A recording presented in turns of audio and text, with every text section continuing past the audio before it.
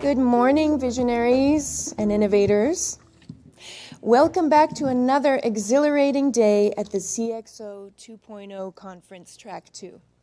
My name is Claudia Cervenka, and it's my honor to guide you through a day packed with innovative thinking and strategic insights.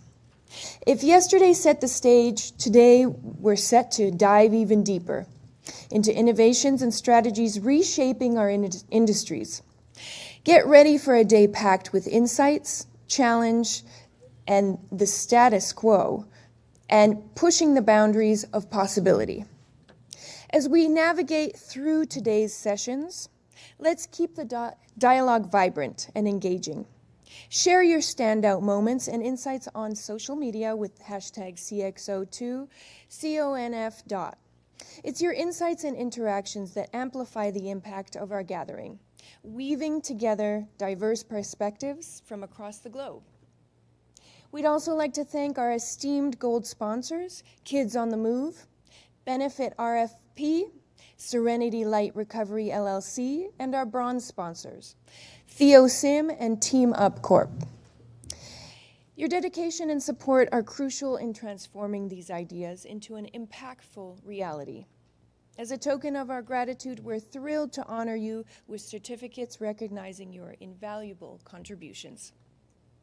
As we launch today's very first session, we dive straight into a crucial dialogue with our first panel, Achieving Optimal Productivity Through a Mix of Automation and Human Expertise. This isn't just about the tools we use, it's about how we integrate these tools with our human capabilities to unlock unprecedented levels of productivity. Join us as we bring together leaders who have mastered the art of blending cutting-edge automation with a nuanced understanding of human talent. Their approach has not only streamlined operations, but also unleashed creative potential and driven strategic innovation. Let's welcome our moderator, Ray Ferranti, CFO and CCO of DXD Capital, who will lead this fascinating exploration alongside our panelists. They're ready to unpack the secrets behind effective integration that amplifies success. Ray Ferranti, please take the stage.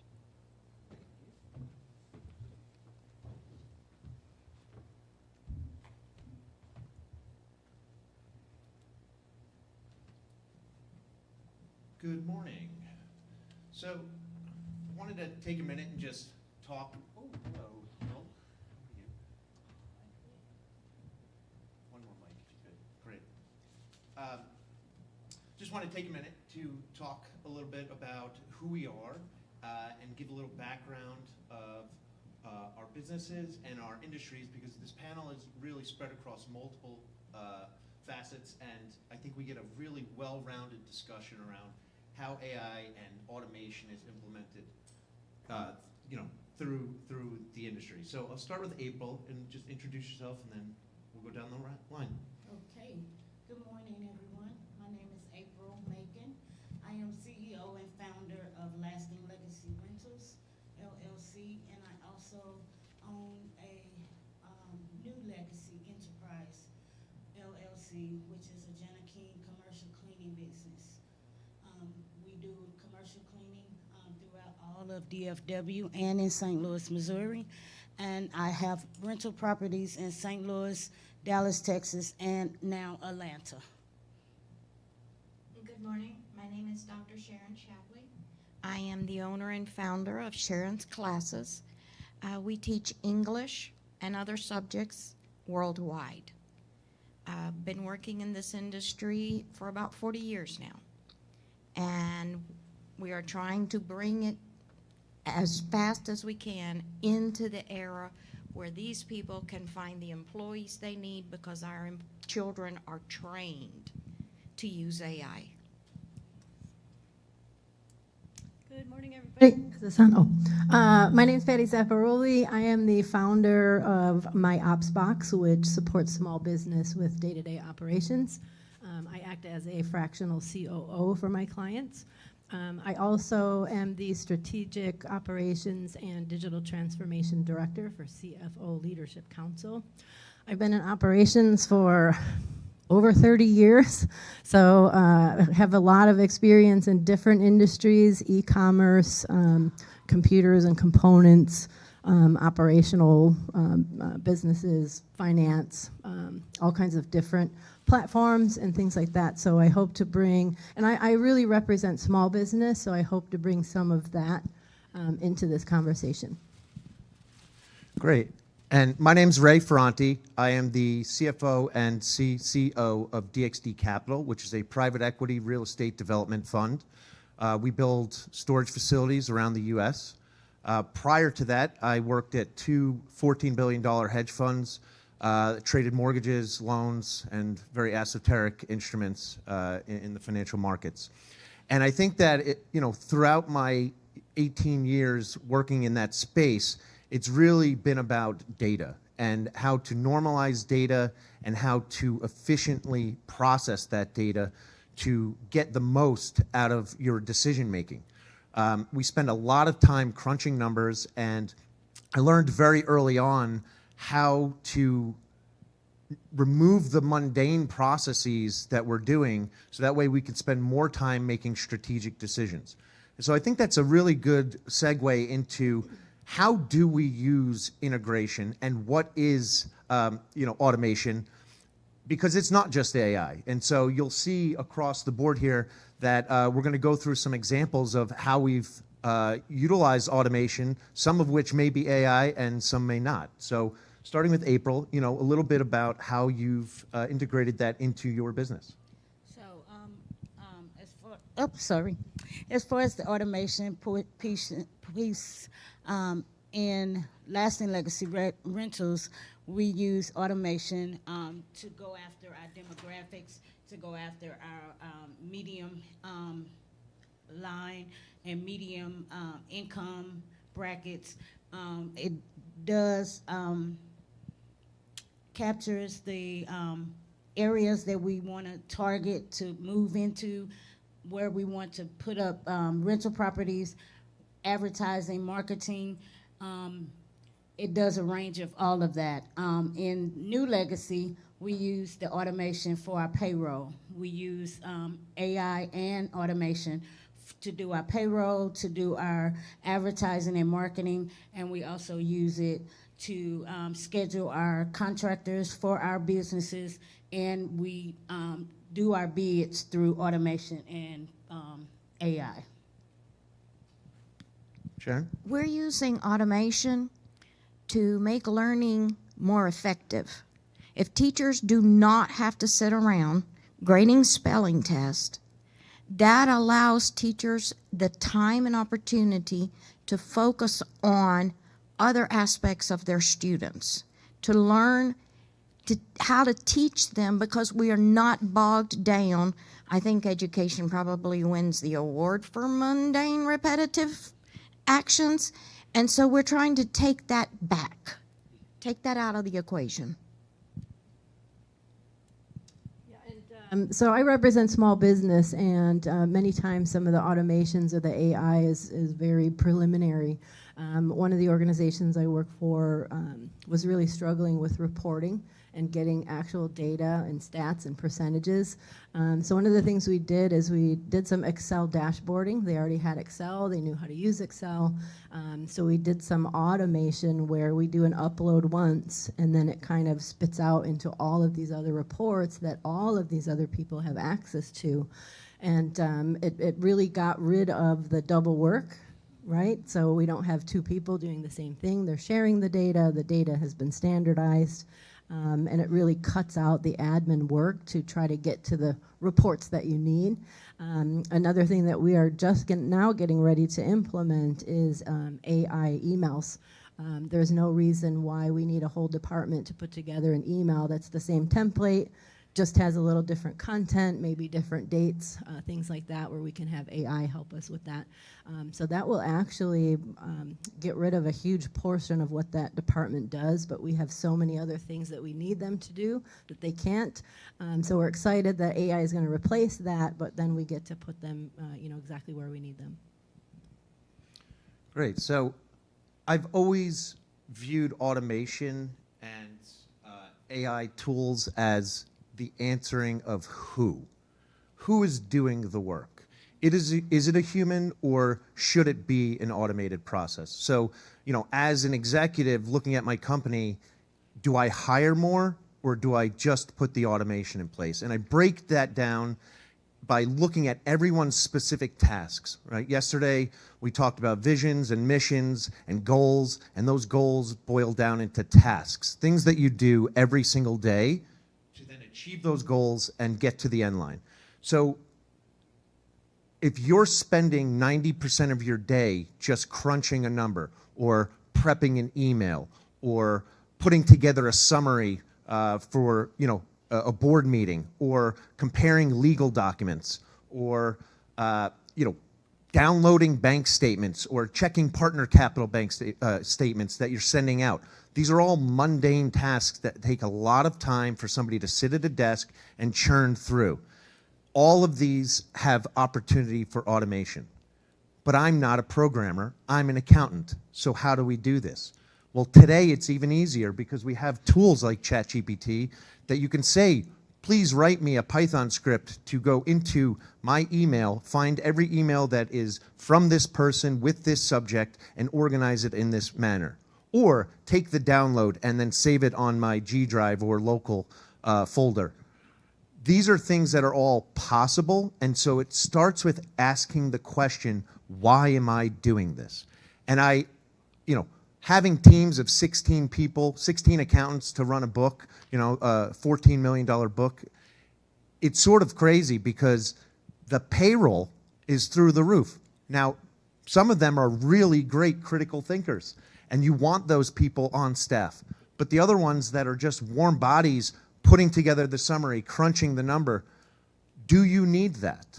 Can you be more efficient? And that's where, having the skills in VBA or to Patty's point, in Excel or dashboarding, is it worth hiring a tech person to then, put the automation in? And I think some of the challenges are, how do you do that when you're doing your work? So that's a great question. I'm going to ask you, Patty, how do you actually implement these things while you're still keeping the wheel moving forward? Yeah, this is an interesting question for me. One of my clients, back to the AI email, we first started with all of the tasks. So what is everybody doing? And then we decided, okay, what should people be doing and what can we do, automation-wise? So we actually had to start with a people process of removing some of those mundane admin tasks, putting them into a different department, working through that process, to now we're at a point where now we can bring AI in because we had that human, expertise, we had that human process, this is what we want, now we want the AI to replicate it. So for me, it always starts with and I'm operations, so it always starts with the task. What is it that you're doing? What's its purpose? Who does it go to? Who needs it? Why do we need it? And a huge benefit for my client of what happened is we exceeded our stretch goals for new members. So we had a goal and we had a stretch goal, and we actually exceeded that because all of those mundane tasks were now done differently. And our critical thinkers, like you mentioned, actually were doing the core of their job, which was bringing in new members and making sure membership is happy. So it definitely works that way. It worked for me. And then, of course, the training along the way. We can talk about that later. In creating interactive courses, which is what we're doing, there's 50 of them altogether, it slows you down. I am going to be the first to admit that it's the first step slows you down, because what is your task? You have to really focus in on what specifically is the task. But automation allows it to be easily replicable. So the first course was awful. I need software that does this. I need a program that can do that. How do I track this? We were talking about the point system and how the kids love to see who's winning. And setting all that up, it's a headache. But now that is done, and going forward, it's just increasing the complexity because the automation is there and it makes it that much easier to do. I will piggyback off of that. The startup, the getting it started, that is the processes and getting everything in place. Yes, you have to have that person, there to run and set up all of the automation. But once it's there, it has increased to the point where I can spend most of my time now doing my actual cleaning, doing the actual advertising, and going out and looking at the properties that the AI has brought to me, and I can do more legwork now. Whereas my head of HR that's doing all my payroll and all that stuff, that's being done for him now. So now he can actually go out and help me interview, market, and we can just do a lot of our legwork on our own and allow the automation to do it for us. So it does. But to start it up, yes, it does. It takes a lot. But I think the startup gets you to where you need to be, and then that's where you see the You have to double down. Exactly. You have to And that's double where down. you get the efficiency. That's where you get the running. Every Friday, my reports shoot out for me. So all I have to do is just review them. Every 2 weeks, we do payroll. So it's just automatically shooting out for me now that we've set it up. And I think we have Sam, so. Sorry to interrupt. We have Dr. Sam Samane, founder and CEO of Theosim. Welcome. How are you? Thank you for joining us. Welcome to the party, Sam. Thank you. Hello, everyone. Sorry, I'm late. Quite all right. I was in the wrong place. Why don't we catch up and just give everybody, I know you spoke yesterday, but quick. So I'm Sam Samman. I'm founder of Theosim, an AI technology company. I'm also a best-selling author for the book, The Singularity of Hope, Humanity and AI. And yes, and I'm happy to be with you guys, so I will catch up. Please, go ahead. So, talked a little bit about automation, talked a little bit about AI, and we talked a little bit about humans and how they have to be in that critical decision-making process. So, you know, looking at the landscape of AI, and Sam, I'll start with you so that way you can really catch up, and I really enjoyed when we spoke on the phone. You know, how does the human interaction change in this new landscape? How do we get people with the right skill sets to keep driving business forward as these AI platforms are coming into businesses more and more? Yeah, in fact, we always need a human in the loop. It's very dangerous to trust automation 100%. Okay, and the way it comes, it needs to come from our common wisdom, our experience in the company itself. One thing I said in my book, I call it brain obesity. And brain obesity is analogy for obesity that we got after Industrial Revolution, when people don't use their muscles anymore. They are in a comfortable environment. With AI, we have the same risk. If people, okay, ChatGPT generate me an article, I'm happy, I'm copying it, and that's it. That's a typical brain obesity, and it's dangerous for us all. What we need to do is to use AI wisely. What does that mean? Amplifying our own intelligence, doing a loop with AI. Ask first question, coming back. And if you do it in an automation way, when you put an app in the middle always, and it's called the H app, or the human factor, that means ask an expert in the company. And the way it needs to be practically done comes from your own SOP. Like it could be an approval process, verification, audit. It's up to the company way to do it, but it should be a human in the loop. We don't have a choice. Yeah, I think it's an excellent point. And as a finance professional, CFO, and a chief compliance officer, I think it's absolutely critical. You know, when I was going through audits, you learn a few things, but some of that is control.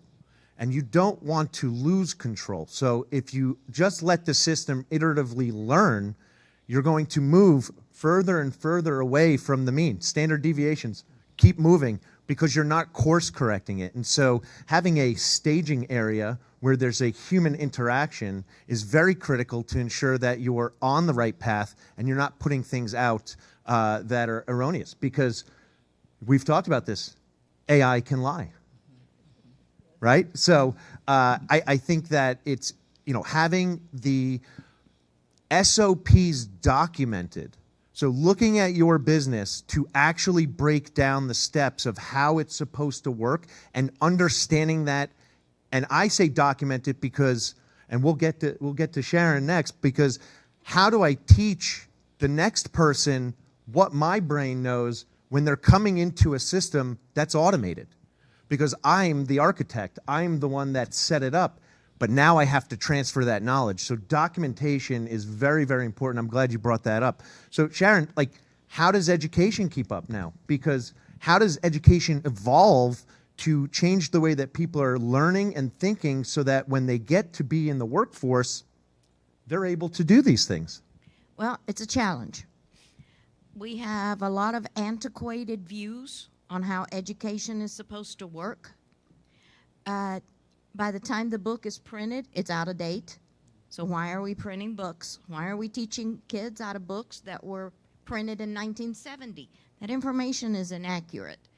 Secondly, we have got to get the education as an industry to accept technology, a step that has not really happened.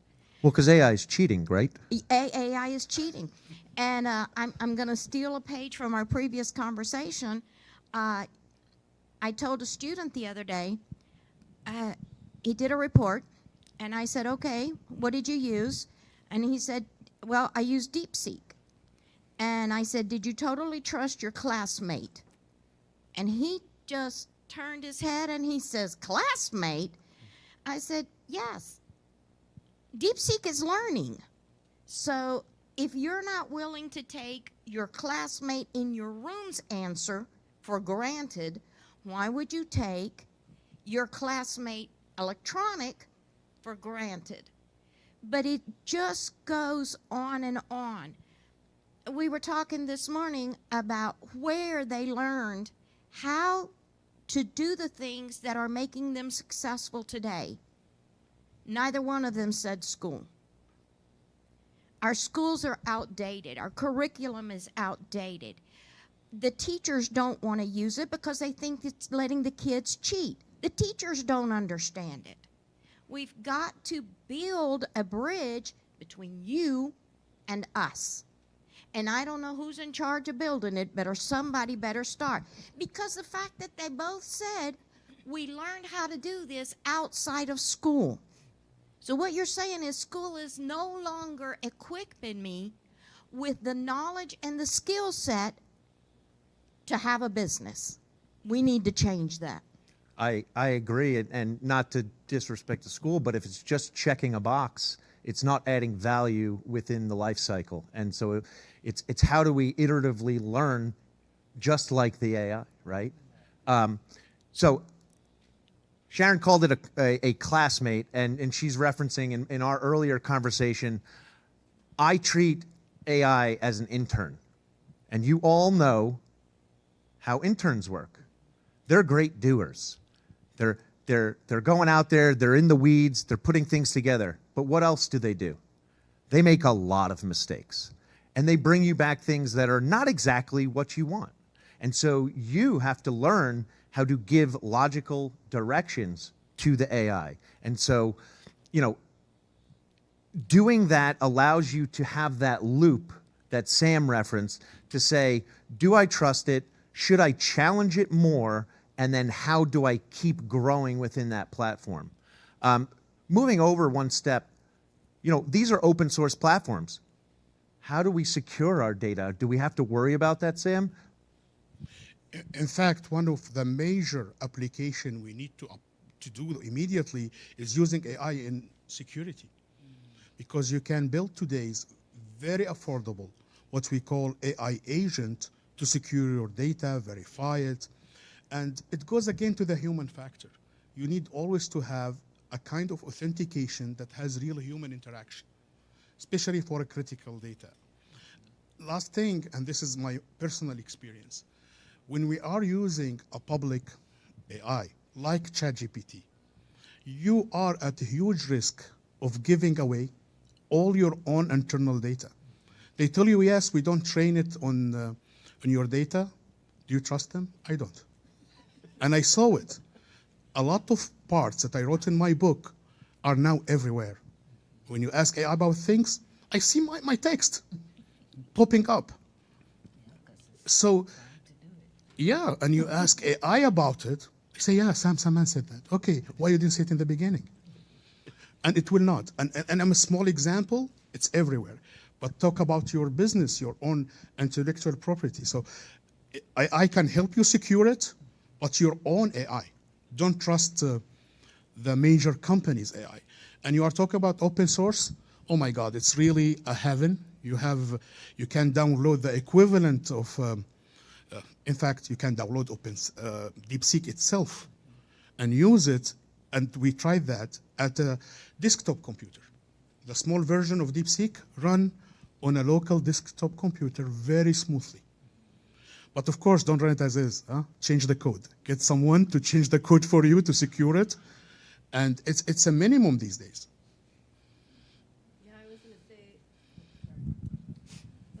You know, we have data governance, right? And we have all of these SOPs and requirements and who can access and who can share and who can use. I think we also need an AI governance in our companies of, again, who can use it, what you can give it, what you can take from it. I think that's important. I used AI to write that policy. So I asked it, how do I protect myself against you? And how do I allow my employees to use you to the maximum benefit without giving away our secrets? And, you know, it comes back and it gives you a really good, it knows itself well, right? So it will help you in setting those boundaries, but those are certainly boundaries that you should review as you're implementing and bringing this stuff into your platform. Because trade secrets are trade secrets, right? That is your you know, bread and butter. That's how you're earning, and that's how you want to keep yourself protected. So we become more efficient, and the landscape of, you know, the employee changes. I guess more on how do you, Sharon, I'll start with you because you were talking about it earlier.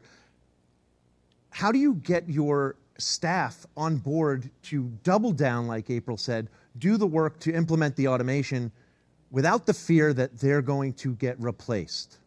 Because there is a shakeout. It's a natural shakeout.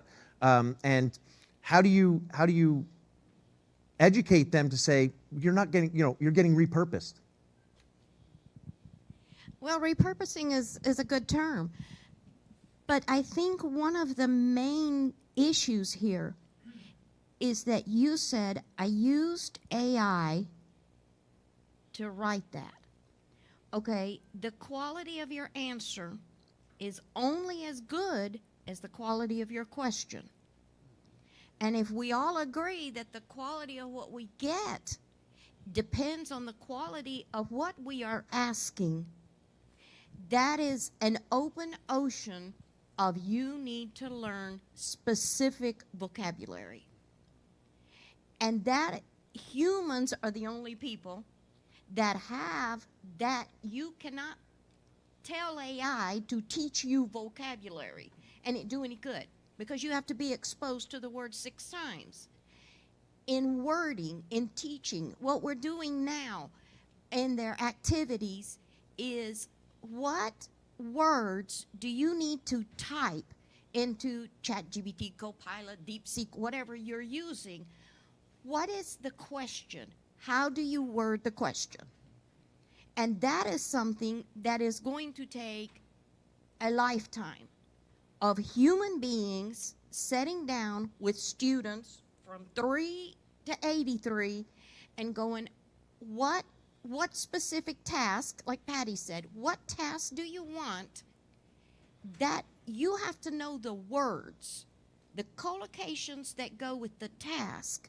If you don't have that knowledge, what you're going to get out of AI is going to be generic because you don't know how to ask the right question. Right. So right. vocabulary. It's the commands. It's the logic that you're implementing through the commands, and then expressing, well, what kind of tone do you want in the response? You're teaching it, Sam. But things are changing quickly. What we used to call it like prompt engineering, I think it's absolute with the new AI that we don't all have access to yet. But you will be surprised how prompting is somehow improved. And now it can guess what you want. It was not a year ago. Okay? And for that, I advise people to experiment a little bit with Grok 3, and you will be amazed. Because now it can tell you, no, this is not what you mean. You wanted that. And that was not ChatGPT a year ago. Right, right. Yeah, and that's true. I learned quickly, too. I had asked it to do something for me, and when it came back and I read it, I was like, that's not what I asked, but you gave me exactly what I did ask. That's not what I meant, right? So AI is going to know what you mean. They're responding to exactly what you wrote, and It's so true that you do have to ask kind of the right questions, but I'm happy to know that it's going to kind of interpret a little bit. But it's still dangerous because it's arrogant too. The new version of AI, it can correct you, but sometimes you say, okay, but do you know more than me? It will tell you yes. And that's dangerous because it's just a software. It's not aware what they are saying. Right. So there's no EQ in there. It's just giving you the literal logic answer. It's casting an illusion of intelligence, but it's freaky good. Right. But you still need the human in the loop, right? And so that's really the key thing. And outside of AI, even through automation, Patty, you implement automation tools to really change people's job. But there is shakeout there. You have you're going through implementations now. That also plays a piece. So a little bit about that and how you get employees to work through those automations, because I think they see that more. That's a real. They see it coming because the dashboarding, the VBA that you install, the Python code that takes away what they were doing for 4 hours every day. They turn around and say, now what am I supposed to do? Right. So how do you navigate that? Because that's a natural fallout as well.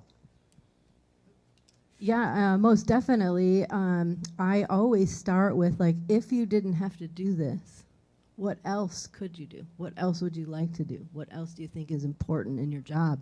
And when you start to get people's engagement that way, you learn a little bit more about what tasks can we automate that's not going to bother them, what tasks should we automate that maybe they still want to do, so how are we going to get past that, and then what task should always be a human task.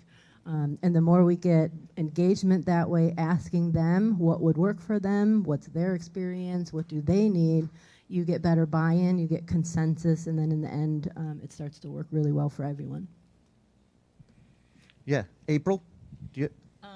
Yes, I can piggyback onto that because before, when I first started my business 3 years ago, one person was doing the job of like 3 or 4 people. So it was easier for us to transition into the AI and into our QuickBooks and Homebase and allow all of those things to automate for us.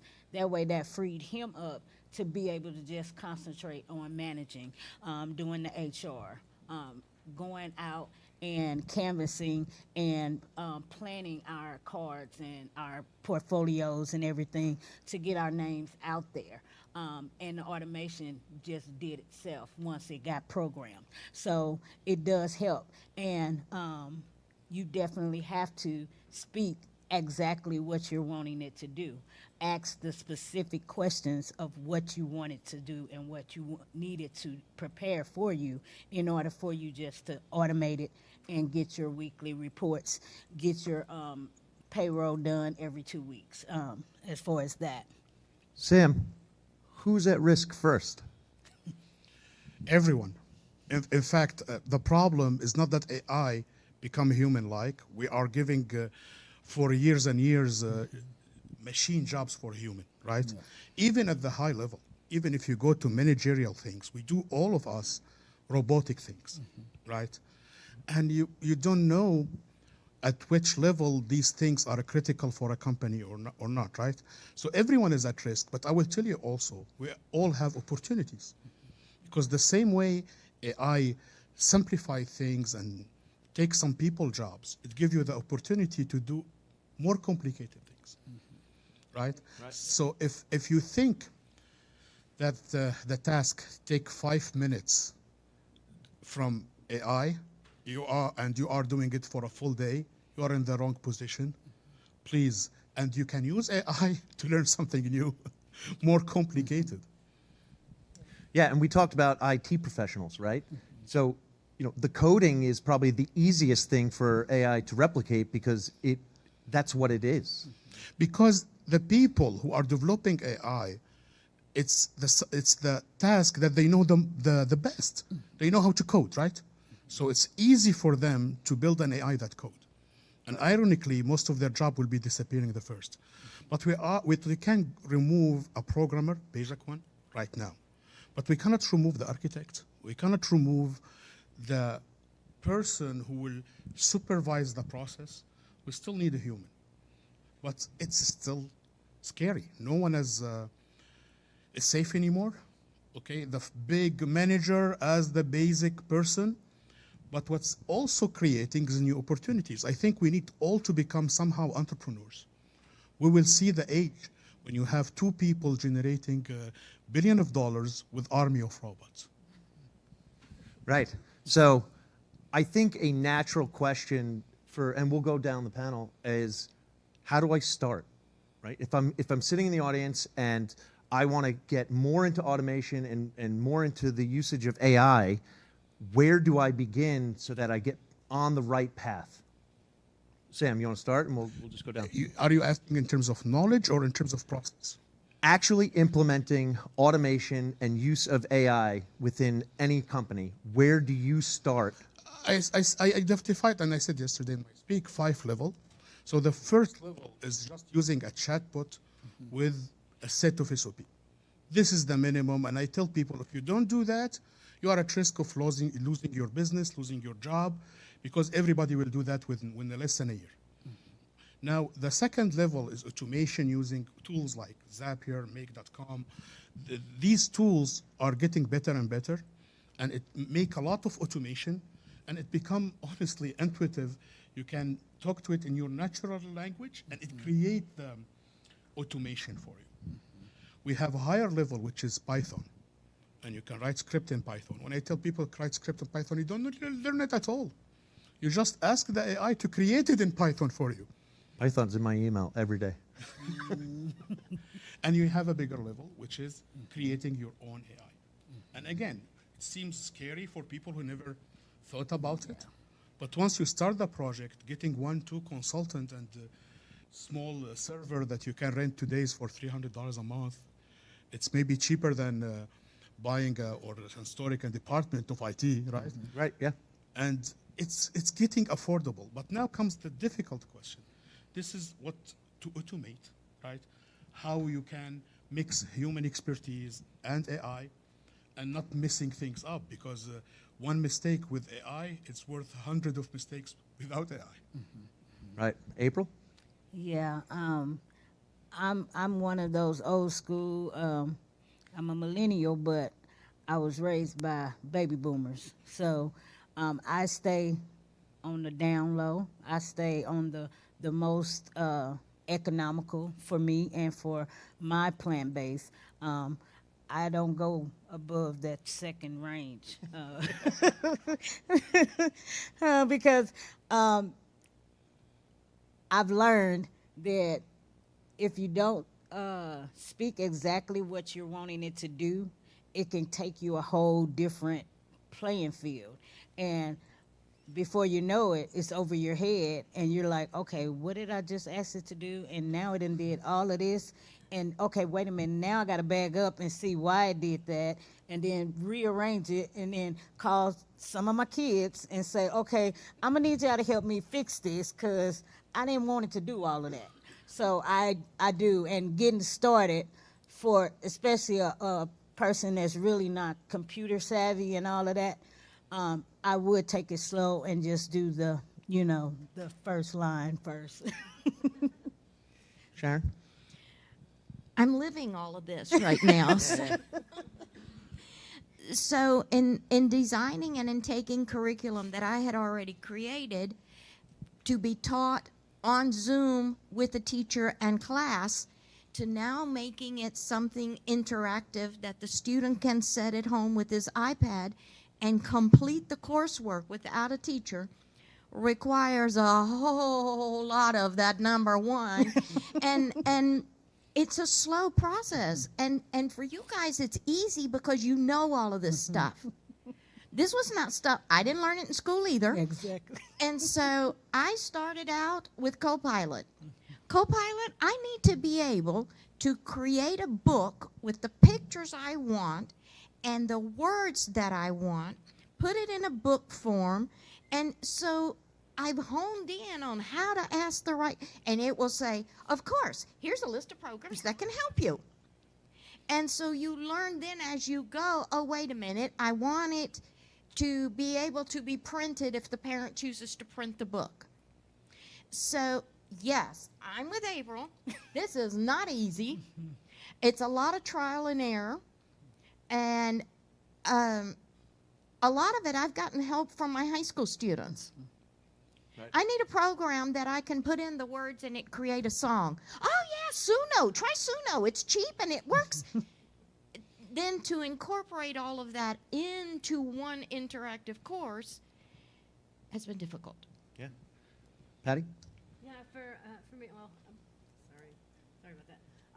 You know, I'm operations level, and everything for me is task-based, like who's doing what, when, and where, and how long, and where does it go to next. So I always start there and then reverse engineer, and so all of those tasks is what objective, which means we have to do all of these different things. And in small business, we use a lot of SaaS, right? We use everybody else's software. But what I found is they're using maybe 20% of the capabilities of that software. So it's like, go back and see what can this software do for me with all of these tasks that I've just laid out, and really start to completely utilize the software that you have. You can always reach out to the companies. They have support, they have knowledge centers, they have videos. So I would start with the tasks, and then build that into the software we're already using. And then when you get to a point where, okay, I have these 3 things left over, but nothing can connect, now we're dealing with integrations. And that's kind of the process from there. Yeah, I think it's a great point. Understanding your business, documenting your business, having the tasks outlined, it really gives you that roadmap to start.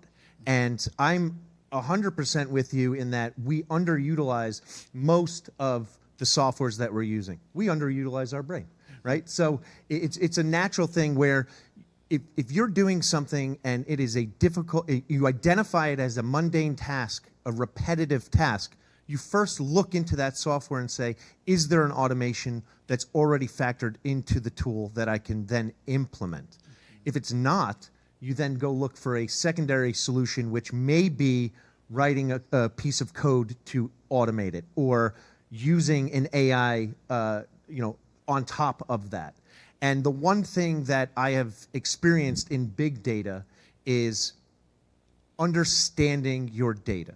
And it's a very broad statement that I just made, but you want the single source of truth. Having a warehouse of your own internal data that you know, okay, if I say, give me the interest rate, I know what that interest rate means. Is it the current interest rate? Is it yesterday's interest rate? Is it the interest rate that was when I closed the loan, right? What exactly is that piece of data? So that way, when I'm pulling it into all these external softwares where I'm creating AI, putting a chatbot right over it to say, okay, you no longer have to go search for that. Just ask the chat, what is the interest rate on this loan? I know what I'm going to get back as the answer because I have normalized and validated my data in a warehouse. And that is a critical step because, and Sam's going to jump in, I know, because if your data is all over the place, and garbage in, garbage out. Okay, that's the simplest way to say it. And so, you know, as a executive at the business, I deploy everyone to look at their data, and then we aggregate it into a warehouse. I use 15 different platforms. I have 15 different tabs on the top of my screen. I'm going from one system to the next system. But what happens is all of those are plugged into the warehouse, and then AI comes right over the top, and that's how we design it. In fact, I wanted to say I agree with you. This is the place where AI is very weak still, the context. How you manage big data and go into the right context. Even the new Grok is not good at that yet. And their window right now is very small. We are talking about 128,000 tokens. That's nothing in terms of your data. Right. You have a huge amount of data. And you know why they are not there yet? Because again, these are programmers. Their files are short relatively to your data in business. And their examples are small. So it's the part when I think it's a lot of opportunities in innovation. And it will not come from the AI people.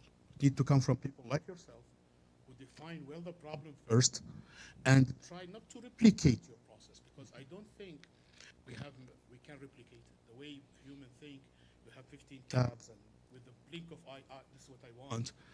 We cannot program that yet. Right. We don't know how to write it as an algorithm. But what we can do is write heuristics that help you do it faster. That's what we can do right now. But in terms of research, we are really behind how to handle big data with AI and how to improve the context. I want to know exactly where to use the AI. Not right, as you said, interest rate. What does that mean? Right. Yeah, so, I mean, in a summary, it's a tool, right? And the tool is equivalent to intern status, so you have to validate it. You have to create your loop with human intervention, right? You have to have the emotional response that we bring to the table and the business acronym to then deploy the strategy from using the tool. And that's how we operate. And I think it's an investment that we need to do it right now, each one for his own business. And it's more, in my opinion, not only money. It's time that you spend with people. They said something amazing, like, I don't have the expertise. You know, nobody has the wisdom of everything, right? But you will be amazed how many young people are very good in automation and how it's affordable. Go to Upwork, to Fiverr, and for $400, people can build all your automation. It's freaky sometimes, right? Yes. But of course, it needs interactions. It will not be, okay, build it to me, done. No. And they need to pick up your brain because you know your process, they know the languages. Still, AI is improving, but that doesn't mean we don't need to build ourselves, our own processes, our own control. Yeah. Start with your email. Figure out how to organize your email using AI. It helps. So I think we're coming up right about, what time is it? 9:50. So I'll open it up if anybody has any questions or any comments to the panels. Oh, there's a mic in the front over here, if you do. Wow, we did good. We did good.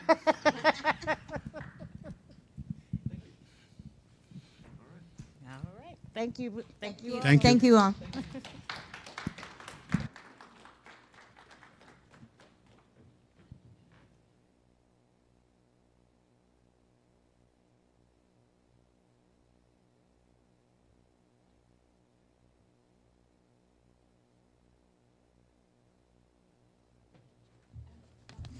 Thank you, and many thanks to our panelists for enlightening us with their strategies. Let's applaud their innovative approaches to blending technology and talent together.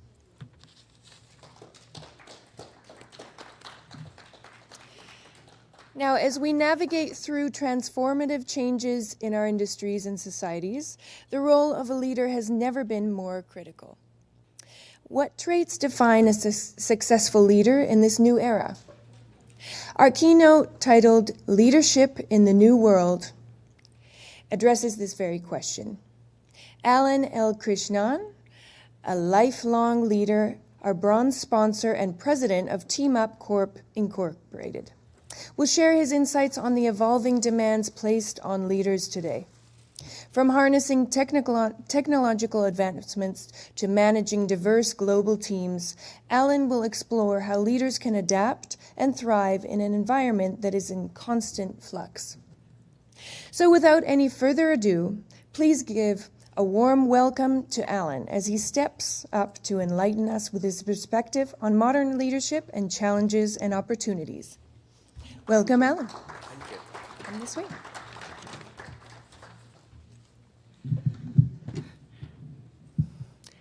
I'll start with what's critically important.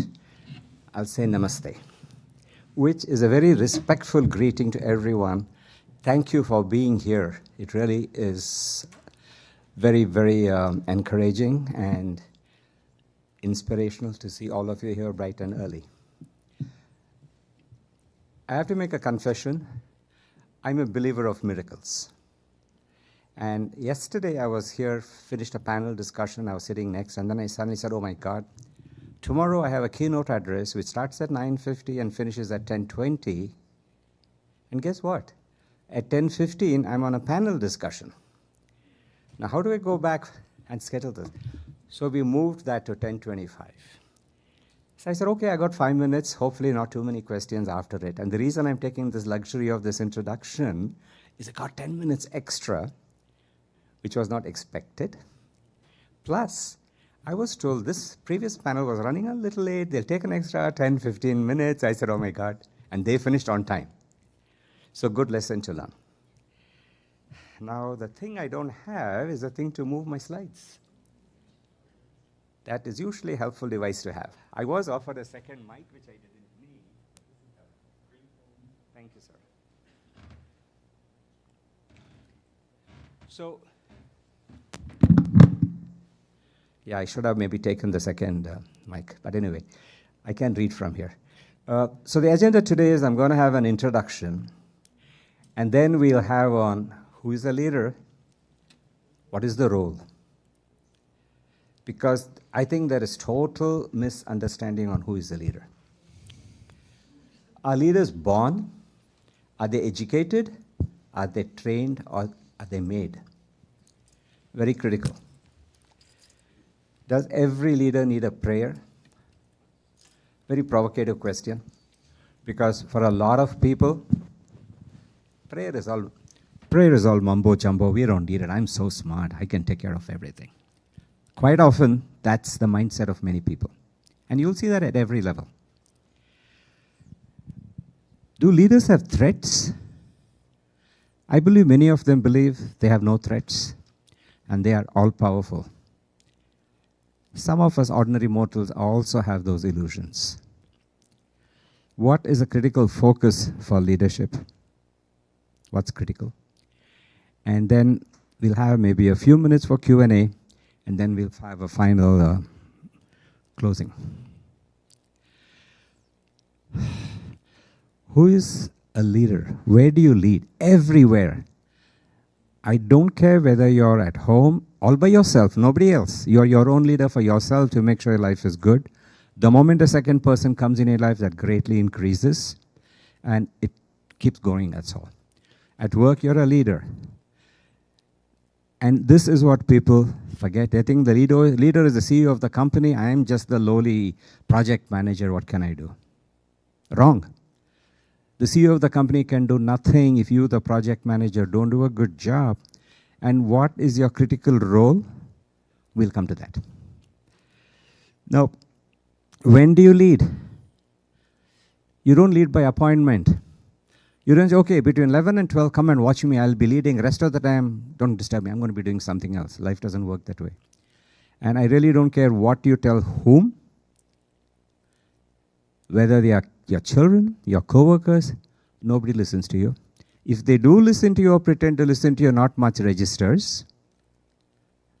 I'm hoping and praying to every God in the world that something registers out of our conversation today.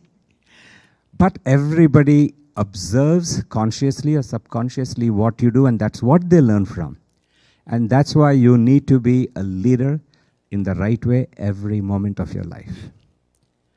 Now, what's the role of the leader? Again, it doesn't matter where you are leading. Set the direction. What are your expectations and draw the boundaries. If you're at a home with a spouse and 2 kids, give everybody a role, particularly the children. You'll be amazed at how capable they are and how much more they can achieve than you would ever expect. The same thing happens with the newest recruit who's a high school intern. They can blow you away with what they can do. Never underestimate. Challenge them. Challenging your team is the first role of a leader. Set the expectations and draw boundaries that they shouldn't cross so that they know what is expected. Because boundaries vary with every family, every culture, every environment, every corporation, every not-for-profit. Second, provide resources. You cannot lead without having appropriate resources.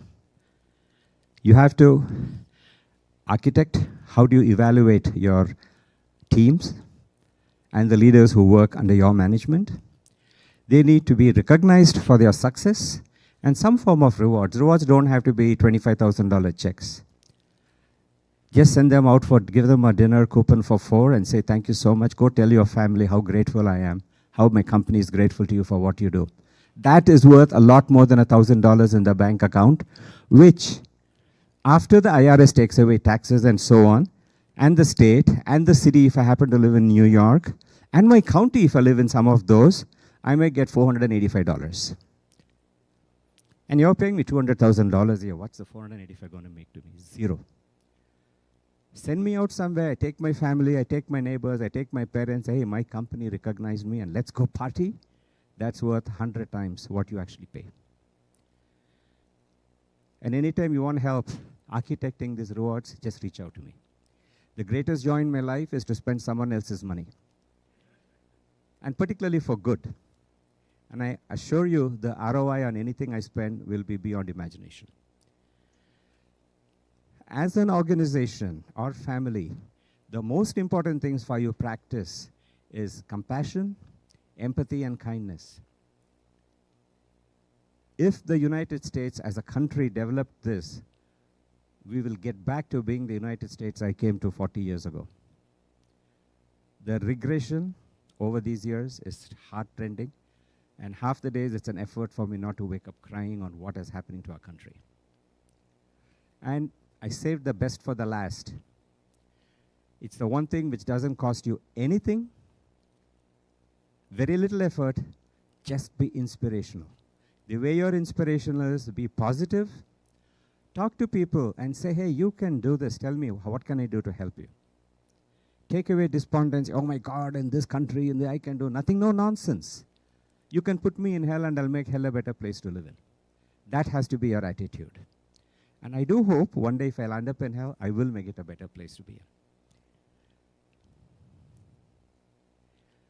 Here is food for thought and has to be an attitude.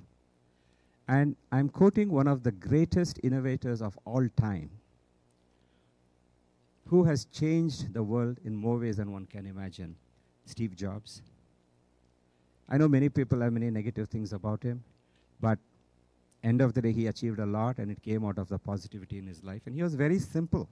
He said, we don't hire smart people and tell them what to do. We hire smart people so they can tell us what to do. And that's the right way. And I believe the last panel, they mentioned something along this. If you're the smartest person in the room, guess what? You're in the wrong room. Now, our leaders born, educated, trained, or made, and I believe I have to take a moment and put my phone out with a clock because I was kind of spoiled the last time. I had a clock showing me the time there. And if I don't have that, I could keep talking forever and somebody brings a stick and beats me out of, send me out of here. Now, all of these. Last weekend on Saturday, I was at a friend's retirement party in New Jersey. That's Minu, a good friend of ours. And out there, I see her granddaughter, 3 years old, totally oblivious of her mother, who's right there, and running around doing whatever she needs, getting a couple of kids who are older there, come on, let's go do this, let's play this. That is the leader. You see them. She's born as a leader. Bill Gates, Steve Jobs, Mahatma Gandhi. I'm not totally sure about George Washington. I'm not sure how many of them were highly educated. I'm sure Bill Gates was not highly educated. Steve Jobs, I'm not so sure. Mahatma Gandhi, he was a lawyer, so he was highly educated, but what he did in life had nothing to do with his education. Same thing about George Washington. So education is not critical. Anybody can lead. It's a mindset and a temperament. But education does have a role. And education taught me about optimization and a lot more. RPI was my teacher in accounting. He was specialist in cost accounting. And I was doing pretty good in his class. And then he tells me one day, don't ever come back to take another course in my group. I said, oh my God, what did I do to annoy him? He saw the shock in me. He said, no. The reason is you already know more about accounting than I can teach you. So you don't need to be here. Instead, go and study marketing. And the reason you study marketing is there are very few people in the world who excel at accounting, finance, and marketing. No disrespect to anybody in marketing who is here. Marketing is all fluff, imagination, promise, and hope. Accounting, finance is hard numbers. Even God himself, herself cannot make any changes. It's what it is. And the mindsets are different. And thanks to Professor R.P. Iyer, I believe I'm one of the few people in the world who excel at both marketing and accounting finance. Vijay Patki is another one. He taught me organizational behavior. And both of these were professors at the Indian Institute of Management, Bangalore, which is one of the most selective admission universities with a 99.7 percentile admission rate. And what he said, he didn't even tell me this. I went to his office when the University Institute was still being evolving, building. He had a little basement office, half the size of this stage. And on the wall, he had a cork board, which some of you may remember. And he had a yellow sheet of paper from a notepad with something pinned in there. That had 4 words, which was, praise is so believable. This was 45 years ago, and it stuck in my head and stays there. And I believe in the subconscious, it has affected me, impacted me all along. Just thanking somebody for what they do, genuinely, makes such a difference because you brighten their day. And if they are people you work with, live with, you've improved their overall attitude, performance, and you'll get the payback every single day. When I fly on airplanes, I do a lot of international flying. I flew 6 times to India yesterday, twice to Europe, and maybe 10 times to California. I always have little small bags which says thank you. And in that, at one time I used to have candy, but then I found little small jewelry that I can find which is very affordable. And I put a little necklace or a bracelet or something and hand it over to the staff. Confession, almost everything I have is for women. So if I'm giving it to a male attendant, I say, I'm sure you have a woman in your life. Please give it to her and tell her it was given by one of your passengers who's so grateful and appreciative of your services. I had one woman on Lufthansa crying because she was so touched. But she was phenomenal at the work she did. So expression of gratitude is something I learned from Vijay Patki in a subconscious, and it has truly changed my life. All of this may be seeming to be all over the board, and some of you are, where in the world am I going to? Every component of this is what the leader today needs to have. The leader today is not the leader who was there 25 years ago. I'm sure there's likelihood there's somebody here from the military, armed forces, defense services. Their leadership is clearly defined, but even they use some of these to be truly successful. My employers, being trained on the job. I joined India's largest footwear company, and I learned a lot from the managing director, who was educated. He had passed 7th grade. He would come to the office 2 hours in a day, and he knew everything that was going on. And this is back in 1981, when there were no computers. They were just beginning to come that time, but he had everything in his head. He had a calculator, just punch things around, and he would tell you anything you want to know about the company. Then I got a promotion. I went to Rwanda, Africa, and I worked with the president of Utexrua, which, as a nation, clothed the factory, clothed the nation. I started giving footwear to everybody in the country. I got promoted. I gave clothes to everybody in the country. And I said he was promoted. I got promoted because he was more educated.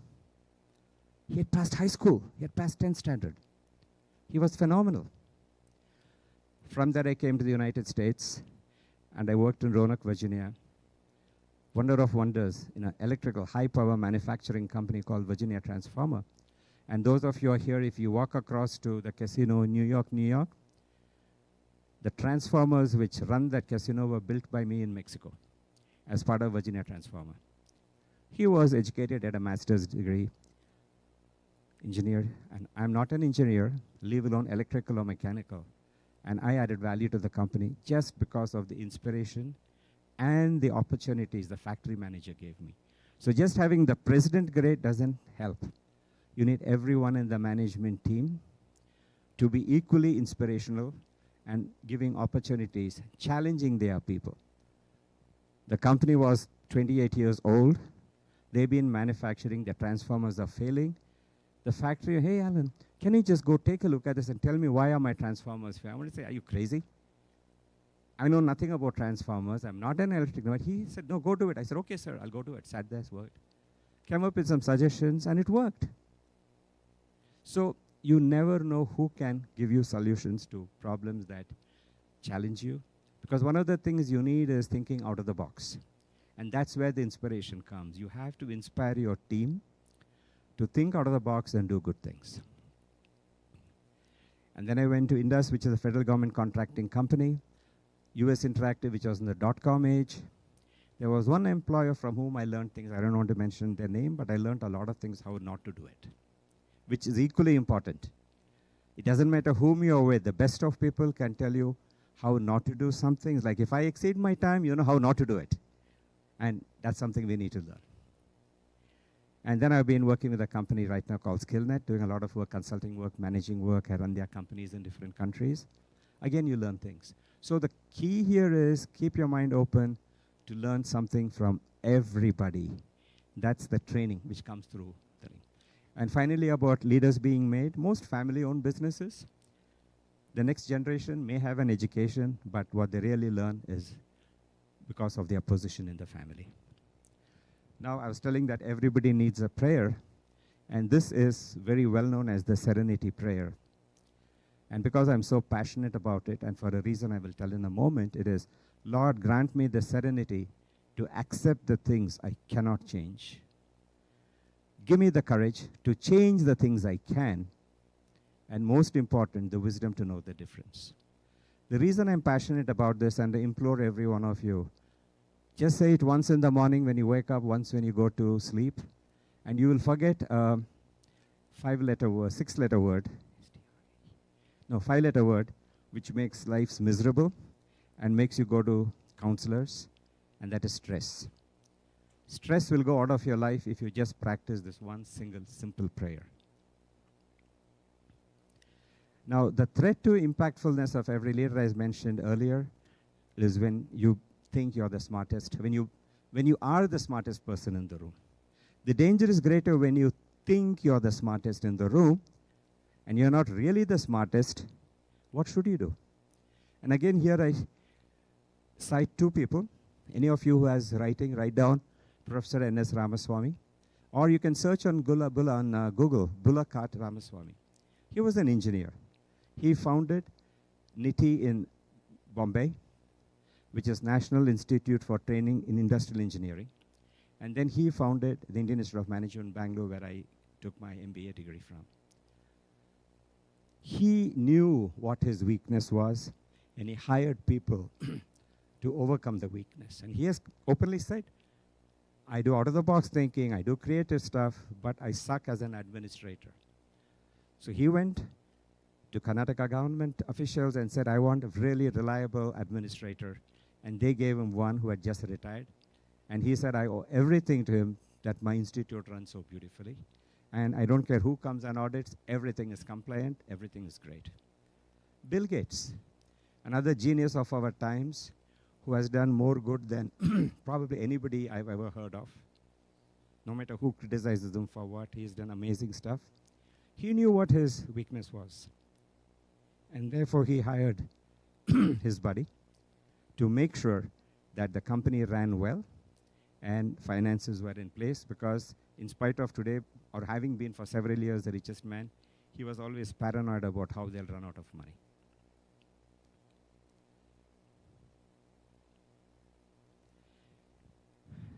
This is something which for the first time I got from a young woman whom I just met once, and then she came back in 2 months and brought me a t-shirt. And the front says, plus we give. And the back says, we make a living by what we get, but we make a life by what we give.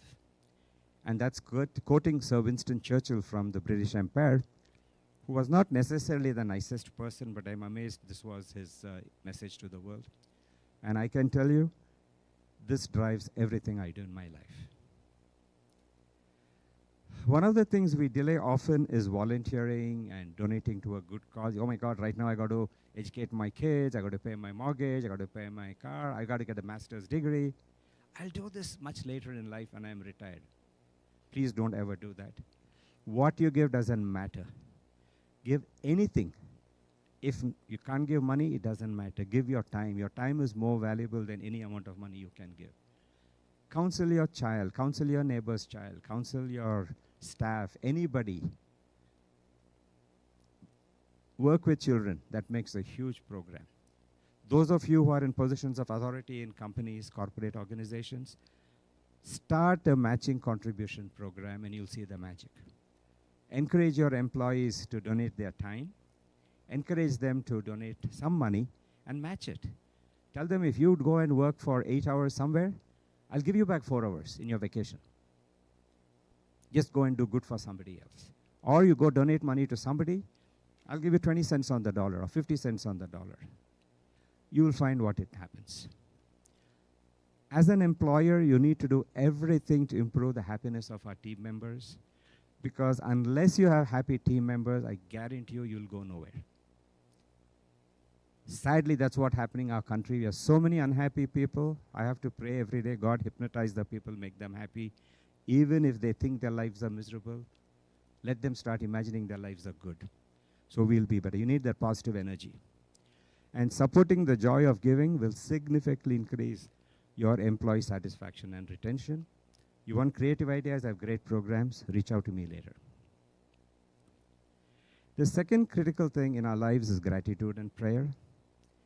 And I made up this word, the bestest medicine in our lives is gratitude. There is nobody in the world who does not have to be grateful for something. This is true of your employees. The fact you give them a paycheck is no big deal. As an employee, I think, what are you doing? I'm giving you my time, you're giving me a paycheck. Needing to be provocative, I prostitute my mind to put food on the table. I don't have to be grateful to any of you who are paying me a paycheck because I did work for you. But I need to be grateful you gave me that opportunity. You didn't have to give it to me. You could have given it to any one of 285,000 other people. I need to be grateful that. And that is what we need to teach everybody, including ourselves. You did not have to join my company. You have a choice, but you still joined mine. I'm very grateful to you. The fact you're giving me 50 hours a week for the salary I pay you for 40, I am appreciative of that. I'm very grateful for that. But the fact you chose to be with me, to me, is the greatest gift any of you can give me. Now, positive energy is everything. And one of the best ways to get that is through prayer, humility, gratitude. Can we do anything to grow, no matter how successful we are? Absolutely. Step one, live beyond yourself. We are human beings. You do not have to be Superman or Superwoman. Just being human is super. Every form of life, plants, cockroaches, mosquitoes, name it. They wake up, they eat, they propagate in one way or the other, with joy or without joy, and ultimately they die. Is this all you want to do? How are you better than a cockroach or a mosquito or a mouse or a rat? We are capable of being a lot better because we can think for the future, plan for the future, and make a difference. Please, let's do that. Step two, start giving today time and money. Forgive me for repeating it, but it's because this is so important. And for anyone who come late, they won't miss the key element of what I want to share. Giving is everything in your life. Spend a few minutes thinking about all the people you're grateful for who brought you to where you are today, and see how you can spread their learning to others who are blessed to be in your midst. I already mentioned, recite the Serenity Prayer. Those 3 lines will make a difference in your life. And anyone who came late and missed it, check it out on Google, the Serenity Prayer, and it'll transform your life. Apply the 4-way test that Rotary International lives by. It's one of the large community service organizations. I'm glad to welcome another Rotarian here. I've been exposed to Rotary from the time I was about 10 years old in Mysore, India, because my father was a Rotarian and he was the treasurer of the local Rotary Club several times. So it's a very simple 4 questions. Anything you think, say, or do, ask yourself, is it the truth? Is it fair to all concerned? Will it build goodwill and better friendships? Will it be beneficial to all concerned? You apply this every day to every one of your actions with all your team members, and you will see the magic that happens. These lines were first put almost 100 years ago by someone who was hired to rebuild a dying, dead organization. And he did this in applying to their competition, in talking to them, working on talking about them. And he found it transformed. And that's when Rotary International adopted it as their working lifestyle. Now, Team Up is the organization I head, and we try to help organizations. And there's some very critical part which I want to cover now, which is kind of going into my next panel discussion. So in a manner of speaking, I'm selling the next program through this, which is also critical for organizational leadership today. First, in the olden days, and I made a reference to the people in the military leadership, you better know what your people are doing, and you lead by your knowledge, experience, and expertise. Those days are gone. Looking at the majority of people here, other than maybe 3 or 4 who are very young, most of us are going to be working with people who know something completely different from what we know, and something we don't have the time, energy, or inclination to go and learn. Now, AI is everything, and AI is complex technology but easy to use, and it's something most of us are probably not using, but some of us will start using. But it's not something we are going to learn how to develop. So you cannot lead by technology, you cannot lead by experience always. Sometimes you can. If you're a brain surgeon, of course you lead by experience, no question. But you inspire your team by being everything else that I talked about. If you suck as an individual and a genius as a brain surgeon, guess what? Nobody wants to work with you. And that's the same if you're just the CEO of your simple company which is actually losing money. And that's the time when you can least afford to lose the good people. So you need to be inspirational every moment.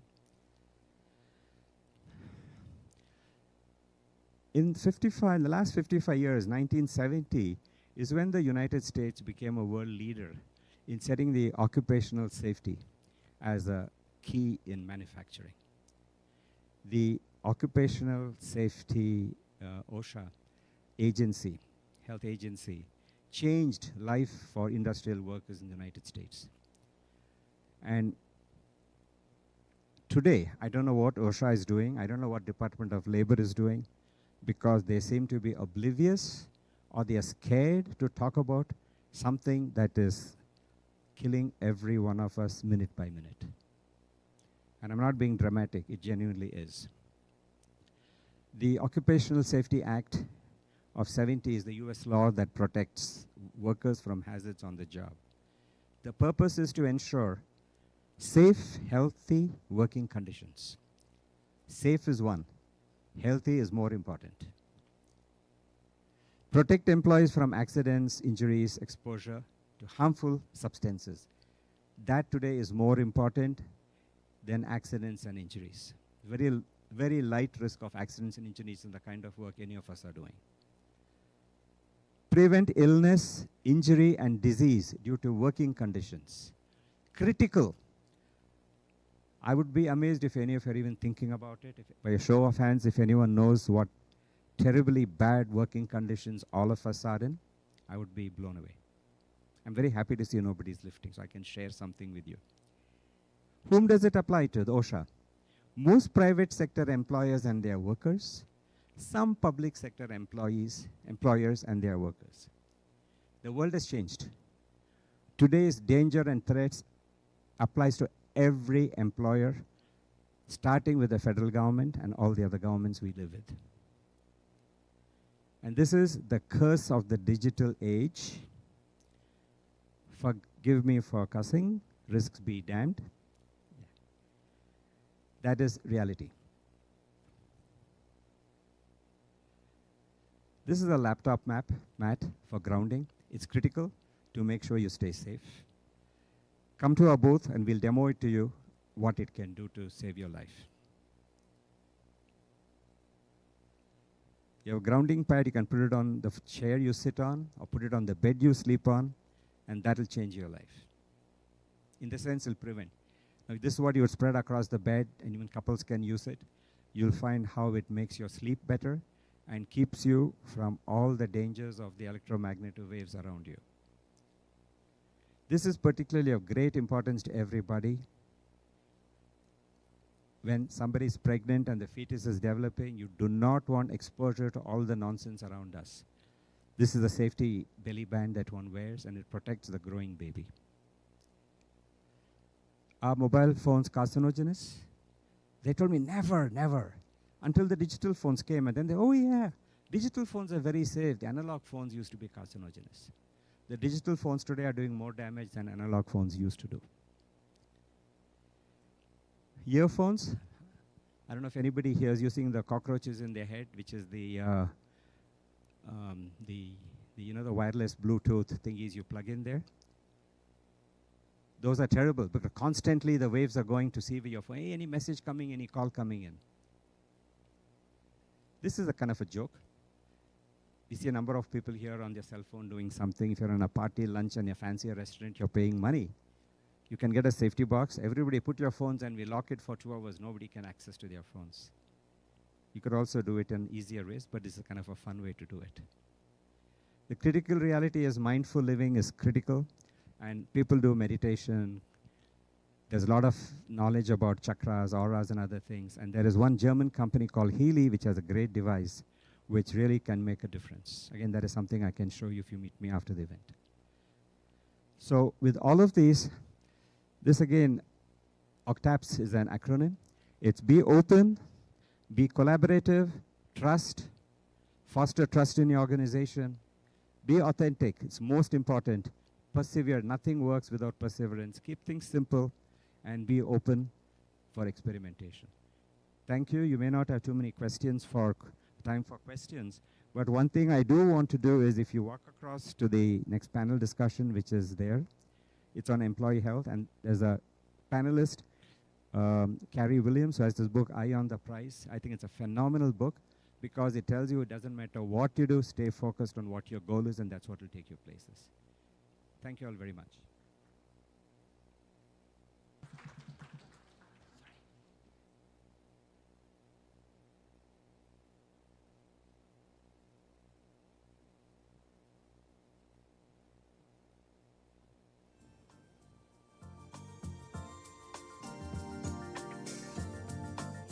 Thank you, Ellen, for that enlightening presentation. Your approach to leadership in our rapidly changing world provides valuable lessons on adaptability, resilience, and foresight. In our next session, From Tech Titans to AI Pioneers, the changing faces of the C-suite, our experts will explore how artificial intelligence is not just a tool, but a transformative force in the C-suite. As AI technology advances, it demands new skills, insights, and approaches from top executives. How are today's leaders adapting to this shift, and what does it mean for the future of leadership? Please join me in welcoming our speakers for this session. We're eager to hear their firsthand accounts of steering through these changes.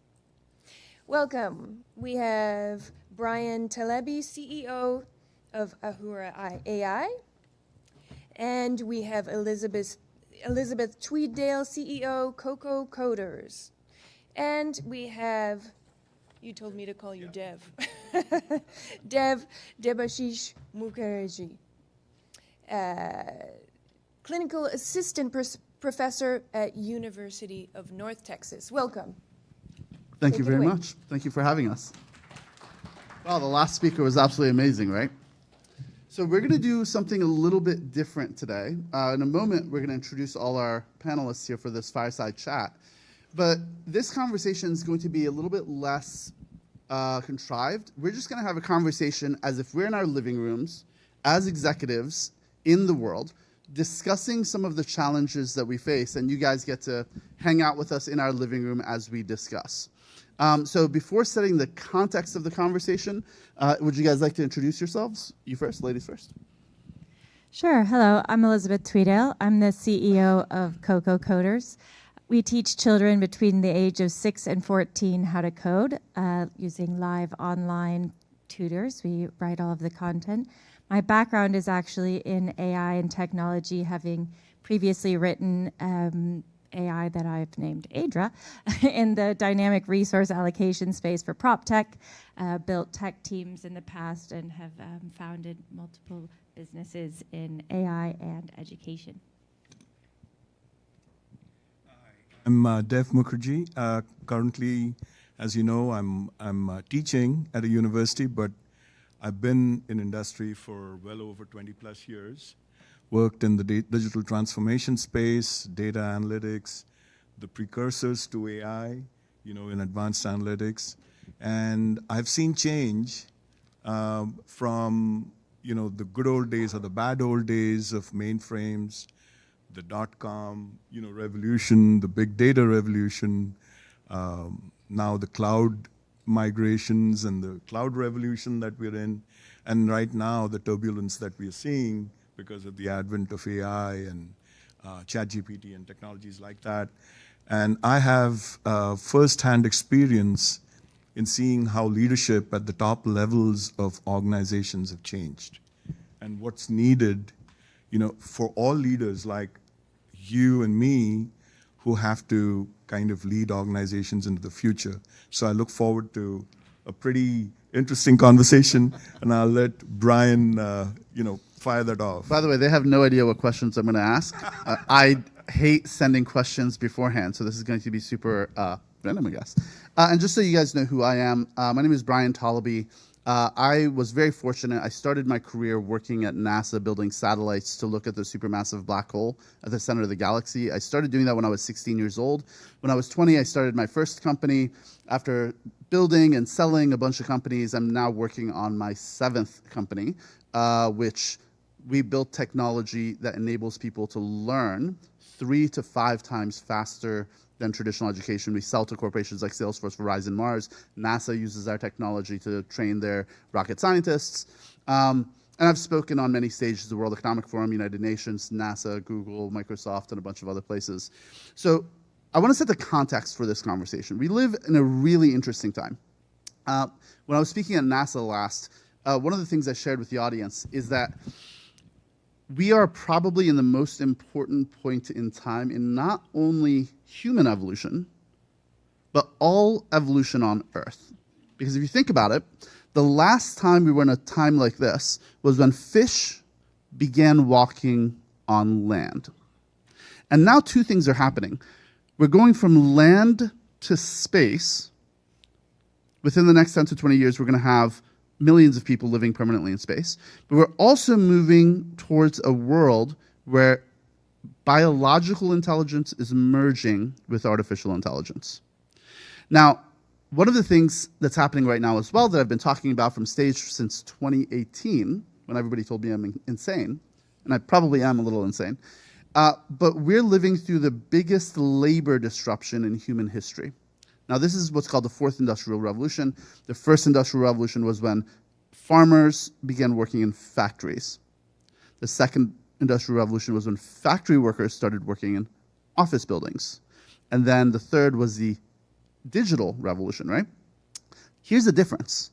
In the 3 previous industrial revolutions, we had 1 to 2 generations to retrain the population for new jobs. It wasn't the farmers themselves that worked in factories, it was their children and their grandchildren.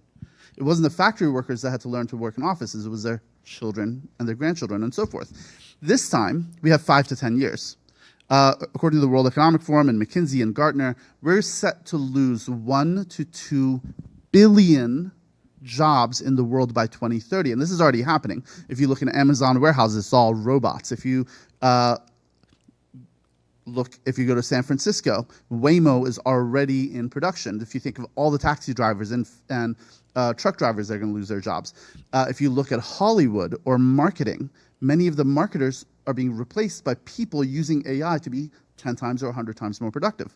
Right? And now it's affecting lawyers and engineers and doctors as well. So this is something we're living through right now. So the context of this conversation is, given that we're a whole bunch of C-levels working in the corporate ecosystem, how do we lead by example? Because the folks that are the most adaptable are the ones that win, and the ones that don't adapt to a changing landscape are going to go the way of Blockbuster and Nokia and other corporations that suffered the same fate. So let's turn to our panelists.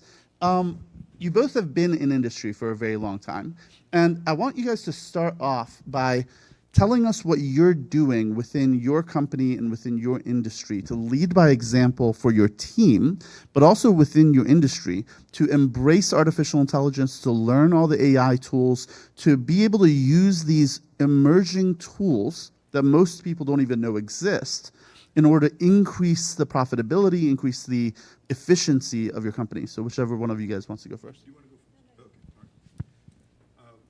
That's a great question. I think as a leader, as a C-level leader, you're expected to lead by example. And I'm kind of really impressed by the fact that you mentioned Blockbuster.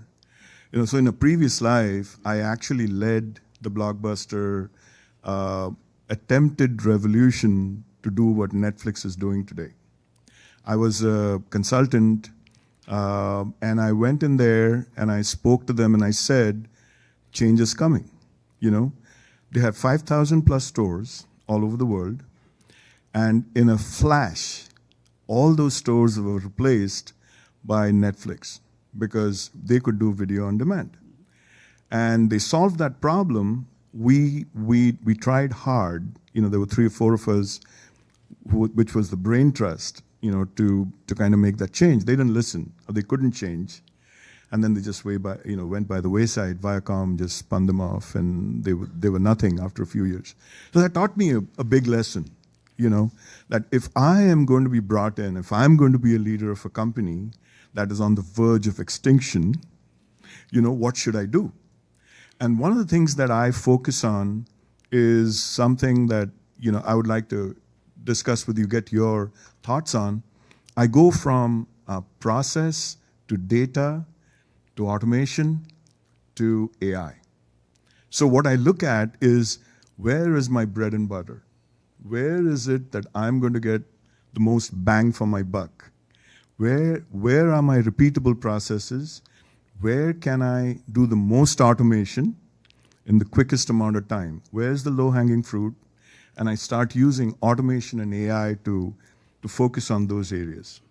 Once I've got the value, and I start beginning to see the value in doing that automation and the use of AI, I start focusing our energies in places that is not easily automated, which needs that human in the loop, like they were talking about just in the other panel. And having the human in the loop doing more creative work as opposed to doing the repeatable work is where I start focusing, my energies. And I say, use AI in the processes that make my money. Let's see if I can use AI to replace those processes. Take the brain trust over to work on, where the creativity and the innovation should be, and which AI cannot completely replace, but can augment, and I use AI as my superpower. That's what I do, in terms of getting to, implement AI. That's beautiful. That's amazing. Thoughts? For me, I teach children how to code. When I first started teaching kids how to code, I was the CTO of our AI company in prop tech, and I had 2 small children. We were living in London, which is a completely different education system than us here in the US, so that was already a big learning curve. But I saw what they were teaching in school, and I thought, there's something missing. So I sort of took it up as a side project and started teaching 6 boys how to code. These were the kinds of kids that would become programmers whether we helped them or not. They were like me, they were gamers, so pretty easy, straightforward. My next class that I taught was a class of 20 girls. Approached the problems in completely different ways and with a different mindset for asking questions, asking why, and having not been trained as an educationalist in education, I became obsessed and fascinated. And so I had this kind of AI world and this tech world behind me, and then these kids that could accomplish more than people that were trained in education thought that they could. So coming back to, implementing AI, what I saw was that actually if we start from the very young ages and talk about technology in our lives and how that's affecting us psychologically, but also adapting to those changing things and being comfortable with it, we go a long way very quickly. One of my biggest impactful moments were when we would hold, camps, little camps. This is, the very early days, and parents would come, and they were terrified. What are you teaching my kids? Did you say that they couldn't, that I couldn't use my phone at the dinner table? I was like, no, we just talk about technology, how it's interacting in our lives, and we're teaching them how to code. And that fear that I saw in the parents is something that really stuck with me. Then having built, companies, and specifically in education, where there's only a couple of people on my team that are technical, but we train our teachers to teach kids how to code. A lot of them are, computer programmers or in university to become computer scientists, but most of them are just engaging humans that find this passion to pass on the knowledge of technology to other humans and engage with young people. But that fear, the fear that the parents have, is something that's also I've found in my team. So we're teaching children how to wield AI, how to write code, not so that they can become programmers. We don't need a world of little computer scientists. They need to be able to ask the questions and ask the AI how to write the code and realize what's wrong with it. But the most important thing is that most people are terrified.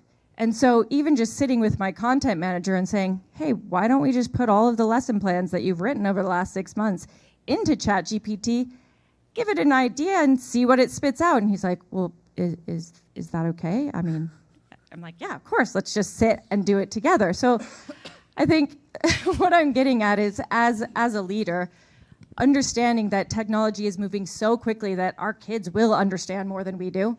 The young people that you're hiring will understand more than you do, but embrace that. Let's work together with them and say, show it to me. Let's figure this out together. Or, wow, you know a lot about, this topic, or even just Google Analytics. I mean, it's all over the place, but accepting that we aren't going to be the most knowledgeable and that people are scared, I think was a huge step for me to just hold their hands a little bit and go on the ride. That's awesome. That is hilarious. Well, especially since we have this mindset, right, where we think of kids as digital natives, and now there's an entire new generation that are going to be AI natives.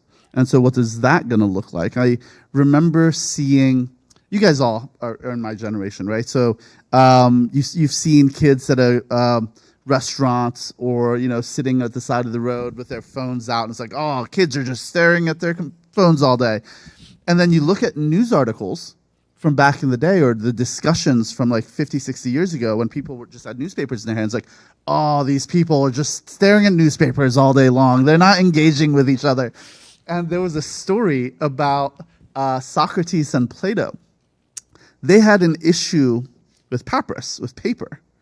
Because they were like, oh, back in our day, we would memorize hours of things, and these kids these days have to write them down. They're getting so lazy. Exactly. But I want to go to something you said in this. You were talking about Blockbuster and extinction of companies. So whether we like it or not, until proven wrong, every single company in the world right now is at an extinction point.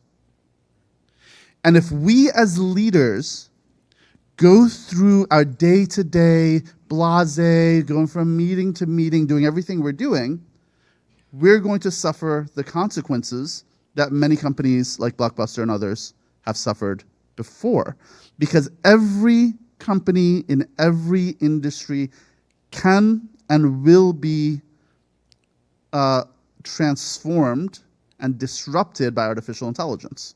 And so the question we have to ask is, are we going to be part of that transformation and transform our companies from inside and disrupt our companies from inside so that we're on top of it? Or are we going to let other new entrants do it for us? So you were talking about Blockbuster. I was very fortunate in that I got to sit down with the last CEO of Blockbuster. He happened to be on a board that I sit on as a space nonprofit. And so afterwards, we all went out for drinks. And so I was making fun of him a little bit. I was like razzing him about, losing the game. And he's like, no, I was brought in after we already were way behind to try to turn Blockbuster around and save it from this extinction. And he's like, you know what you've heard? it's a lot worse than that. I'm like, really? Because I've heard a lot. So we've all heard the stories, right, where the Blockbuster board and the executive team, this is before he joined, ran a study internally to find out why people like Blockbuster. This is when Netflix was already on board. They had rejected Netflix's offer to, be bought by Blockbuster. And the study came back and said, people just love going into Blockbuster, browsing movies, figuring out what they want to see, and then taking it and then bringing it back, which we all know is complete and utter nonsense, right? But their researchers, the people that did the study, knew what the board and the C team wanted to hear and gave them that. And so he's like, it's even worse than that. I'm like, tell me more.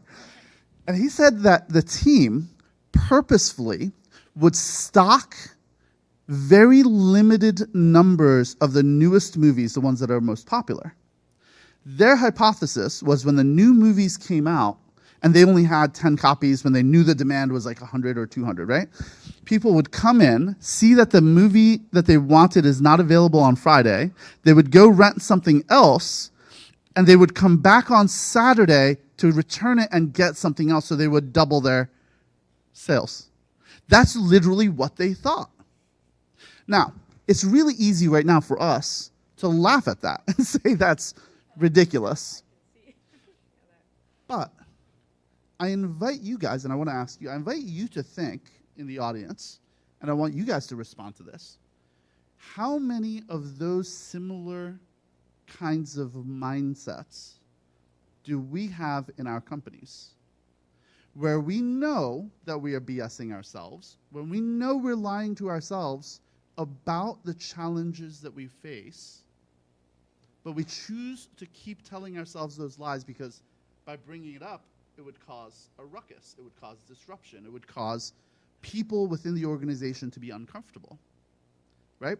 So I'd love to jump back to you guys. So what are your thoughts? Like, where are the most obvious examples of these? Right. And what can we do as an industry, as a society to go against those? Yeah. Do you want to go or? Sure. So for me, as we sort of discussed briefly before this, I don't like confrontation. I think being an entrepreneur is, we have this sort of go hard or go home, start out with this pile of optimism in the morning and then spend the whole day getting it slowly depleted out of you. So I even struggle looking at my competition, which I know is a weakness. However, that's why I bring people around me to fill in for those weaknesses. So I think what I'm getting at is that asking the hard questions is difficult, and at the same time, protecting yourself psychologically is also important. So coming around to AI, we have a lot of brainstorms where we have the team bring out all of the problems and situations and creating an environment where they feel like they can do that without being terrified. But I also do ask ChatGPT frequently about those weaknesses. So I think as a leader, being able to understand your own weaknesses, but also then call on either your team and the people that you build up around you to support you in those, or AI can be one way to approach this situation. Great answer. So the thing, the CEO who came over to take the spot at Blockbuster during this time of change was the ex-CEO of Taco Bell. And in the panel discussion yesterday, we were talking about, I think someone was saying that we should try and promote leadership from internally as opposed to external. And in this case, what they did was they wanted to cross-pollinate, from other industries. How does food industry kind of organize retail versus, video rental? IBM tried, the CEO of Nabisco to come over and re-engineer IBM's future. So I think we're at that moment, where we see, we talked about this frog in the boiling pot.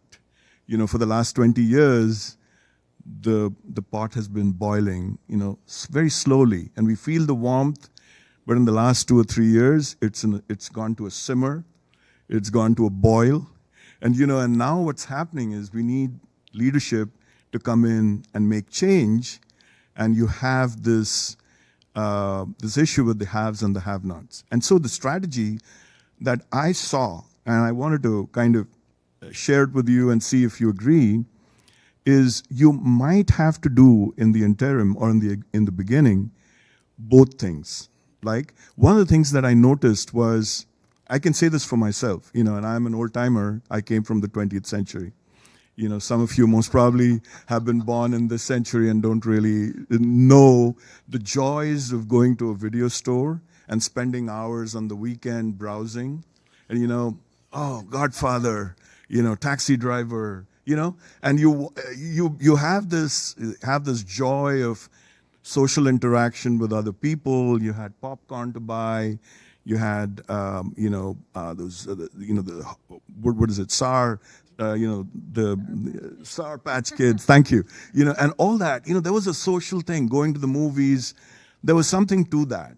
And that got replaced with me going on my computer and just downloading Netflix.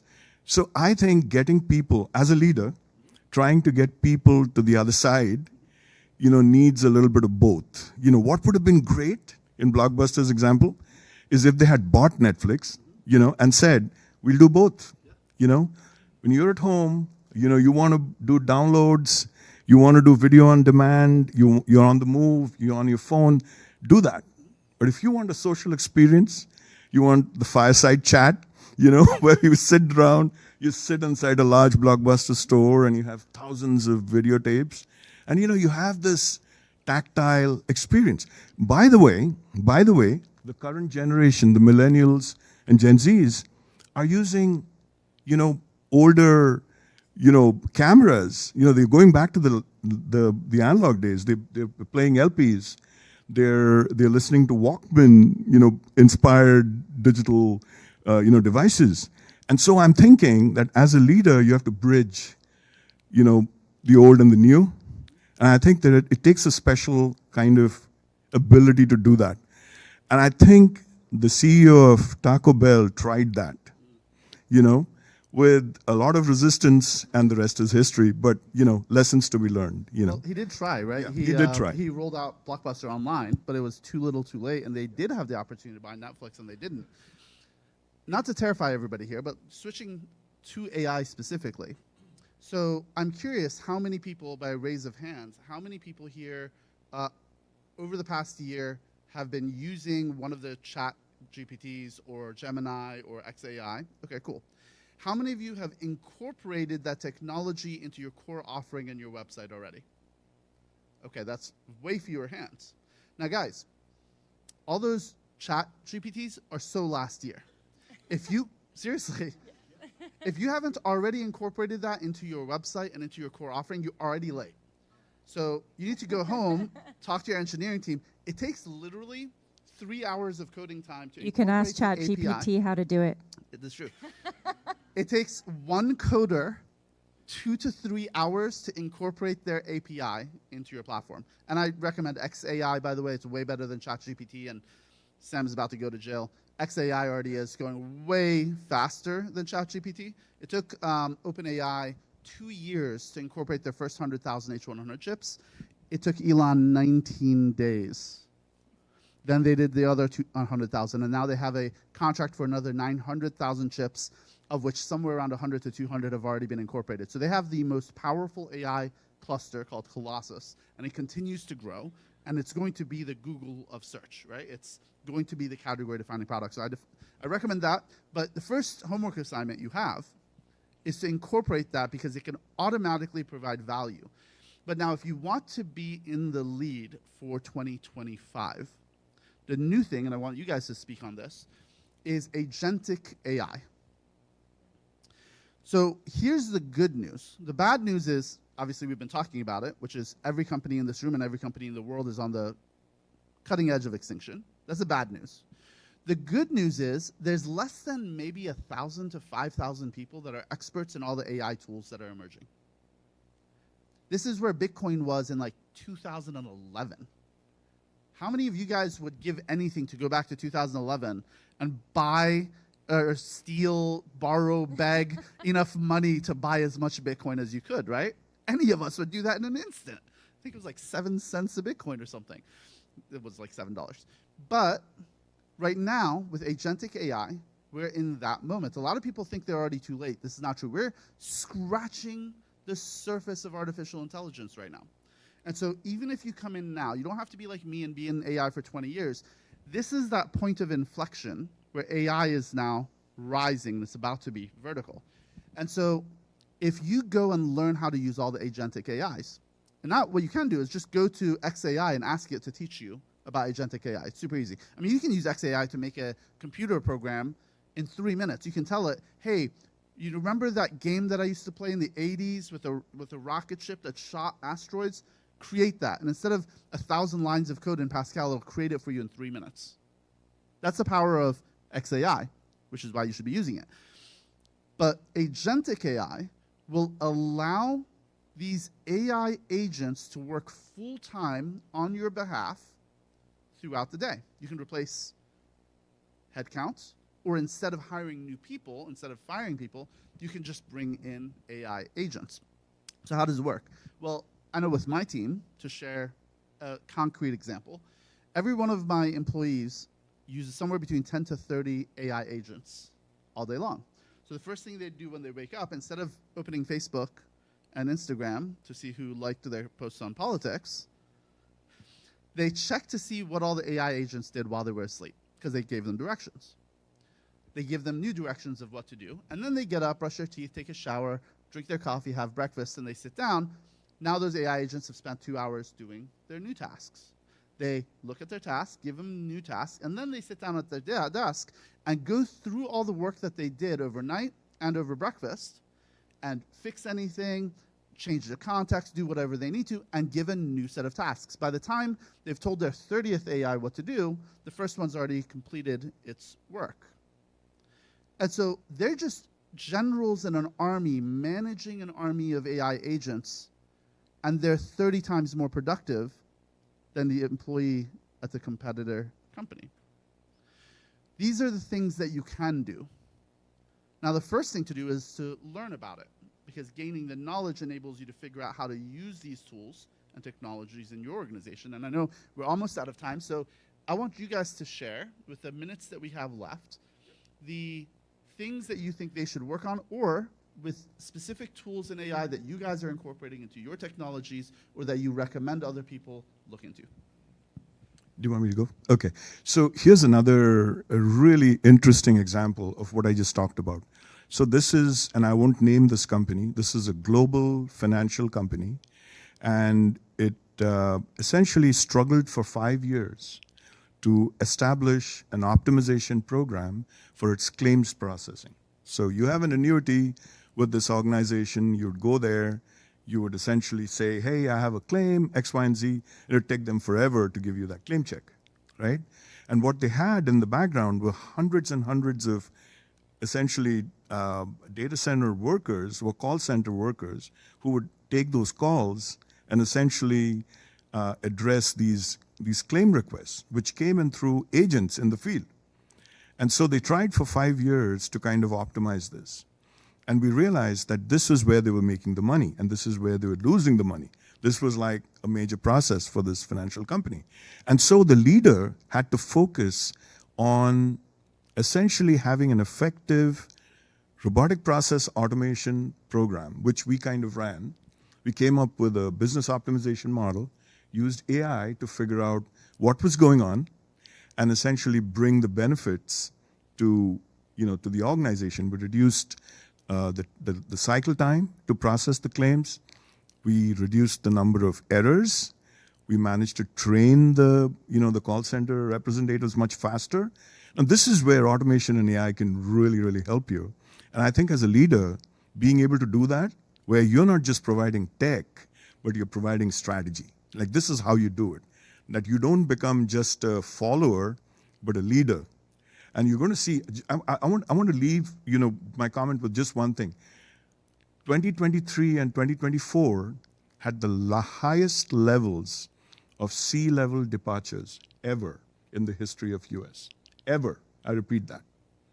2023 and 2024 had the highest levels of C-level departures.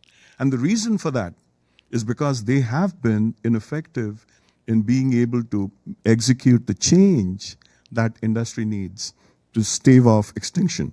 You know, and doing things like this essentially saves time, saves money, gives you the leg up, you know, that can help your company, help yourself, you know.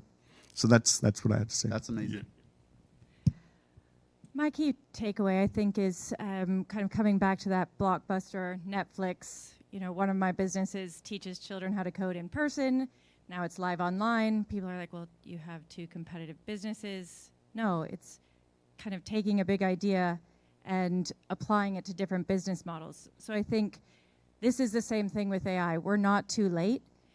Starting small, using the same processes that we used back in the day, you know, putting Post-its on a whiteboard, we can do that in the computer. Just jump in. I mean, whiteboard Post-its, Miro, same thing, but more collaboration.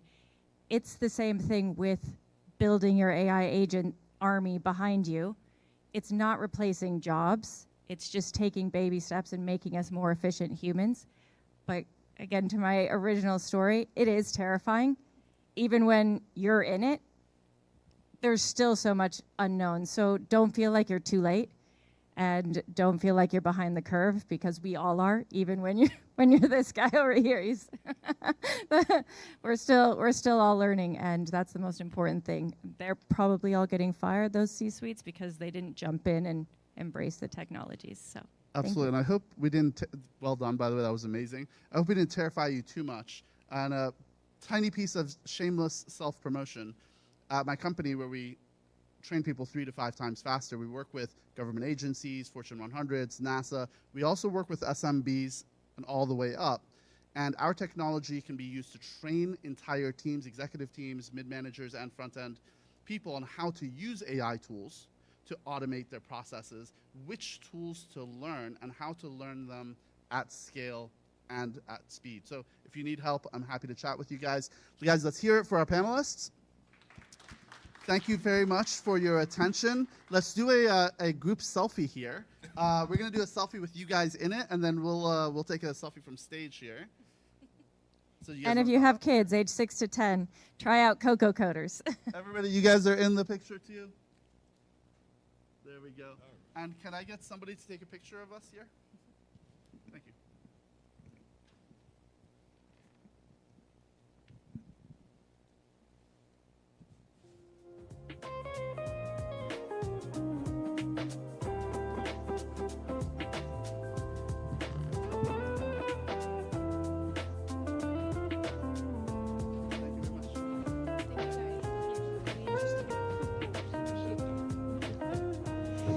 Thank you to our speakers for a fascinating glimpse into AI's role in reshaping executive leadership. As markets grow more globally interconnected, businesses must continually adapt their models to cater to a diverse customer base. Our next panel, Adapting Business Models to Tailor Products and Services for Diverse Markets, will delve into how companies are innovating to meet the complex needs of varied demographics. The focus will be on how strategic adjustments in business practices can enhance cultural relevance and customer engagement across different regions. Let's welcome our experts who are at the forefront of this adaptation, bringing a wealth of experience in international market strategies. Joining us are Dr. Alex Munoz, CEO of NoCal Ventures LLC, and panelists. Welcome.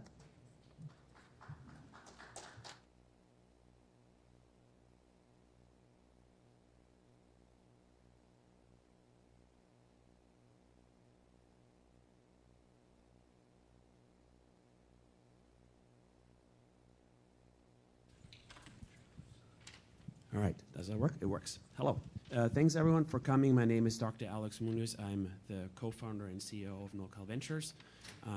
We invest in local businesses and use technology and AI to optimize business processes and hopefully revolutionize the fast casual industry. And next to me I have, why don't you go and introduce yourself? Well, okay, let's see. I don't have a mic. You should push it up. There you go, you got it. Can you hear me? Can you hear me? Oh, this works. This one doesn't work. Okay, well, thank you for having me on the panel, Alex, and it's so nice to be sitting here with you and such esteemed panel members here. Lots of experience. My name is M.K. Shadman, and I am currently the chair of the advisory board at Viva Valley. I'm also CEO of Housing and COO of Royal Emerald Pharmaceuticals. I do merger acquisitions and I do real estate development. I'm a CCIM, CPM, and MRICS. And yeah, so that's what I do. And life is busy. My name is Ray Ferranti. I am the CFO and CCO of DXD Capital, which is a private equity real estate development fund. We build storage facilities across the U.S., as far east as Nantucket and as far west as Maui. So that's where I cover. Excellent. Excellent. So let me get right into it. So we have a couple topics we want to talk about because I think they're all very applicable to adapting business models. And the first question I have is circling around data-driven research. And this is for you, Ray. So why is data-driven research necessary when adapting business models for diverse markets? So understanding your market is the first critical step in being successful. And the only way that we can do that is through the data. People often have emotion. They think they know what's happening, and then they try to execute on a plan, and it fails. And they don't understand why they fail. But if they took a minute to understand the demographics of the market, the patterns of how their end users are moving through that market, they can bring a much better product that is proven already to be successful because they know that they're going to have that presence. It's not guessing on, are they going to show up at this store? Are they going to use a 10 by 10 unit or a 5 by 5 unit in the storage space? I know what units sell because I can see in the demographic which is the most popular and charges the highest rent. And so I can understand very easily what product to bring to them to be successful. And I think that it's always changing. You always have to reevaluate those things, and you always have to be adaptive. And having the machine feed you that information is the most successful way to do that. I think you brought up a good point when you mentioned 10 by 10 and 5 by 5 units. I think that's really adapting to the local market and the realities of your business, what you're doing, by saying, you know what, I'm going to sell what I can make the most money with, but you know that only because you have access to the data, right? Yeah, no, 100%. We underwrite models, and we have an idea on day one before we even build the facility. And then you build it, and some other person comes in and builds one right next door to you. And you're going, wow, how am I going to get my capacity up? How am I going to get to the right rental rates and still be successful because I have a bank that underwrote me and I have debt to pay and I have investors that I have marketed to them a certain return and that I want to achieve. That proves my success as a manager. And so when that happens, if you have the data and you're able to understand it, I can say, wow, my 10 by 10s are charging at a premium, and around the 5 stores within my 5-mile radius, they don't have those available. But there are plenty of 5 by 5s, and those are not moving off the shelf. Well, why? What should I do? Well, I should simply take down a wall and convert a 5 by 5 to a 10 by 10. Now I have more product. I can charge a higher rate because I know that they don't have, there is no supply in that market. And now I've recaptured what could have been a problem, and now I'm back on track to meet those performance metrics, to meet my ratios for the bank, so that they don't get skittish on their lending capacity with me, right? And so having that model, having that data, understanding how to apply that in your actual investment or your strategy or your business is very critical. What I found is that the more access you have to data, or the more data you have, the more difficult it becomes to actually interpret the data, because sometimes it's conflicting, right? And the data sources do not match. So especially if you work with data brokers, quite often the data is inaccurate, is not timely, is delayed, or is just inconsistent throughout. What did you find to be one of the biggest challenges when looking at all this data, and how do you filter what's relevant to your business in particular? It's really the expertise of the human behind it, right? And so having the correct analysts that understand what are the key drivers of the business. Is it occupancy, or is it rates, or is it the type of units that are selling? There is a control process that you have to normalize that data. You have to look for the exceptions, and you have to clean it. Otherwise, it's sort of like AI learning, right? If you put something in, it'll iteratively learn the wrong thing. And so, having that feedback loop with somebody that has gone through the process, that understands what's the true driver of the model, is I think the most important piece. So having the right team and the right people to analyze that data, make it all worth it. Great, and I agree. Being able to interpret the data and making sense of it is the most important thing. And I want to direct this next question to you, MK, because we talked about it earlier, and you recently had a project where you used data and actual information from that location to tailor what you're going to do with that project, whether that's going to be, a 5-star resort or something else. And what was that process? What was going through your mind, and why did you rely on the data? What was the driving factor? The question about data is so critical, to your point. Not only the fact that we have to have the right analysts to understand what it means, also understand where the source of data is. The best example is all the data that we had for the election results, and they all were very, very complicated and often inaccurate. The human connection, the community involvement, and everything else impacts the data as well. So we can't just take the data as raw as it is. We really have to analyze it, dissect it, find out where the sources of the data is, and then readjust it to what we want to have.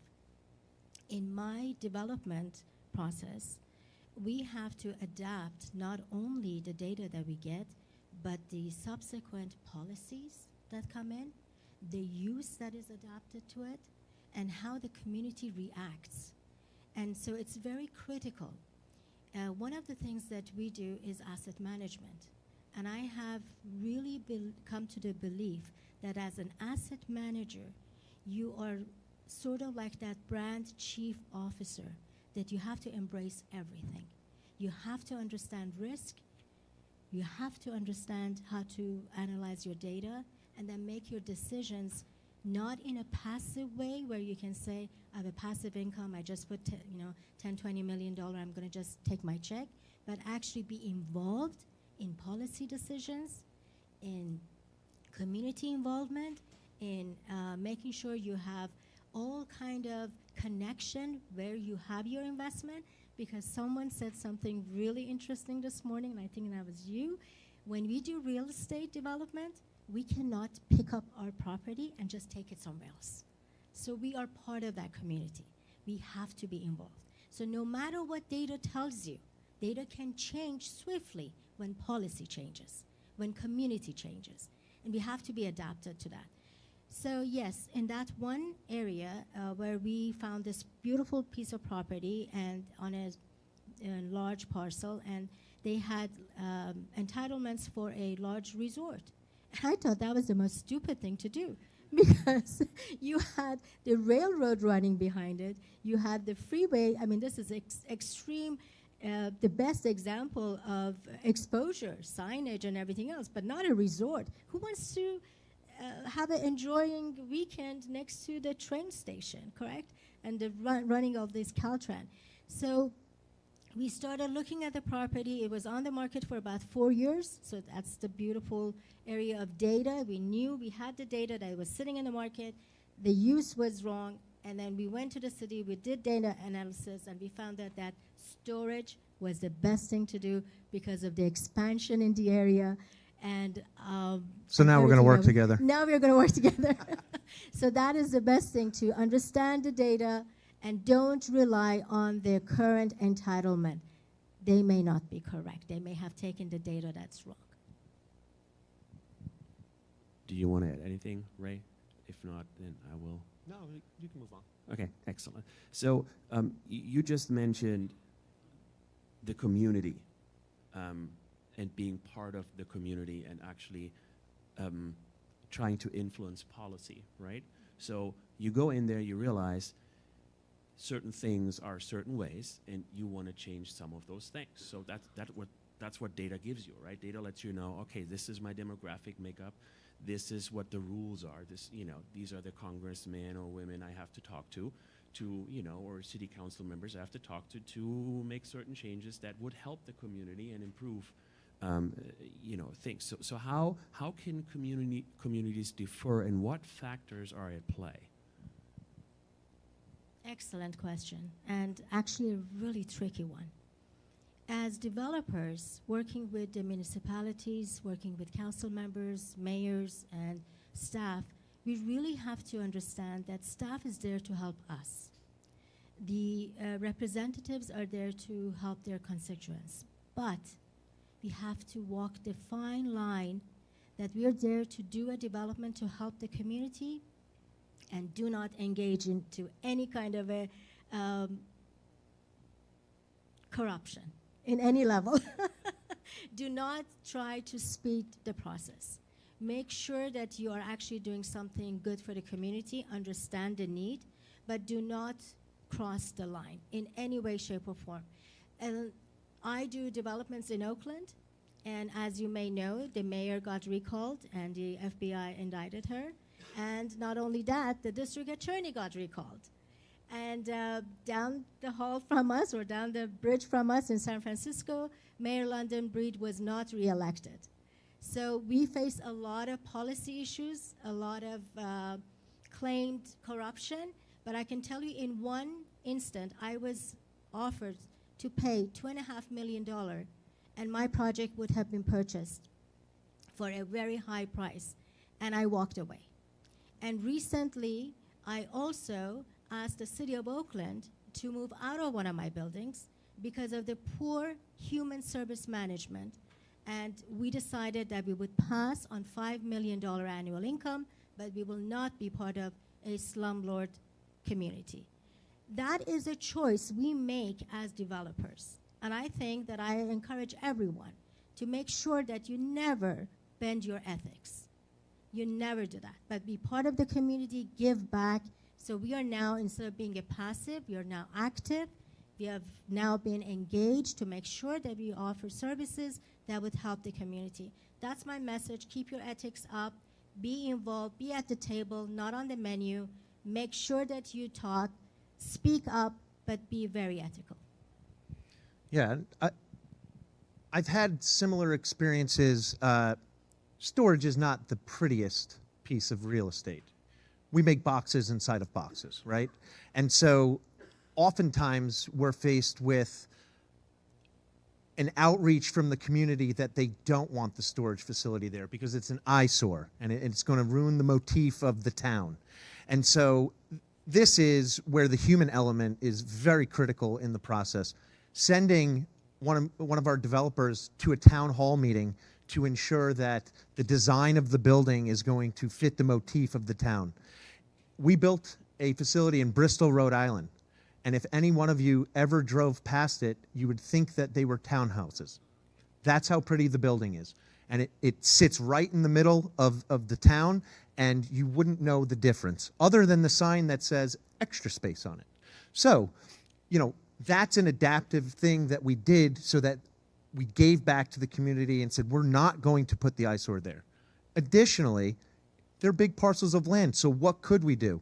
We've built 2 daycare facilities on our land just because that helps the project get through. So I love the ethics, and I love holding your ground. Instead of bending, adapt to what they're looking for, right? So give back to the community, and it's still a good business model for us. And more people will use it because they see that you're not the bad developer coming in to just change everything and skim the money off the top. So just a couple examples. You know, I love to add to that bad developer. How many times do we get attacked? And it's like we put all our life savings into developing in areas that oftentimes we're not even supported by lenders. And here, we've always been attacked, a greedy developer. You know, we pay property taxes, but they decide to put an encampment on your sidewalk and, excuse me, poop on the door, and then we have poop officers. But we are the bad developers. I mean, it's like, it's insane. But we really go through these ups and downs, and we survive, and we adapt, and we are part of the community. And if it was not for the developers who would put their life savings into this thing and put their experience into all of this and analyze data, and like what Steve Jobs said, we bring products to the market that they don't even know that they need it. But then after it's there, they're like, oh, that was a good idea. Communal living, you know, senior housing, adaptable housing, adjusting everything for our aging population. Nobody was thinking, it's the developers that are thinking. So I like the example where you said the repurpose. Yeah. Tell that story. Yeah, it's really the repurpose, correct? Yeah. So you're changing walls from 10 to 20 or 30. What do? If you have an ADA, change the bathrooms, change the doors, change everything so that you have more ADA compliant units. You have to adapt to the use. You have to adapt to what the community needs. If you have more student housing need, change them, make them smaller. But you can change the buildings within the envelope. That's okay.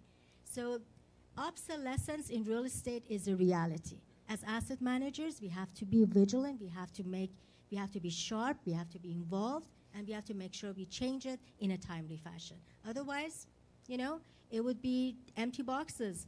Retail has suffocated us, not because we built wrong, because the policies were bad, because they lost so much money that they just had to leave. So how do we adapt to that? It's to find out that maybe within that envelope, we can build a storage. Maybe within that envelope, we can build a mental health or student housing or senior housing. So we just have to be always, you know, ready and be willing to work with the community. I think you both made great points here. In order to stay competitive and have a sustainable business model, you need to constantly adapt, and you have to have that mindset and culture of adaptation and change, right? Without change management, you will just fall behind. And you mentioned the facade of the building and then adding, you know, some daycare facilities to accelerate what your goals are, right. Building a storage facility, right? And that is adapting to the local needs of the community and the local market by offering pretty much the same business model, but the product is slightly different, right?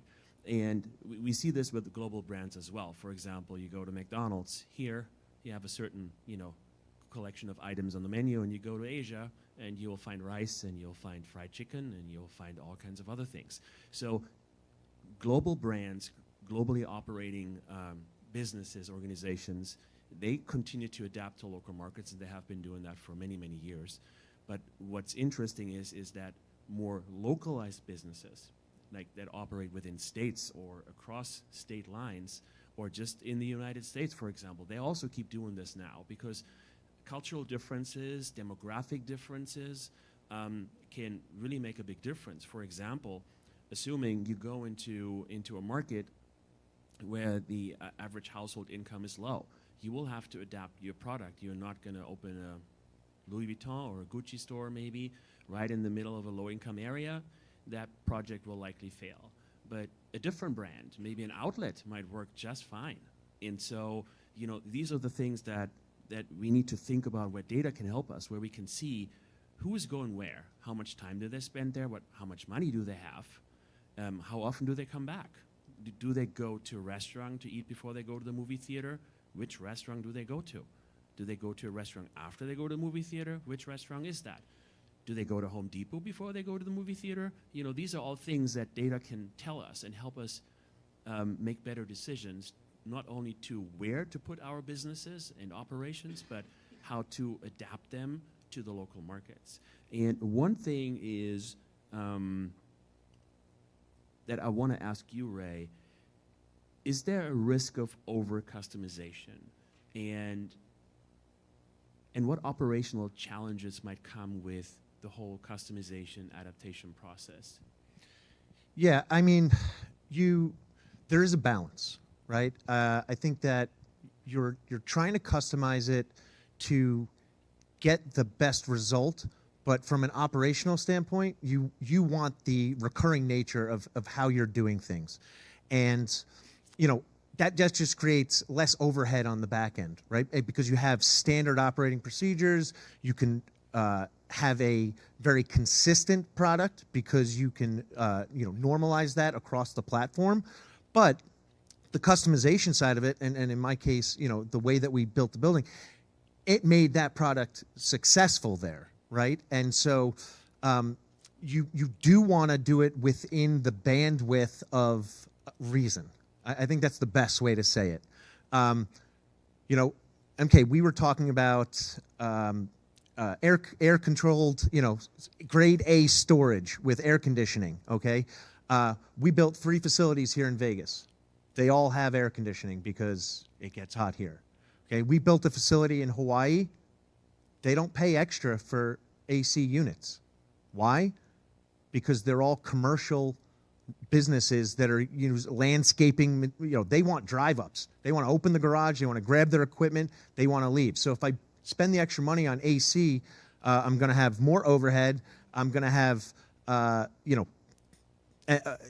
higher rate because I now have more overhead, and I'm going to have nobody that wants to pay that because in Hawaii it just doesn't exist. So, you know, you customize to that market. You brought up data and, you know, tracking people and understanding that. And we've talked about it before. We both use a AI platform called Placer, right? How do we use Placer data? We're tracking, you know, we're all walking around with homing devices in our pockets, right? It knows where we're going all the time. It knows where we stop, how long we stop there, where we go next, right? It's perfect what you were alluding to. And what does that tell me? Well, it tells me when I put that on a map next to a facility that I built, I think my trade market is a 3-mile radius. But people are driving 10 miles to my store. Wow, that just opened up the whole, 5 more miles of what I can do or how I can model that. Should I start marketing further away from my facility? I didn't know that people were driving that far for storage because I thought it's as closest to the house. But, oh, they go to Home Depot every 2 weeks for something. Stop at the storage facility. Or it's right off the highway. So on the way home, I stop and then I go to my house, right? You're trying to track people's tendencies and the data exists. So how do you get that? And then how do you incorporate that into your model to make the decision quicker to say, you know, how should I spend my dollars? And that's where, that's where the customization balance lies. I think that's a great point. The balance is important, right? And obviously, you want to realize economies of scale. So you have, in your case, multiple storage facilities. You want to have the operational part pretty much dialed in so that you can hire one person doing X for all facilities instead of hiring 10 different people doing maybe for 3 facilities and so on. And the risk here is if you over-customize, it breaks your back end, essentially, right? It erases all your operational efficiencies. And so you end up spending more money, and you have to recalculate, how you're going to design your product and, what are your profit margins and so on. So, and especially like in the restaurant business, for example, that's a big thing, right? Because you can have economies of scale if you have the same product across all markets. But if they all of a sudden have a different sauce, you have to find a different provider for the sauce. And how are you going to source that? And then he's like, well, you only have 2 stores, and that's going to cost you, you know, you have to buy I don't know how many hundreds of gallons. And so these are the challenges that come with customization, I guess. And if it's just a facade, I think that's like... Right, but there is some opportunity, because if you couldn't otherwise get into that market because of the customization, well, then it's worth it, right? Especially if you're able to do it, you know how hard it is for the next guy. And so now you have a head start. You can get to market first, and in some instances, you can corner that market, right? I mean, we're building on Nantucket Island in Massachusetts. It's only 3 miles wide, right? But we're putting a storage facility there. Why? Because people don't want to bring their stuff across on the ferry all the time. But it's also zoned. There can only be one. It's not big enough to put another, and they won't allow it. And we had to customize the building to meet the Nantucket requirement, right? It has to fit in, otherwise they wouldn't, pass the permitting process. So, that was worth the effort, and that's part of the decision-making process that you have to be ready to make.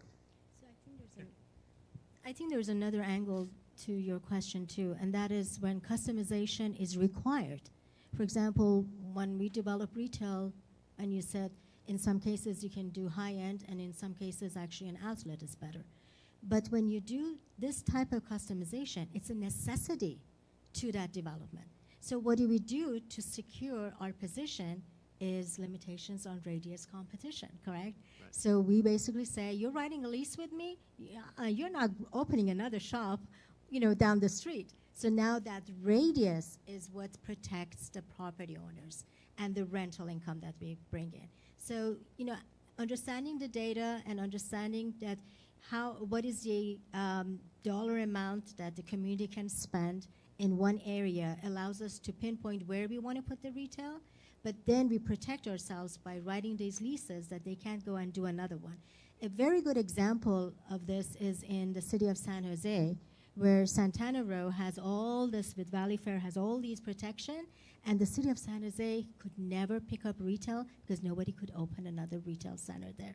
So these are things that we do as developers. To your point, customization sometimes has a different angle to it too.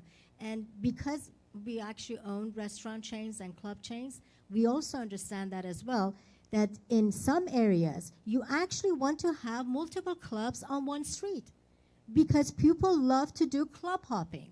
So that's where you do not want to have a limitation. You want to say, let everybody bring club here. Let all the jewelers be on 7th Avenue, correct? So this is a very interesting part that as developers, if we work together, we can actually drive a much better, aggressive returns on our investments. It's a smaller percentage, but a bigger pie. Bigger pie. So. That was very good. That leads me perfectly. It's a nice segue into our last section on operational leadership challenges that come with finding and adapting to diverse markets. And I think with organizations that operate globally, so some of the developers that we work with, they are not in the United States, so there's a time difference. Obviously, there's a language barrier, and it kind of creates pain points throughout the entire process. Not only, sometimes it sounds really good. Yeah, while I'm sleeping, they're working.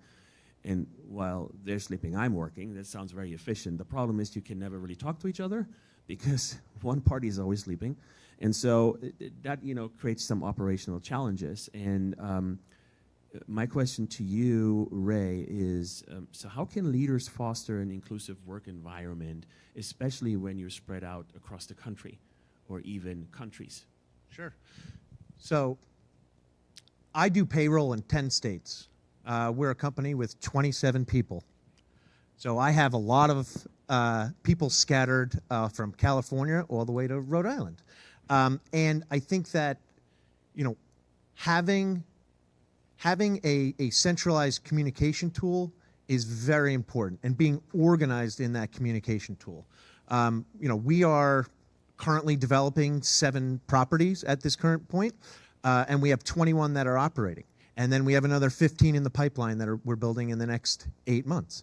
So how do we do that? We segregate the conversation to keep everything about that project within the umbrella of that dialogue. And so the developer is in there, the lawyer is in there, the finance person is in there, the asset manager is there. And so they get to travel along the journey in the communication, not when their time starts. It's from the beginning. So they have the history of that. And then we also have the ability to recall that and say, oh, I forgot what happened on the Hawaii project. Let me go back and look, right? And so I think that communicating, to your point, is that it doesn't always have to be face-to-face, but how do you keep track of the handoffs? You know, we have checklists. Like, I'm a big checklist person because I'm an accountant and, you know, OCD possibly. But it's, did you do the things that are required for the next step? And then you are going to assert that you did them so that I have trust that it happened, you're acknowledging it, and then I can move forward with my portion of that task, right? And it is a challenge, but you know, we regroup multiple times during the year in person because that face-to-face, nothing will ever beat that. But that's, it all boils down to communication, especially in the development process, because there are so many moving pieces from the beginning and the entitlements all the way through to the sale. So it is a challenge, but you have to actively address the challenge. It doesn't just work. Yeah, well, what I would say is like efficient project management goes a long way, especially when you're building things out. But it doesn't stop there, right? So for you guys, you also operate them. You're not just building them and then walk away, but you operate them. And I think then, you know, the ongoing communication, being able to look back in the past is really important. 100%. I mean, we use a product called DealPath. It's a project management tool. It tracks everything along the way. That is in conjunction with the communication tools that we have. And then it's other platforms to create the transparency of the data, right? So I'm in the back. I'm the last seat in the house, so I get everybody's garbage, and then I clean it up, and then I have to figure out how to present it to them, right? And so this is where, you know, and I talked about it on the last panel, a data warehouse that has a single source of truth of the data, right? That is something that I hold true to my heart, because don't ask me the same question 10 times about the same piece of data that I then have to validate whether or not it's true or not. If I put it there, I have a process that's controlled and I know it's right, and now it's for you know, sharing. What do I do with that data warehouse? Well, I put a bot right on top of it. So don't ask me, ask the bot. He's much faster at finding it. You know, what is the current loan balance on the Hawaii property? Boom, $8 million. What is the current interest rate for it? 7%. Great, thank you. Right? So it's how do you incorporate those tools, but it all starts from that infrastructure and that control around the back end of the data, so that way, you know, people can rely on it. I have a comment. Okay, so I feel like every time I have a comment that's a little bit of a controversial comment. So here, my fellow CEOs and COOs, and some of them sitting right here in this room, they're from all over the world. But you know, one thing we have in common, they're 90% female. And you know what? We don't sleep as much as you guys do. We raise kids. And we learn to be awake and multitask all the time. This is true. I will confirm this. You know, so when I send a text at 2 a.m., I get a response. If I wake up at 4 a.m. and I'm on a Zoom, I'm on a Zoom. And I see all the ladies, you know, you're agreeing to this. Women power, come on. I mean, we really work 24/7, and I have not had a communication problem at all. And there is there is another company that I'm working with called Orbis Pay, and we pay companies, we pay advanced social impact investment, where you can actually take your money, not a loan, but when you work real time, you can take your money. We have an opportunity to send push notifications. So we keep in contact with all of our team. But I got to say thank you for all the women CEOs, CFOs, and C-class, and everyone that works in the industry. You guys rock. Thank you. You make a really good point, and I want to add to it because there's push and there's pull. There's push and pull within any relationship and within any communication. And so what I have found being the sole member of DXD in New York is that I'm always pulling and then I push because there is no water cooler. I don't get the benefit of going to get a coffee, seeing Joe and saying, oh, I was just working on this thing. You have any ideas, right? So how do I get that collaborative nature through an online presence when somebody's in New Mexico and I'm in New York? Well, sometimes, and it's kind of funny, but sometimes I turn my Zoom on and I just work. And so that's my open door policy. And so they know if they just join my standard Zoom, I'll be on and they can work. We don't even have to talk to each other, I'll simply fire off a question, or they will, and then you get this active learning and this knowledge share because it doesn't exist if you're not in the same building all the time. And so, you have to adapt to that and understand how your organization is set up and how do you transfer that knowledge to make the best decisions throughout the chain of. I totally agree with you. And one of the things we did at Royal Emerald was we were working with scientists in Turkey. So very different hours. And now we're researching cannabis. This is a federally licensed organization. So we're researching on new medical products that infused science that was in Turkey with research in the United States. So what I came up with is I had screens everywhere, live streaming to Turkey, to Yeditepe University, 24/7. They could see us, we could see them, and it was fantastic. So just and it creates culture. Create culture, yeah. Absolutely. But then nothing is like getting together to be able to, break bread and all of that. That's why you come here. That's why you come here. There you go.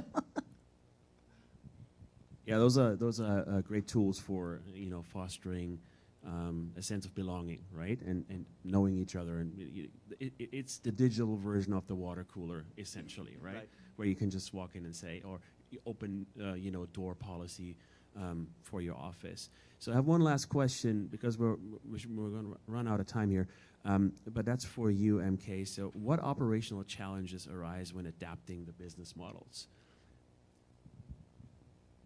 Operational challenges. Oh my goodness. I think the biggest challenge is when you are not in control of the operator or the use, because you literally have to review the damages that are causing in your property. So operational challenges can be in many different factors. Okay, let me see. You have real estate, then you have in manufacturing, then you have in your retail operation or data centers. The biggest is communication, which we touch base. I think with augmented reality and all the new digital tools and AI, we can manage that.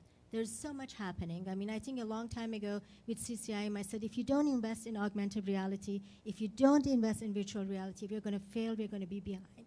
And everybody laughed. Today, they're not laughing. So I think the operational challenge is communication, number one, keeping in contact with your asset and understanding your profit and loss. Thank you to the CFOs to keep us, really, I have to see my balance sheet all the time. And also having enough reserves so that when you have policy changes, when you have massive trade things that happen to you, and all of a sudden you're going to say, oh my God, the price of concrete, steel, and everything is going to go up. My next project is going to be a disaster. Did I account for all of this? Did anyone tell us? We didn't get heads up. So now the ones that are smaller developers, smaller people like me, we never got any memo. But the ones that were in the meeting, they probably got all the stocks, and they're already ahead of everything. But these are operational challenges that policy changes, from smaller level to higher level impacts you. And then you have to have enough reserves to weather the changes. I can talk about this for an hour. I'm not going to do it. I think it's an excellent point because the operational challenge is the unknown. And in real estate development, there's always an unknown. It's when will the unknown show up? So having the contingency, the reserves, having the data available so that you can potentially see the storm coming and be proactive, another huge selling point there, right? You can't answer how do you do it or what are they, because they're all over the place and they keep coming. And so it's having the right people looking at, first of all, having a presence, being there, understanding what's happening, constantly reviewing the market, re-underwriting the deals so that they understand how it's moving, understanding the financials and the actual results versus what you originally modeled so that you can, see how you're doing, and then having the cash liquidity to adapt to that change because it always costs money. And so you brought up the steel prices and the concrete.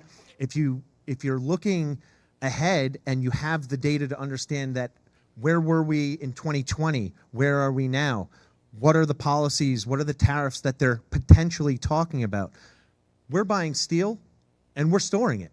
Right? We're a storage company storing steel because we know that the next 6 projects are coming. We also know how much steel we need to buy. So now we're buying a storage yard for the steel to build a storage facility. And so that's us being proactive so that way we can curtail our costs, not get run over, and still make the returns because we're selling a product of the investment. And so as the fiduciary, it is our job to stay in the budget that we sold. And so that's a challenge. That is a challenge. And I wanted to add the operational challenge that you're saying. I touched base on commodities and hard asset. But as I was just thinking, at Viva Valley, the operational challenge became something very interesting. And I can talk about it because I'm over 60, okay? So, sometimes our kids think that they know better than we do. They forget that when the phone was rotary, we knew how to use it, and we were the ones who developed the touch and now the voice command. So our generation is actually pretty darn smart. And we realize that it's not always the fact that they should make the choices for us if we want to live in our home or if we want to have an extended time in our place. We make the choices for ourselves. So that operational change of adapting how we need to go to the market is another challenge, that in every business we have to be very vigilant and very aware that we have to listen to our customers. And we have to make sure that we understand what they want, not what you think as a young Silicon Valley, guru is always going to work. Listen to your elders too. It works. And the data proves it. And the data proves it. So. I mean, you and I are obviously data guys here, so we love data. But I see data and technology as risk mitigation tools. Because the more you know, the more you can react, and the more you can be proactive about whatever business model you're working on, whatever industry you're in. So I want to thank you both for being here today with me, and it was very enlightening, and love talking to you guys, and hopefully you guys enjoyed it as well. So thank you all, and have a nice day.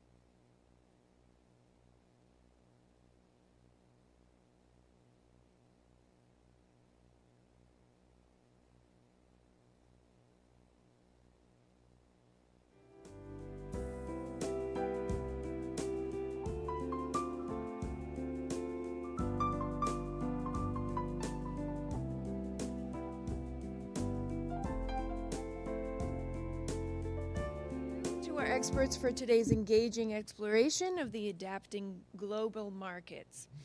The strategies you've shared are crucial for any company aiming to make an impact worldwide. A round of applause for their outstanding contributions. Now, as our morning sessions draw to a close, it's time to turn our attention to celebrating standout successes. In our recognition session, we honor the pioneers and innovators among us, those who have pushed boundaries and elevated their organizations to new heights. But before that, we'd also like to pause for a moment to show deep appreciation to our sponsors. As a token of our gratitude, we're thrilled to honor you with certificates recognizing your invaluable contributions. So, I'm delighted to welcome David Macon to the stage, who's going to help spotlight and applaud these extraordinary accomplishments. David Macon, thank you for helping out and joining us. Hello. So our first sponsor is Heather Stokes, CEO and founder, Serenity Light Recovery LLC.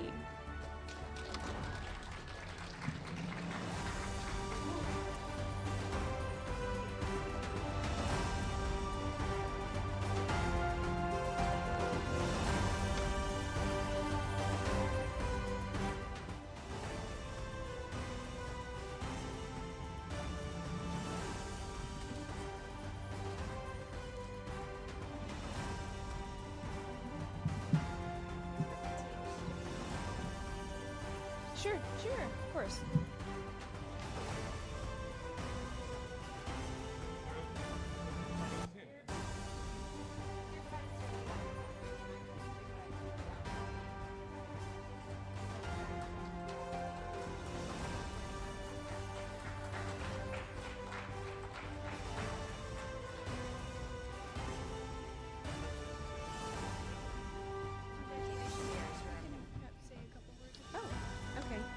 I wasn't prepared to say much, but I just wanted to spread love and light and awareness of what we do. Serenity Light Recovery is a recovery wellness center specializing in substance abuse and mental health, creating a new era of treatment.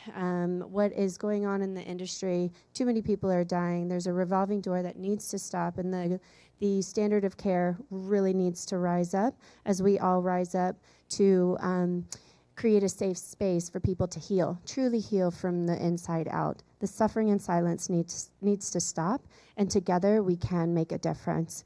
It's a beautiful blend between Eastern and Western medical modalities, and we implement wellness in everything we do. We have a booth there in the other hall, and we would love to share some of those modalities with you, share our heart and our passion of what we do. And it's an absolute honor to sponsor this incredible conference. It's one of my favorites. The 2.0 conference series is phenomenal, and all the connections and the collaborations that come with it. So completely honored and excited to be here. Thank you. Thank you. Next, we have our bronze sponsor, Dr. Sam Semani, founder and CEO of TheoSim.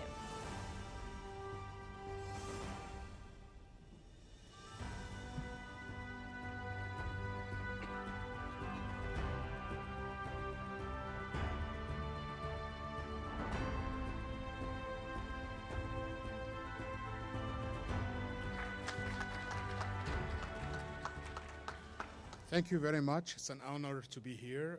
CXO is a great opportunity to exchange with business leaders. I'm very happy to exchange with all of you and to extend our mutual knowledge. Thank you again. Thank you. Next, we have Alan L. Krishnan, President, Team Up Corp. Incorporated. Okay. He was here earlier today, but we will make sure he gets his award. So we extend our profound gratitude to our gold and bronze sponsors for their invaluable support.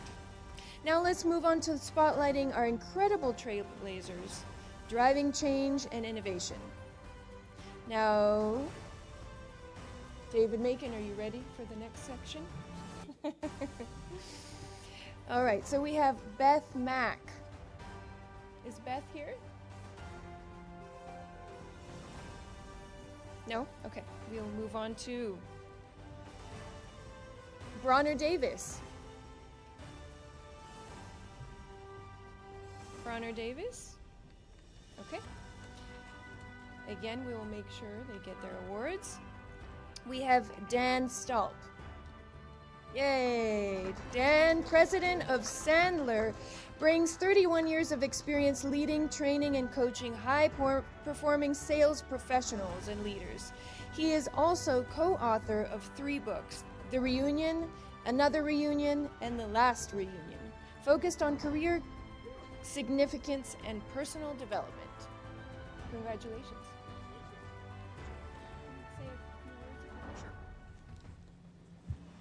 Good afternoon, everyone. For those of you that don't know, Sandler Training is a performance improvement for sales and sales leaders, and it's been a really fulfilling part of my life to help people in what's oftentimes a pretty difficult role. And one of the best compliments I can get is when someone says, I wish I would have met you 10 years ago, 5 years ago, 30 years ago. So it's really fulfilling work, and I just appreciate the CX 2.0 for honoring me, and also for Cy for talking me into doing the application. So have a great conference. Thank you all. Thank you.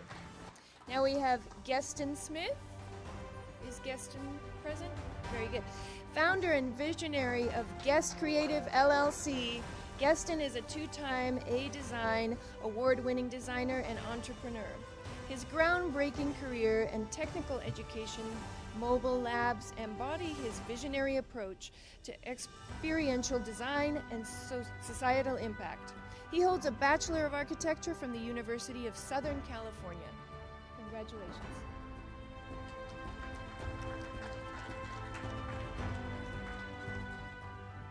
Hi, you all. Thank you for this honor. It's my first time being at a conference like this. It's an honor to be amongst so many high energy, accomplished individuals. It's inspiring, and I look forward to becoming a design partner for some of you and helping you have spaces that are designed specifically to your needs, to your business's needs, based on prefabricated modular construction. So grateful to be here and looking forward to meet you all. Thank you. Next we have Hendrith Vanyon Smith Jr. Hendrith, MBA, serves as the managing partner of Mayflower Plymouth Capital, an investment partnership and corporate advisory firm. His business wisdom has garnered recognition from influential platforms including Seeking Alpha, Forbes, Yahoo Finance, and more. Beyond this, he's also served on the board of directors for several organizations. Congratulations.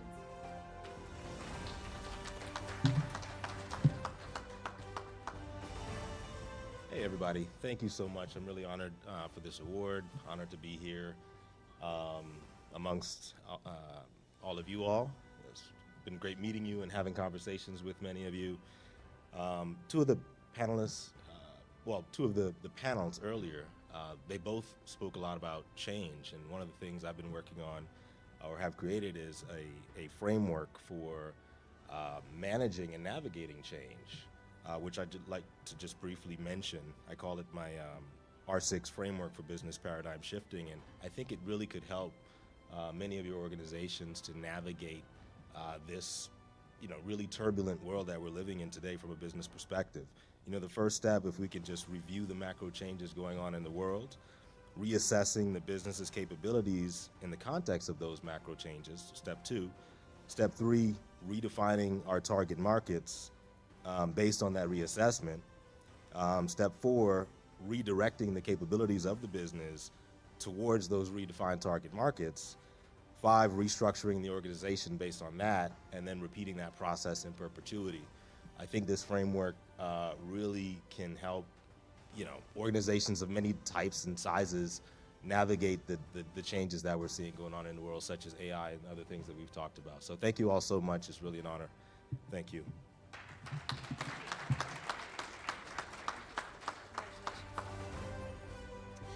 Next, we have Dr. John Terry.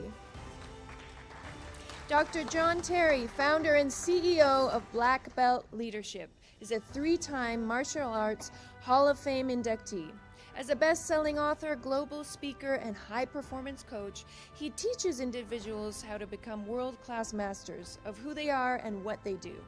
He is a 2021 Presidential Lifetime Achievement Award recipient and a 2022 Brains Magazine Global 500 leader and influencer. Congratulations.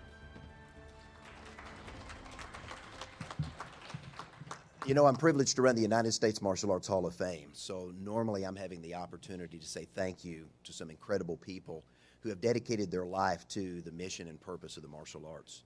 I get an opportunity to take what I've learned from 50 years of martial arts into corporate America and help organizations become world-class masters of who they are and what they do. So I want to leave you with a thought for the day, and it comes from my 8th book, The Black Belt Secrets of Success. And the #1 principle that I share in that book is this: successful people do daily what unsuccessful people do sometimes or not at all. And I want to applaud each and every one of you that have made an investment in yourself to be at this conference, to learn from the people that are speaking and sharing and pouring into you. And I want to challenge you to take what you've learned and teach it to someone else.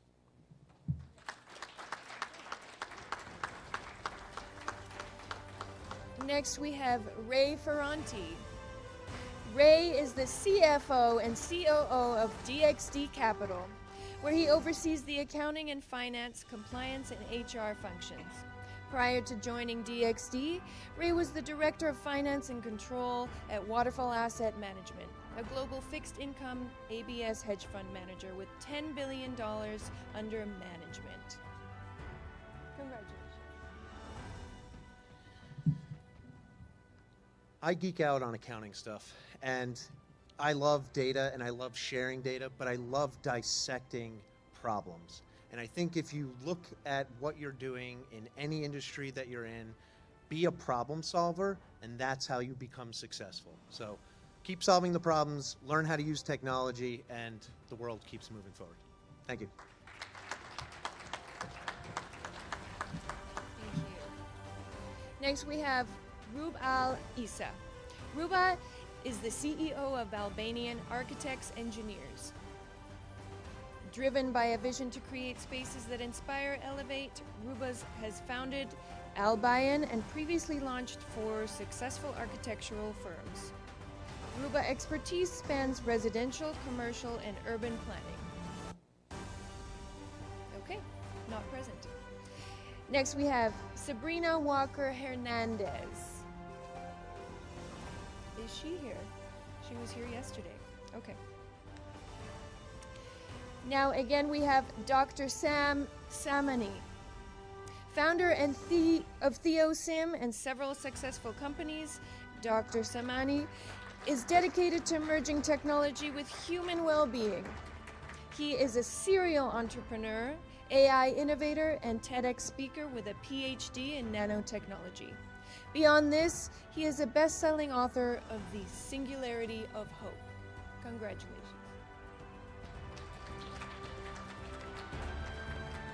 So they called me again, so thank you again. Really, really honored. Thank you. Next we have Susan Fenema. Susan is the Chaos Eradicating Officer, CEO of Beyond the Chaos LLC.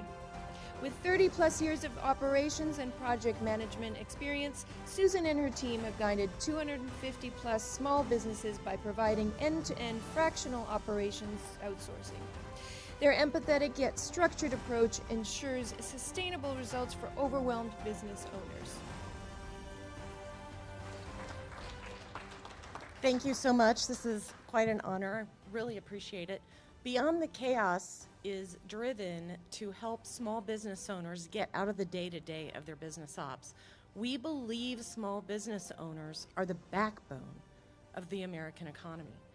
And too much and too often they're trapped in that daily grind. So we try to set them free from that to build scalable businesses and, more importantly, to maybe grab that elusive 3-week unplugged vacation.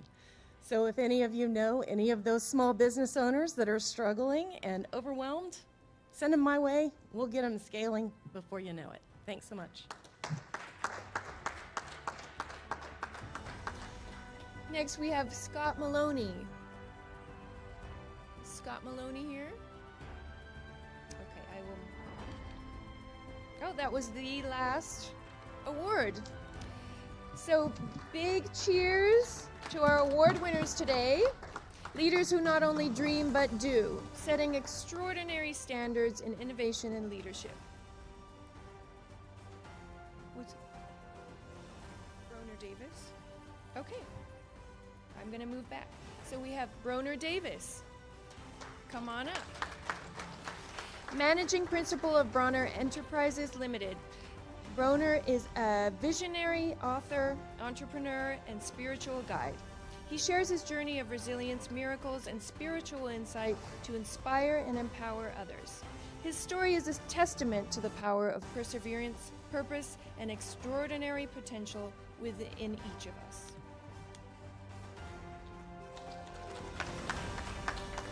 My apologies for being tardy. We were called next door. This is an honor. This is a great honor, and I absolutely love the fact that CXO is celebrating not just business, but human beings. It is time we get past making just a profit. It is time we get past creating companies just for dollars and cents. It is time we start investing in human beings, or the being of human. Why? Because there's magic going on all around. If I could show you right now, I could take a banana and turn it into a human being, that'd be magic, right? Yet, every time you eat a banana, or a piece of chicken, or anything else from the outside of you, there's an intelligence here that goes to work, and it creates a human being from things that are not human being, isn't it? It is time we celebrate that. We talk about AI, we talk about intelligence, artificial technology, all those things, and I heard on the panel before this, it is our generation, my generation, us old farts, that actually brought that to the new generation. It's time that we bet on the intelligence that's inside every human being. That's what we do at Bronner Enterprises. We bet on you. Thank you very much.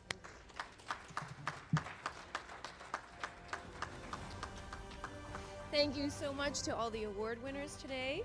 Leaders who not only dream but do, setting extraordinary standards in innovation and leadership. Your achievements genuinely light the way for us all. So now it's time for a well-deserved break. Lunch is served, and it's the perfect moment to relax and connect. Let your lunch break be your networking playground. Exchange ideas, spark new collaborations, and enjoy the delightful flavors on offer. And while you're at it, keep the conversation buzzing online too. Tag your posts with hashtag CXO2.0.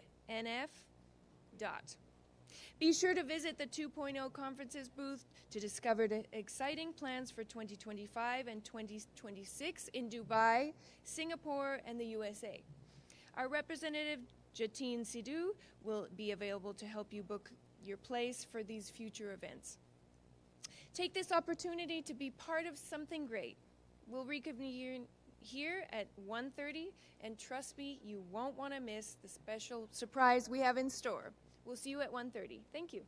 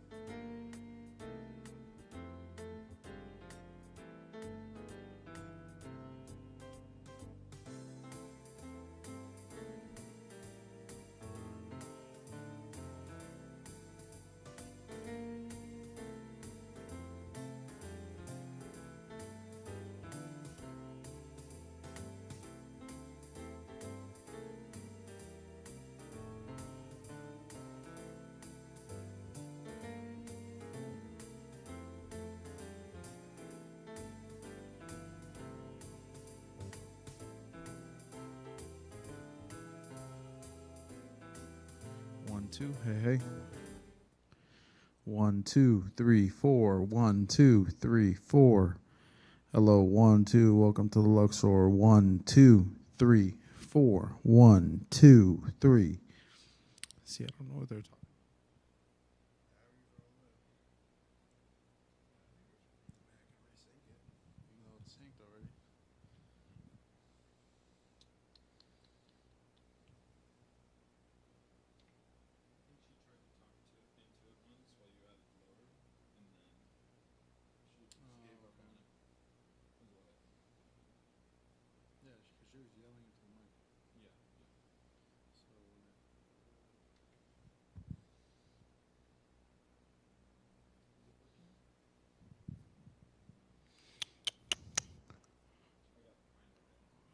One, two, three, 4. 1, 2, 3, 4. 1, 2, 3, 4. Hello, 1, 2, 3, 4. Mic check.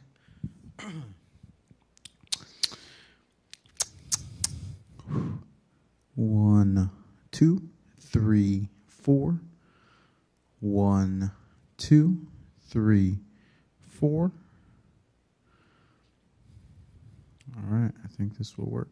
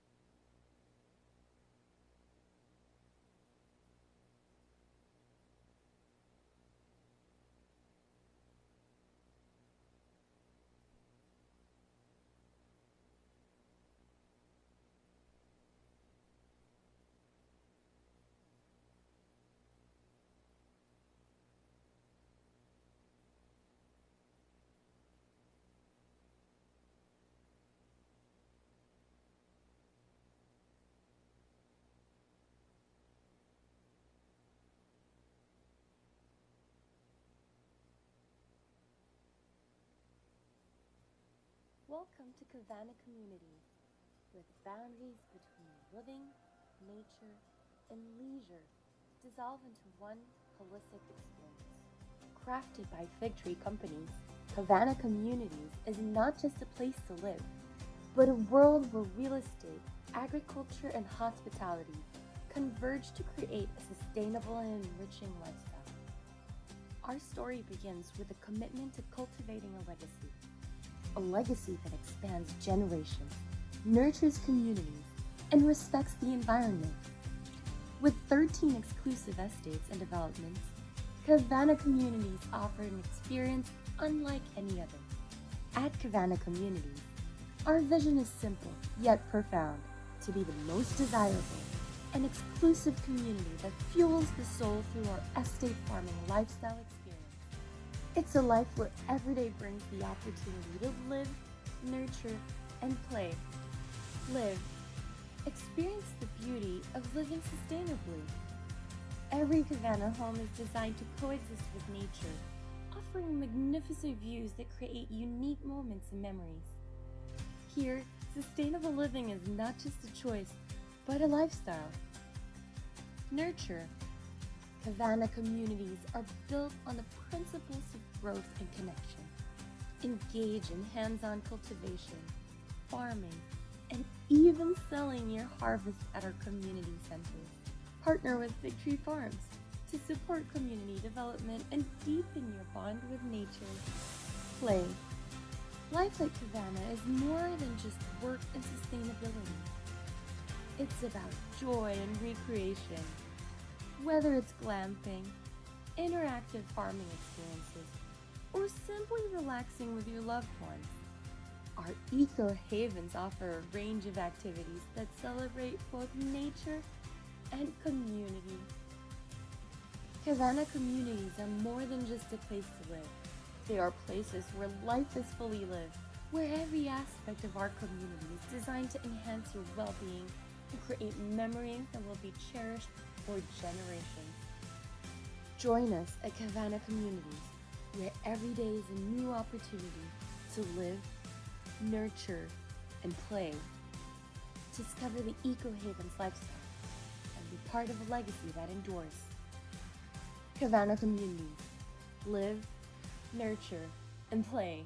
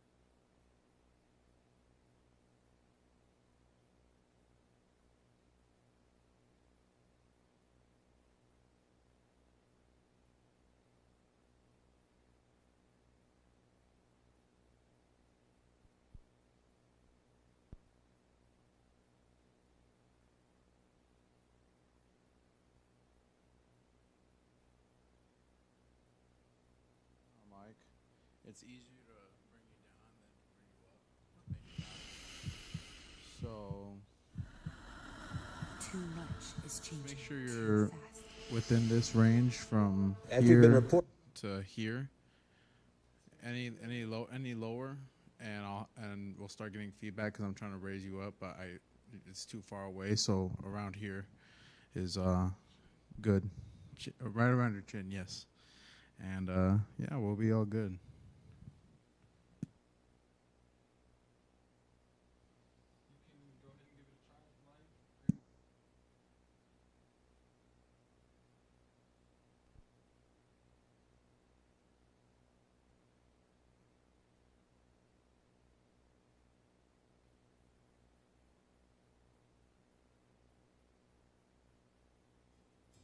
Welcome to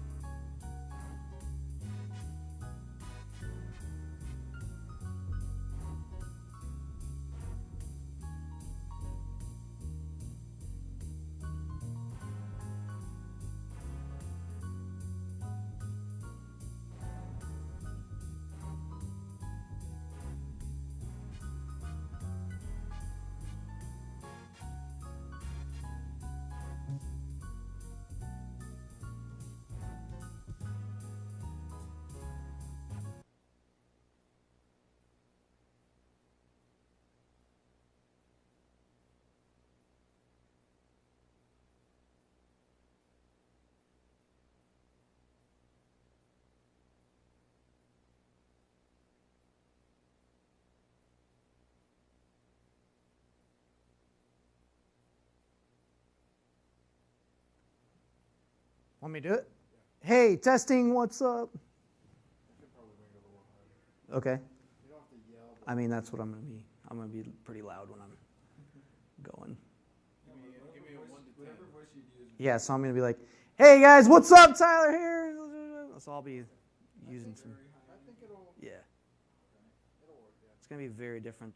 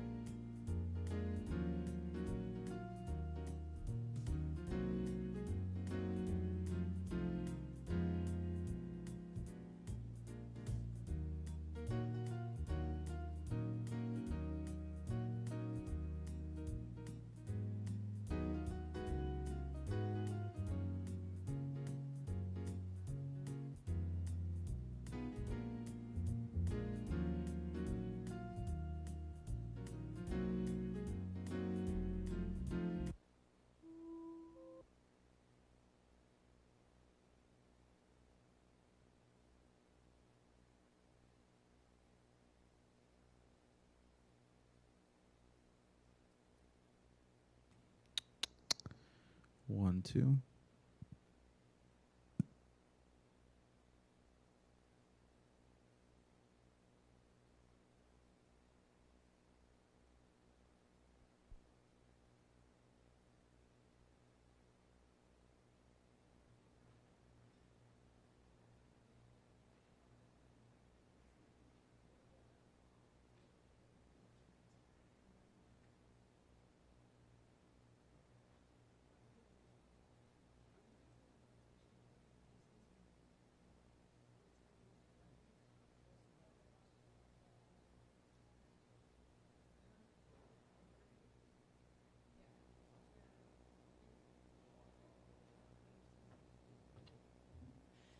Hello, everyone. Welcome back. I hope you enjoyed the lunch and are ready to dive back in with even more enthusiasm. So let's harness that post-lunch energy because it's time to exchange more than just ideas. It's time for our business card exchange session. So this session is all about making those connections that do more than just expand your contact list. They can catapult your big project or idea into reality. So let's start conversations, spark potential collaborations, and build networks that last well beyond today. So get those business cards in hand, and get ready and set, network. So I'll give you 5 minutes, and then we have our next speaker coming up.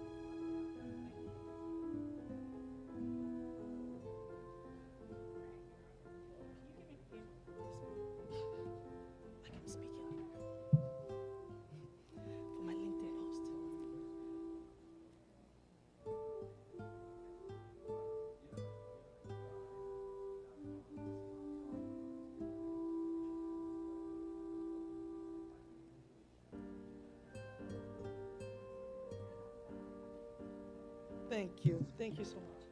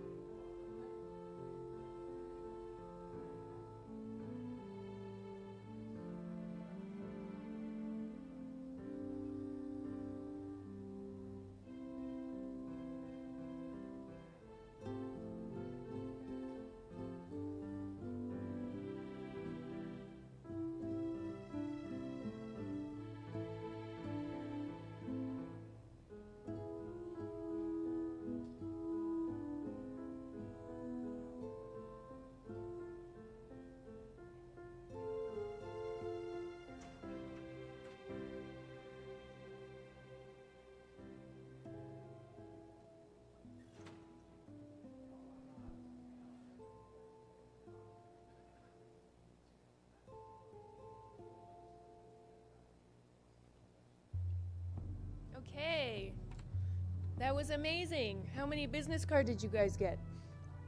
Lots, good. I hope everybody made some incredible connections. So now let's pivot to our next speaker session.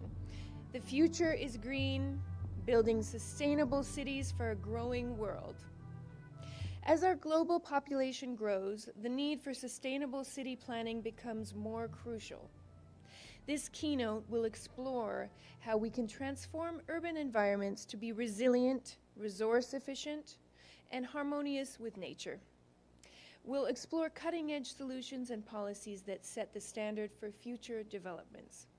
Leading this enlightening discussion is Franco Pedregosa, founder of CEO of Fig Tree Companies. With over 15 years industry expertise, Franco has pioneered projects emphasizing eco-consciousness, community engagement, and sustainable living. With his extensive expertise, he will guide us through the necessary steps and technologies that help cities around the world become more sustainable. Join us to learn how we can all be a part of building a greener future. Please welcome Franco to the stage.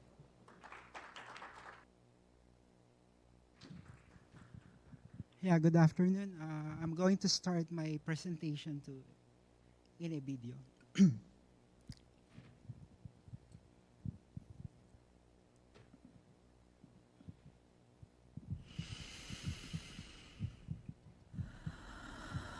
much is changing too fast. As we've been reporting, the Philippines is facing one of the worst natural disasters in its history this morning. Ito lahat ay nagmula sa pag-iinit ng klima. Climate change na ito. Ang Pilipinas bilang isang bansang sagana sa agrikultura. Dahil laganap pa rin ang gutom sa bansa. Natatakot ang Department of Agrarian Reform sa posibleng food shortage. We are not encouraging and inspiring young people to go into farming. I think that's going to be a big problem. 110 countries have reported confirmed cases. Well, the total deaths in the UK is now. And we've been reporting the Philippines is facing one of the Posibleng food shortage. Uncertain future.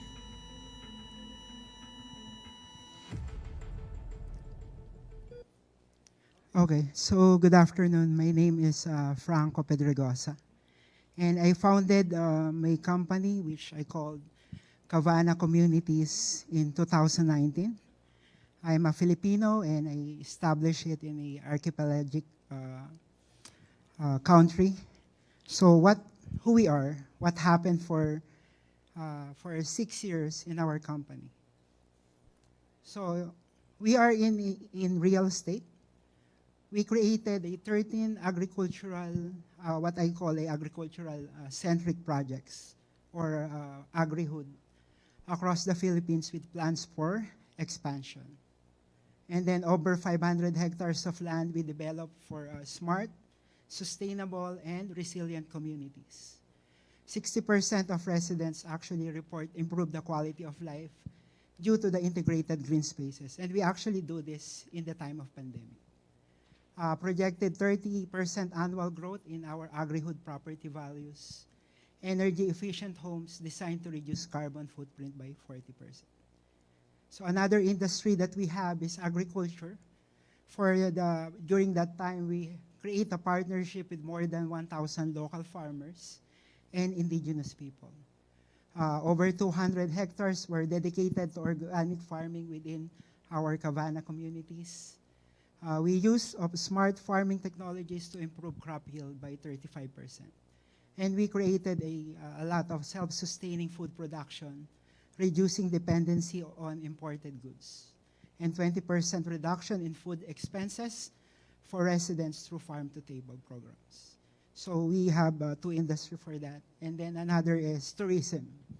So tourism is we created a tourist-driven employment, creating over 5,000 jobs in local communities. Expansion in hospitality partnership to boost local economies. We created a sustainable farm stays and wellness retreats, generating 15% additional revenue. To be, of course, our goal is to be part of the 30 billion global agritourism industry. Ecotourism hubs within communities attracting over 50,000 visitors annually. So what we are planning is to really create a strong tourism in Southeast Asia. So who we are empowered by a purpose.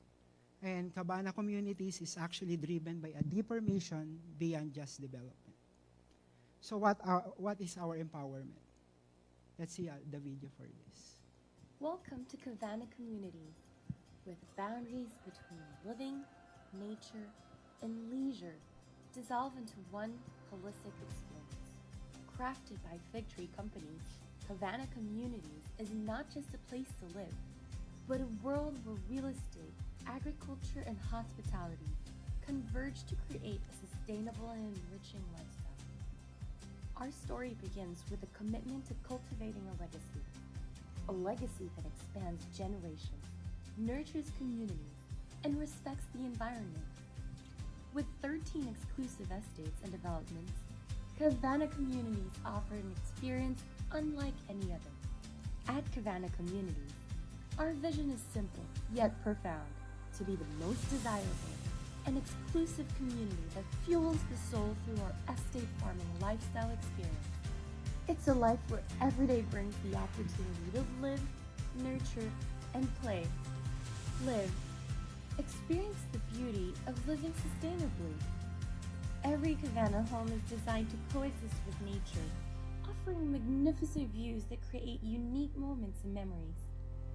Here, sustainable living is not just a choice, but a lifestyle. Nurture. Cabana Communities are built on the principles of growth and connection. Engage in hands-on cultivation, farming, and even selling your harvest at our community centers. Partner with Fig Tree Farms to support community development and deepen your bond with nature. Play. Life at Cabana is more than just work and sustainability. It's about joy and recreation. Whether it's glamping, interactive farming experiences, or simply relaxing with your loved ones, our eco-havens offer a range of activities that celebrate both nature and community. Cabana Communities are more than just a place to live. They are places where life is fully lived, where every aspect of our community is designed to enhance your well-being and create memories that will be cherished for generations.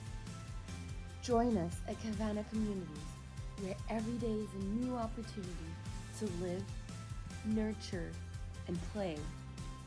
Discover the Eco-Havens lifestyle and be part of a legacy that endures. Cabana Communities. Live, nurture, and play. Okay, so one of our inspiration for this is because of the climate change, we have the global populations that is actually 10 billion for 2050, requiring a 70% increase in food production. Of course, the food insecurity all over the world. So what we're actually doing is creating a new business model that we started in archipelagic world country. And actually, Philippines is naturally a food basket because any the flora and fauna, any vegetable, and we have a lot. We are called a coral triangle because a lot of fish and seafood species would be able to live there. So this is actually our inspiration for that. And here is actually what happened during the time of pandemic in the Philippines. This is also what our value proposition because of the problem that we're having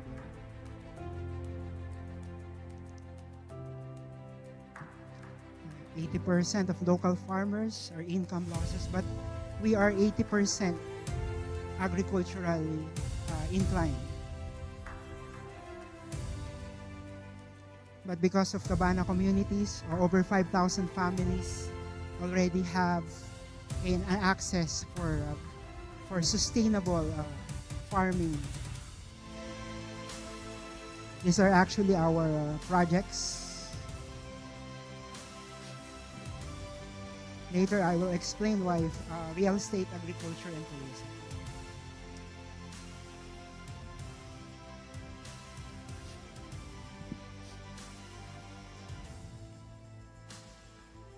So we thrived during the pandemic and during the time that food is not accessible. So, yeah. So the beauty of the Philippines, from island to innovation. This is what I titled it, because we believe that every country has a unique value proposition as a business model. So what we did is, this is the Philippines.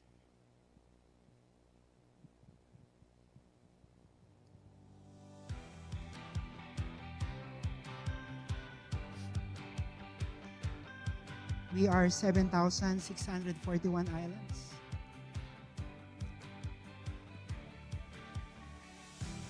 We have a lot of natural wonders. And for those 7,461 islands, only 20% has a name. Some doesn't, still are a virgin island yet.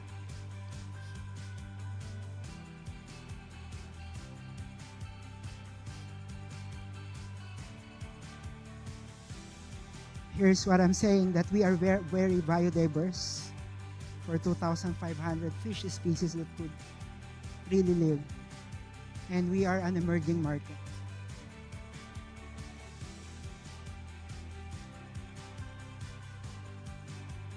And we're also a faith tourism. There's a lot of faith in our country that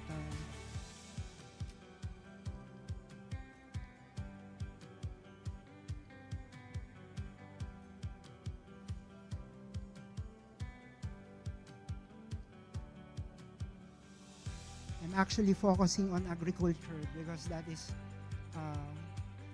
what is the new business model that we are creating there. And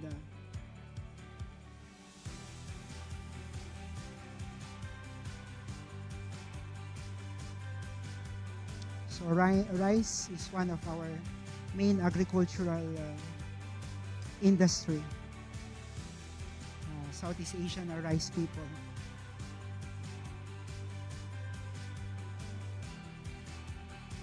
So many cultures.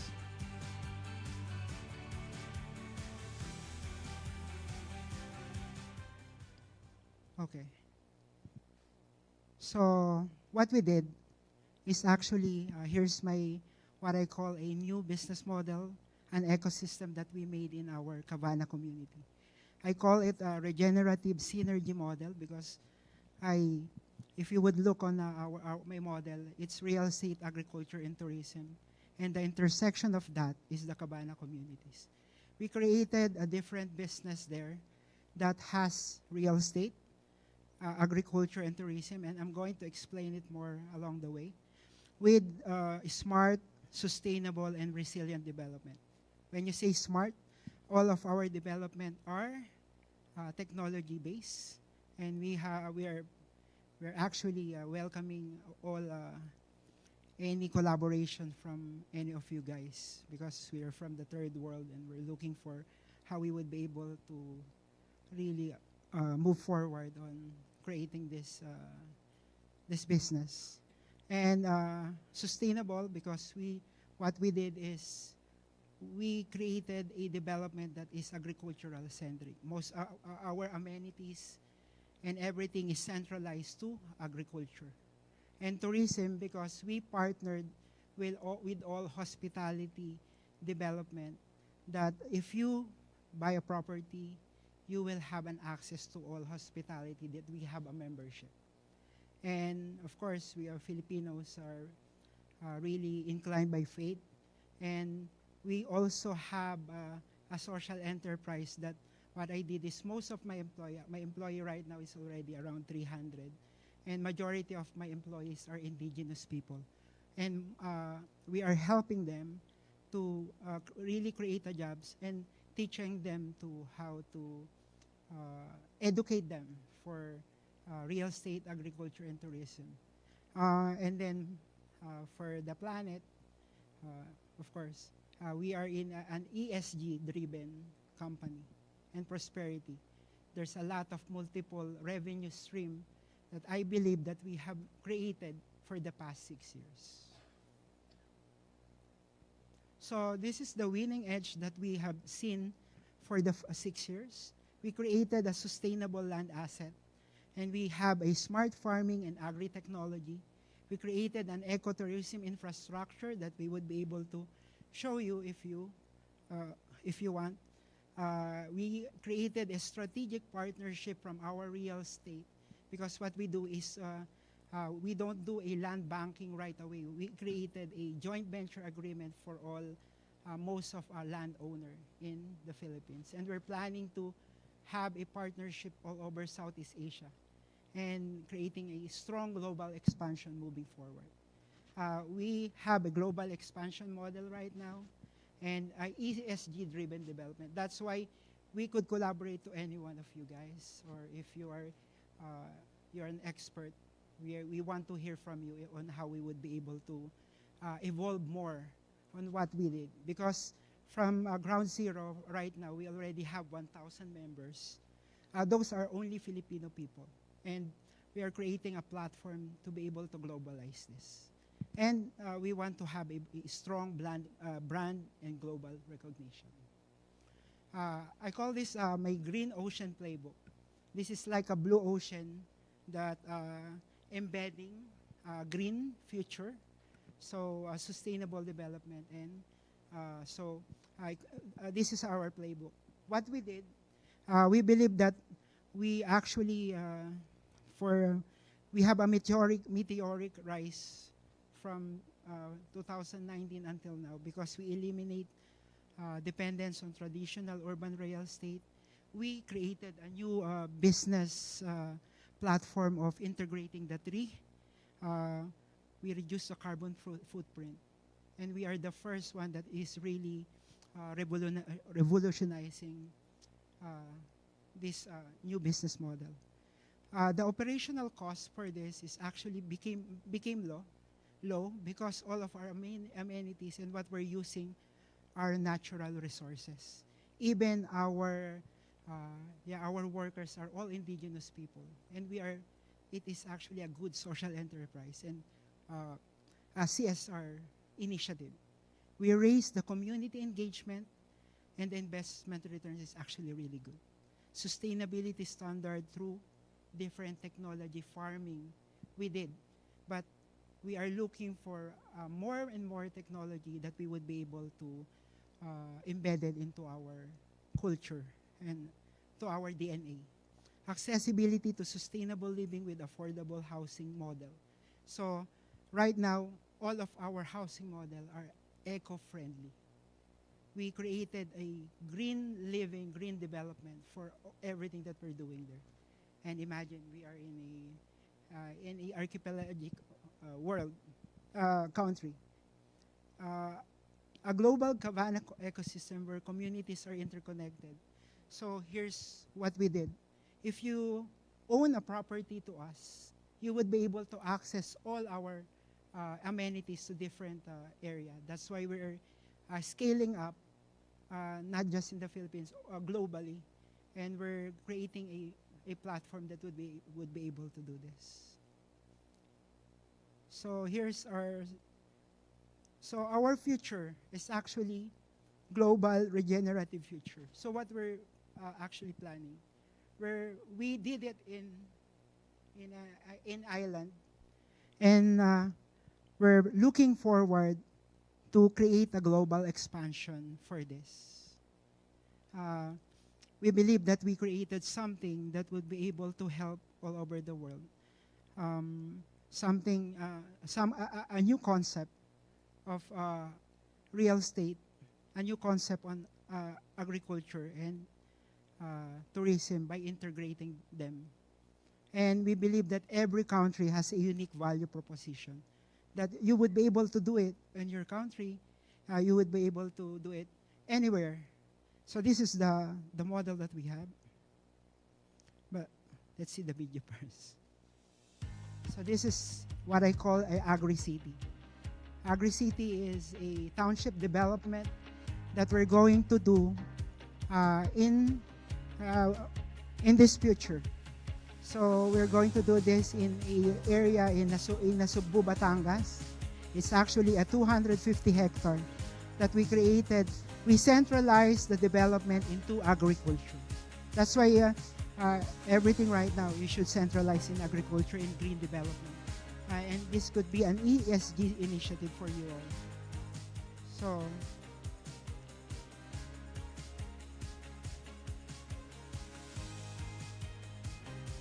we want to do an agricultural and ecotourism zone with there, mixed-use communities and residential. We are going to do a business and economic hub, tourism, hospitality, and cultural district. And actually, it will evolve. The rest goes on and on. There's a lot of concept on how to create this. This is just what we think that that will really work in the Philippines.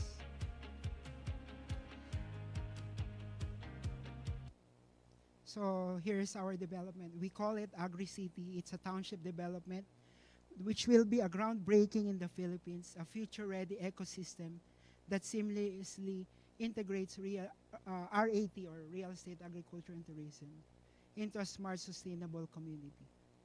So this is the real master development plan that we're going to do. So I'm just going to share it. Let you look at it. So all of this are agricultural centric. It will create a strong agricultural neighborhood, a social enterprise for all indigenous people. This will actually create around 500 to 1,000 workers that we have for indigenous people. So, yeah. What is our winning formula? So our winning formula is integrating smart, sustainable, resilient through faith, people, planet, and prosperity. And this is our matrix on how we would be able to do it. We want to create an AI-driven infrastructure to all, green buildings, regenerative farming, ecotourism. We want to make it resilient. Philippines is one of a resilient country. We have a lot, probably hundreds typhoon and volcanic eruption every day. So we are normally very resilient there. That's why we are very climate adaptive. Climate smart crops, localized tourism economy. As what I've said, we are a faith tourism. There's a lot of faith and religion in the Philippines. So we want to really integrate them to have a peace and serenity there. Affordable housing, this is very affordable. Farmer cooperatives, agribusiness development, community-driven tourism. And what we want to do in the planet is to create a carbon neutral construction. We have a lean management. Every construction that we did, we are actually eliminating the carbon neutral because we are using mostly our natural resources. And we have green technology that we're using. We are using a lot of alternative energy right now there. Soil restoration, water conservation, wildlife conservation, we are doing everything for that. And high value investment. These are the revenue stream that we see. Rental revenue, property sales, and for the agriculture, agribusiness expansion. And we are actually building a restaurant that most of our crops, it's a farm-to-table commerce there. High-yield tourism ventures and experience-based revenue. So this is our winning formula for that. So what is our goal? Our goal is to create a global expansion, and we have a global expansion playbook. Everything, of course, will start in a land acquisition. We're looking for partners that has a land acquisition in their country. We're looking to have a joint venture with anyone who wants to talk to us. We're looking for expert, collaborator that thinks that they have a better idea, that we would be able to collaborate. What we want is really the global branding, because we did it. We are already expanding in Southeast Asia, in Malaysia. We have a partners in Singapore, and we are also looking for Dubai to have partners for this. And that's why we're here in United States. So Cabana Agri-City Regenerative Framework, this is actually our how do we want to really do it. We want to create a partnership with strategic investment partners, those people that has land, government and NGOs, and later, probably in the future, we're going to create a franchise and licensing partners for all of our development. We are expanding. I'm projecting that in 2028, we already have 200 development in the Philippines, and probably 20 outside in Southeast Asia. And our value proposition is sustainable and resilient development. This will actually create a strong,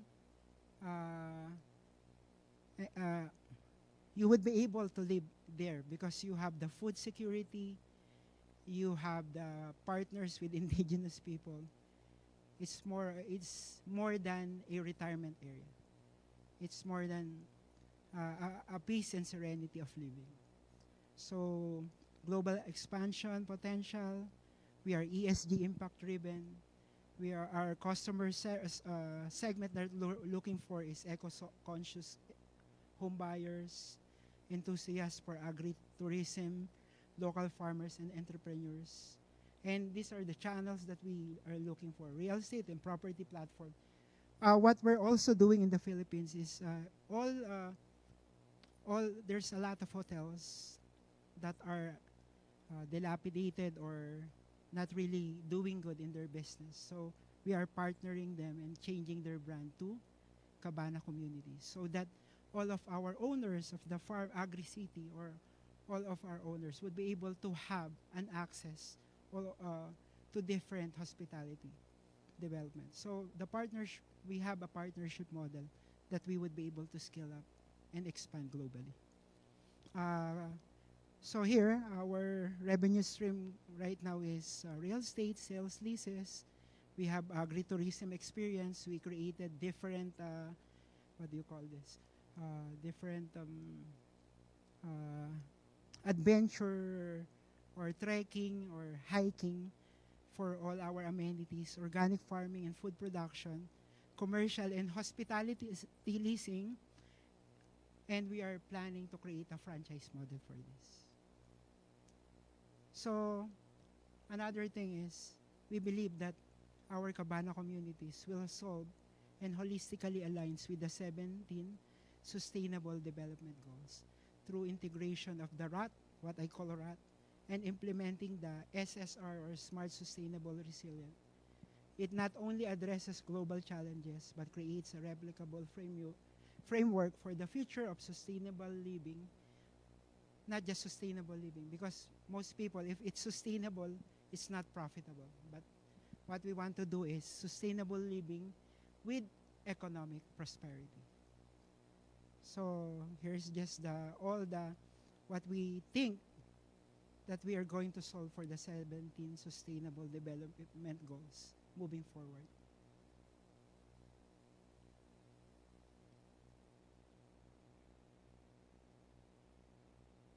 So that's basically it. To God be the glory. Thank you.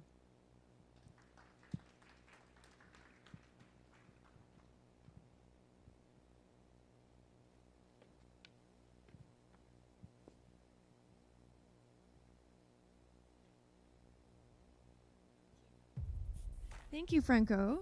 Do we have any questions at all from Franco? No? Okay. Okay. Well, with that, I'm going to introduce your next speaker. Sure, sure.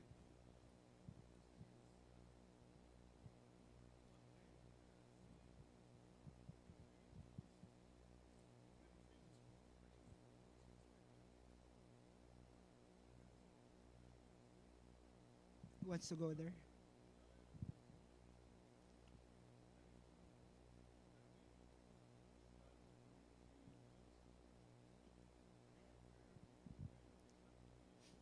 Yes. Actually, that's what we're doing for the only problem for that is what we're solving is the legalities for that. Because what we did in our ecosystem, you could actually talk to us if you want to really explore those things. What most of our clients are Filipino people. Right now, we're creating a business model that foreign American people would be able to go there and to own a property, enjoy the sunset of their life, or they want to retire or whatever they want to do. We already have the model for it.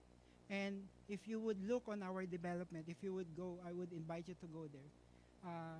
You would see that all of this are a retirement area. Not just a retirement area, it's actually a focus facility also. That, for example, we created a facility for a cancer patient that most cancer patients were planning to put in an environment that is not hurtful, in a very natural environment, sustainable. We're promoting a local, a natural healing for. We believe that environment is very important for cancer patient and diabetic people. So we already doing a development for that. Yes, yeah, yeah. We're just planning for the HMO and for those on how we would be able to, for example, if you have a what you call this, a medical not we call it HMO there, yeah. So we're talking to a bigger organization so that the American people or foreign people would be able to retire there. And in the Philippines, the cost of living is really affordable. Your purchasing power is really high there. We just have a bad rap around security, but actually security is really going very well there. Are the same. Yeah.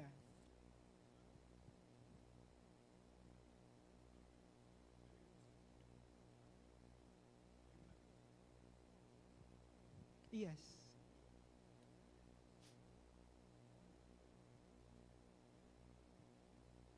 Yeah. It is. And thank you for that. Thank you so much, Franco. Thank you. All right, as we shift our focus to personal development and its direct impact on business success, I'm excited to introduce our next session. It's a topic that affects many entrepreneurs and leaders, often without them even realizing it. Our next keynote, How to Stop Self-Sabotage to 3 Times Your Business, presented by Tyler J. Watson, owner and CEO of Elite Performance Coaching and a top performance coach for elite entrepreneurs and influencers, including leaders, marketing, coaching, real estate, and more. Please join me in warmly welcoming Tyler to the stage as he guides us through transforming challenges into triumphs and enlightens us further into this subject. Awesome, thank you. Okay, I think I got a mic. Okay. Let's see. Perfect. Can you hear me? All right, welcome everyone. So my name's Tyler Watson. First off, a quick question. How many in here know that you could be further ahead, whether in your business or in a relationship or with some sort of health piece? By show of hand. Yeah. How many have clients or people you work with that struggle implementing what you tell them to do? Anybody have that? Where like you give them the plan, but they don't implement it. And why doesn't that happen? It happens because of resistance. And today I'm going to talk about resistance, but how to overcome it within minutes instead of years. I'm also going to interact a lot more with this room. So I'm going to have you interact with each other. This is going to be not the same style you're used to, where we're just sitting and information's coming at us. After going through probably about, over the past 10 years, 2, 3, 4, 5, 6, little over 300 events, I'd say I found some things that were missing. And one is that some events, they just teach information. And at a given moment, if you're getting information, you're only going to retain about 10 to 5% of what you hear because it's so much information. And with AI, more information's happening at a faster pace. So instead of just giving you information, I want to have that information become applicable so that you can use it and get a result. Is that cool? Yes. Yeah? By show of hand? Okay. So that means I'm going to have you do things, I'm going to have you interact. It's going to feel a little goofy, a little different, but just do it because it's a lot more powerful to retain the information. And when information's applied, it becomes a transformation. And that's what we're here today about. Sound cool?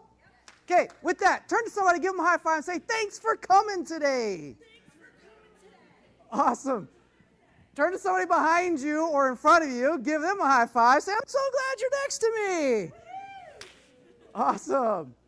All right, I'm used to speaking in front of like 4,000 people where everybody's next to each other. So we're just going to pretend there's 4,000 people in the room, and we're going to interact and have a good time. How do I do my slides? Do I just... On here? Click? Oh, a little clicker? Oh, is that the clicker? Okay, cool. I actually never use slides, so this is going to be fun. Green button goes forward. All right. Have you ever felt like change is taking too long? Have you ever thought, why am I still stuck struggling with this same thing, or why is it so hard to change? These are questions that I deal with every single day. And I want to teach you the top 3 ways self-sabotage stops you from growing your ideal life or your business. One of the key things, a little context for me, well, let's dive into this. So three main patterns that I want to go over are imposter syndrome, obsessed with your business and sacrificing relationships. Anyone know anybody who's so obsessed with their business they can't think of anything else and they neglect their relationships or their health? Anybody know somebody like that? Anybody that person? Sometimes, yeah, it's just the word does. Okay, good. And then the third is unable to rejuvenate and be innovative. If we're not able to be present in the moment and receive ideas and apply them, then we will spin in circles year after year after year, struggling, wondering, man, I feel like I should be further ahead. Well, it's because we're putting so much energy into trying to hold on to what's working, and we need to be okay with the resistance, letting go of that so that we can embrace a higher path, which many of you are already crushing it in your businesses. But what if there was a faster, more effective way to do it? What if you could double or triple your income without all of the struggle behind it? You see, most people think that, oh, if I've made my $1 million or my $1 billion, then if I have to double that, I'm not only doubling the good stuff, but I'm also doubling all the stress, the overwhelm, feeling burnt out, the chaos. But it doesn't have to be that way. In fact, by the time we're done today, I'm going to teach you a technique you can use on yourself as well as on others, and some of you have experienced it from my booths and stuff, that can completely alter how you see life and how you get results. Is that cool? Yeah? Okay, if so, give me a yes. All right, we're awake. I know it's like right after lunch. So do this for me. Go ahead and everybody just stand up real fast. Go ahead and stand up, stand up, stand up. All right, we're going to shake it off because I know you guys just ate and listening to awesome stuff, but we need to wake it up. So go ahead and shake it off for a minute. Take a deep breath. Feel your body come alive. That way, how you listen to something is how you're going to apply it. So this is a thing I learned years ago. If I'm in a really low state and I'm taking on information, I'm going to go apply it in a what? In a low state. But if I receive information in an excited, passionate state, then I'm going to apply it how? Excited and passionate, right?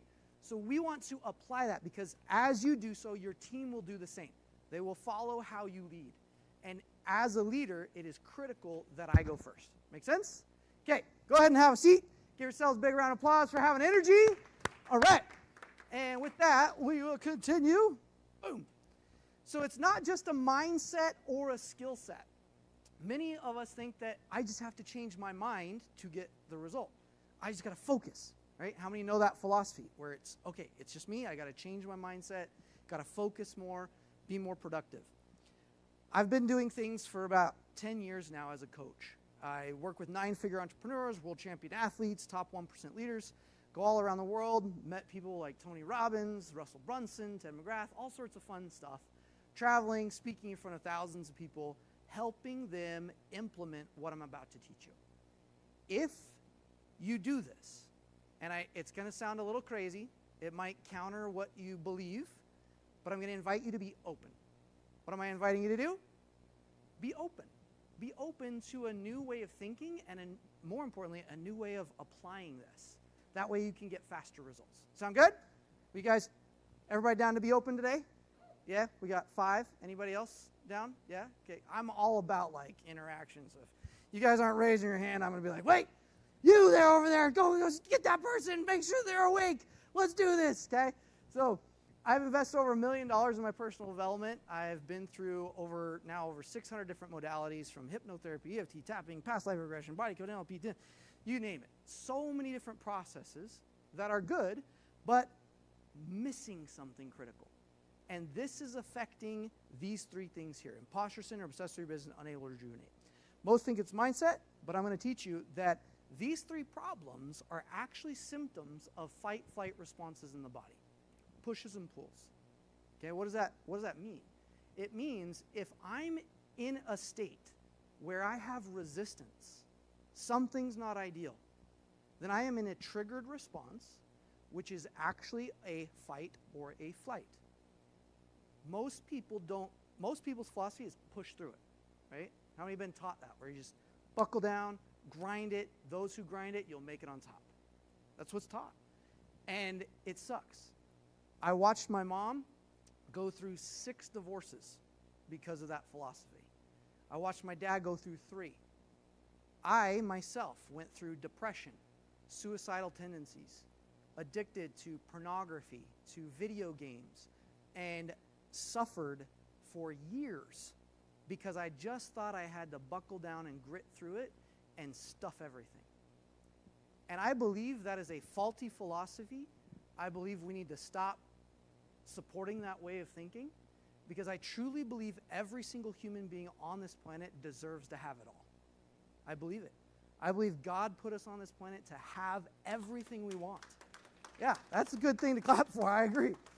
And I don't think we're here to burn ourselves out, to sacrifice everything for the greater good or for the goal. I don't believe that at all, because I thought that used to be the way.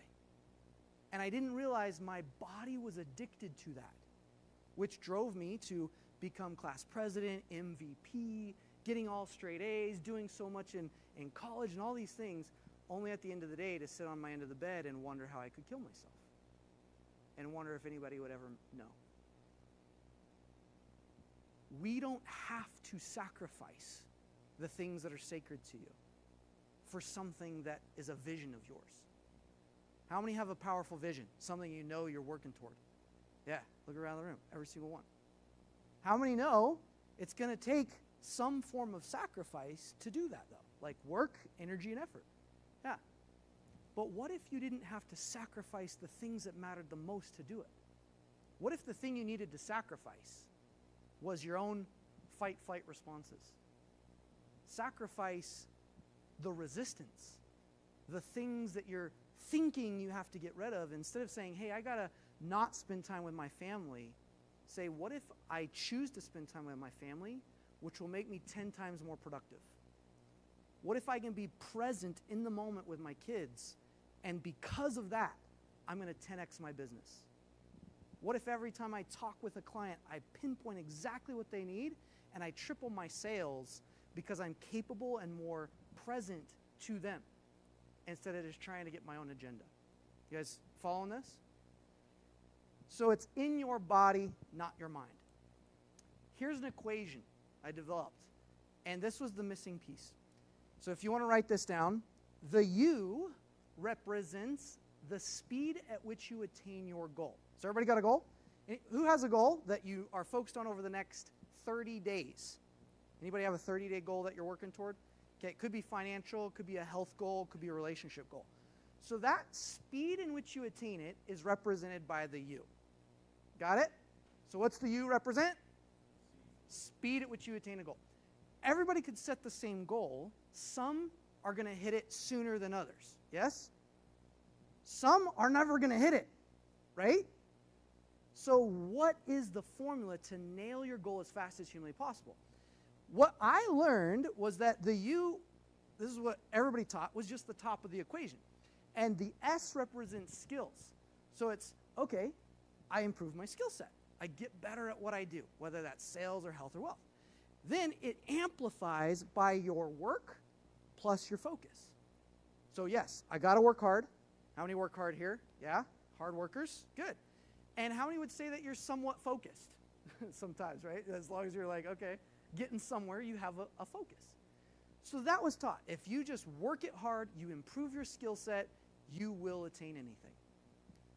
But then I would put 100 amount of energy up there and effort and work only to get 0 results or 2 or 3. And I thought, why is this taught when something's missing?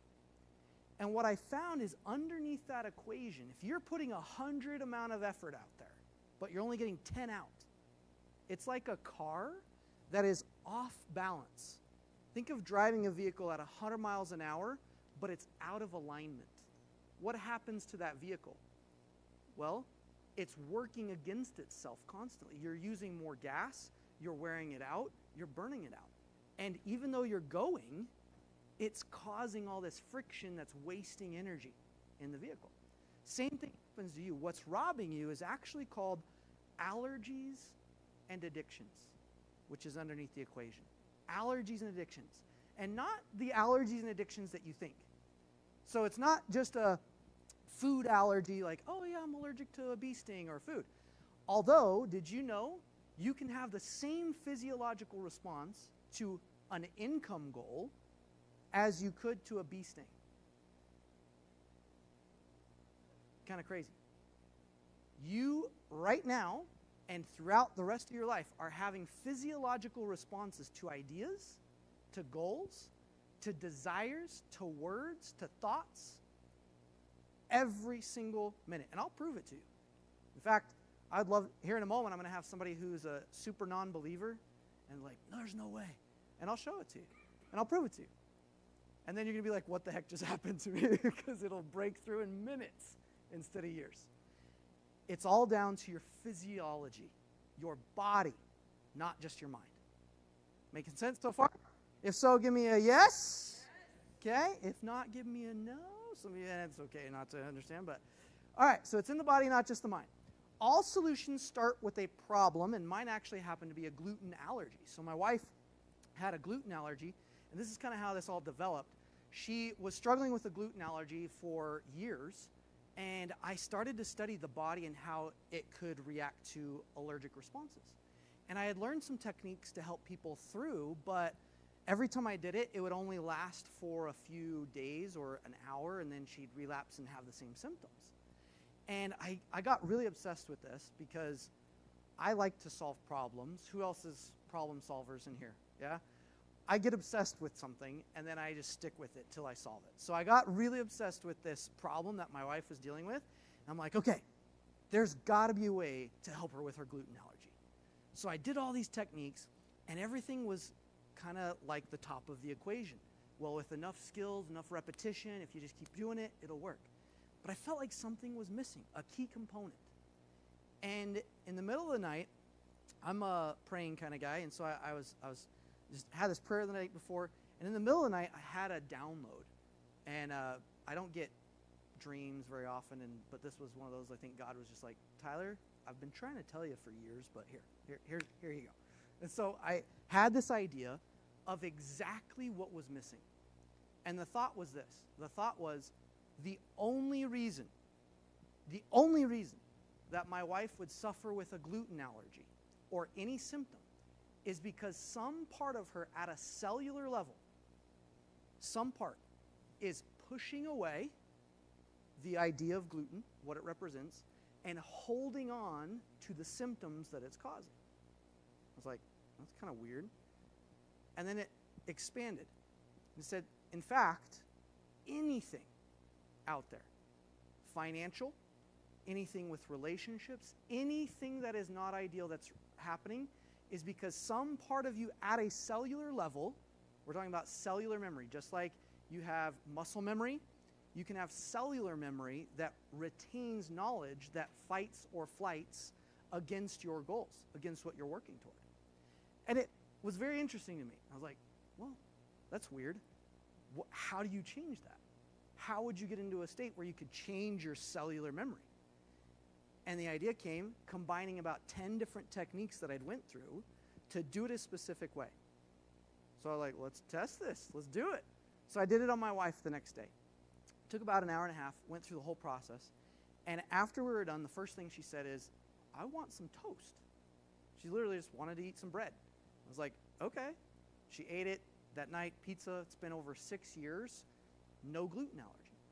So then I thought, well, what about with celiac people? People who are so severely reactive. Like, this is not just a little bit of an intolerance. So I took a lady who, she literally had to throw away her pan if bread contaminated it. And by the time we were done, she was shoving white bread down her mouth with no reactions. I was like, huh, this is interesting, fascinating. So we started with food allergies. And then I thought, well, if energy is everything and it's everywhere, then what about with money? Right? Well, money is just an idea. It's just a pattern in your body and a thought, and you can create it or not. And so I did it on myself, and it's very word specific. And I'm going to take you guys through it here in a second so you can experience it for yourself. And I did it on, I have clients reach out to me and pay in full for my services without me marketing to them, because that wasn't happening. So my theory was the only reason it's not happening is because some part of me is allergic to that idea and addicted to thinking I have to work hard and I earn everything. So I did the technique, and within 24 hours, I had 4 people reach out on weird platforms that turned into like $8,000 in sales. I was like, this is either a really awesome placebo. If so, keep it coming, like, placebo me more, or there's something to this. So then I tried it on a chiropractor. He was stuck at 30K, trying to get to 60K, and be stuck there for over 2 years. He'd been trying all the external things. So we did an alignment, and it was just one time. Within 2 weeks, he doubled his income. I was like, what is this? This is crazy. So then we continued. We did it on some relationship stuff, because I was just testing stuff. And we did it on relationships. Had a mom who had a daughter. She was 41 years old, but she felt like she was never appreciated. Any moms in the room that feel like you're underappreciated sometimes? Yeah, it happens. My wife's amazing. We have 4 kiddos. It's awesome life, but it's hard to be a mom. And so she felt super unappreciated. And I said, well, the only reason you feel unappreciated is what? According to my philosophy, some part of you's allergic to feeling appreciated and addicted to the opposite, which is feeling underappreciated and not good enough. So we aligned her, and 2 days later, her daughter, for the first time in her life, wrote her a full letter of gratitude. And she literally like burst into tears reading it to me.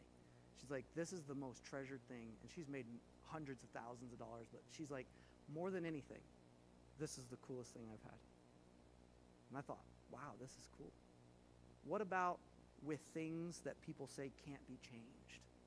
What about stuff that they've tried everything on, right? Because if the philosophy works, it works. So I had this guy named Craig. He had had a cardiac arrest, and he had tried everything. His wife was this master practitioner for 20 years, done all, and they tried all Western medicine and all of Eastern and everything. But my philosophy was what? Well, his symptoms were this. If he walked and looked left or right, he'd fall over. So his whole equilibrium was messed up. If he could only function about 4 hours a day, and it was because he had this stroke because what do I say? Cardiac arrest, similar but different. So cardiac arrest, and it was because he was in such a stress response, right? And he lost his whole business. He was a multi-6-figure earner. And I thought, well, the only reason you have these symptoms is why? Some part of you is addicted to these symptoms, and what? Allergic to what you want. It's like, how could it be this simple? Is change this easy? Like, it should be harder, right? So I did the session on him, did the alignment. It's called the cellular alignment technique. And I worked through this. And he called me back about 4 or 5 days later, and on the phone, he just burst into tears. He's like, I am functioning over 8 hours a day. Oh, he also had to wear sunglasses everywhere and earplugs. Sunglasses were gone, earplugs were gone, functioning over 8 hours a day. And he said, I got my life back. That's when I knew I had to teach this. So back then I was teaching how to speak on stage and how to sell high ticket for different coaches. And I thought, this needs to be shared with the world. So I'm here to teach you a new philosophy, a new way of thinking, and more importantly, a new way of being, which is change doesn't have to be slow. It can happen within minutes. Minutes. If AI can do it, why can't we? If AI can create so many things, are we not more intelligent, more powerful, and more capable than AI? So the only reason that we're not changing is we must not have the tool. We might not even think it's possible. But the moment we give ourselves the idea that it could happen, all of a sudden, now we can create change. Make sense? Okay, turn to somebody and say, that's making sense. Awesome. I want to give you an experience today. So what I'd like to do is I want to show you how this works. The best way to understand it is actually to experience it yourself. Because right now it's just like, this is interesting. Some of you already experienced a little bit of it, but I'm actually going to do this around money, because money is a super fun thing. How many like to make money by show of hand? Yes, some of you, most of you. How many would like to make more money by a show of hands? Sweet. And how many would like to make more money without the burnout, without the frustration, without sacrificing things that you love? Okay. But how many have some resistance around that? Like it feels like it's going to be hard. You've got to go through the grind. Yeah, thanks for being honest. Okay. What I'm going to ask for is a volunteer who would like to experience a change within minutes. You have to be kind of vulnerable. It's going to be a little bit like, some confronting things, but I promise you at the end, it'll be freaking awesome. Okay, so think about this. You have to have resistance around making money. The more resistance, the better. It's like resistance around growing, and you've had some failures. So I'm going to pick somebody here in a moment. So just raise your hand if you would like. Okay. All right. We're going to go with you. Come on up. Give her a huge round of applause. All right, come on over this. Is there stairs over here? All right. Here, I'll help you. Here you go. Got it? Nice. All right.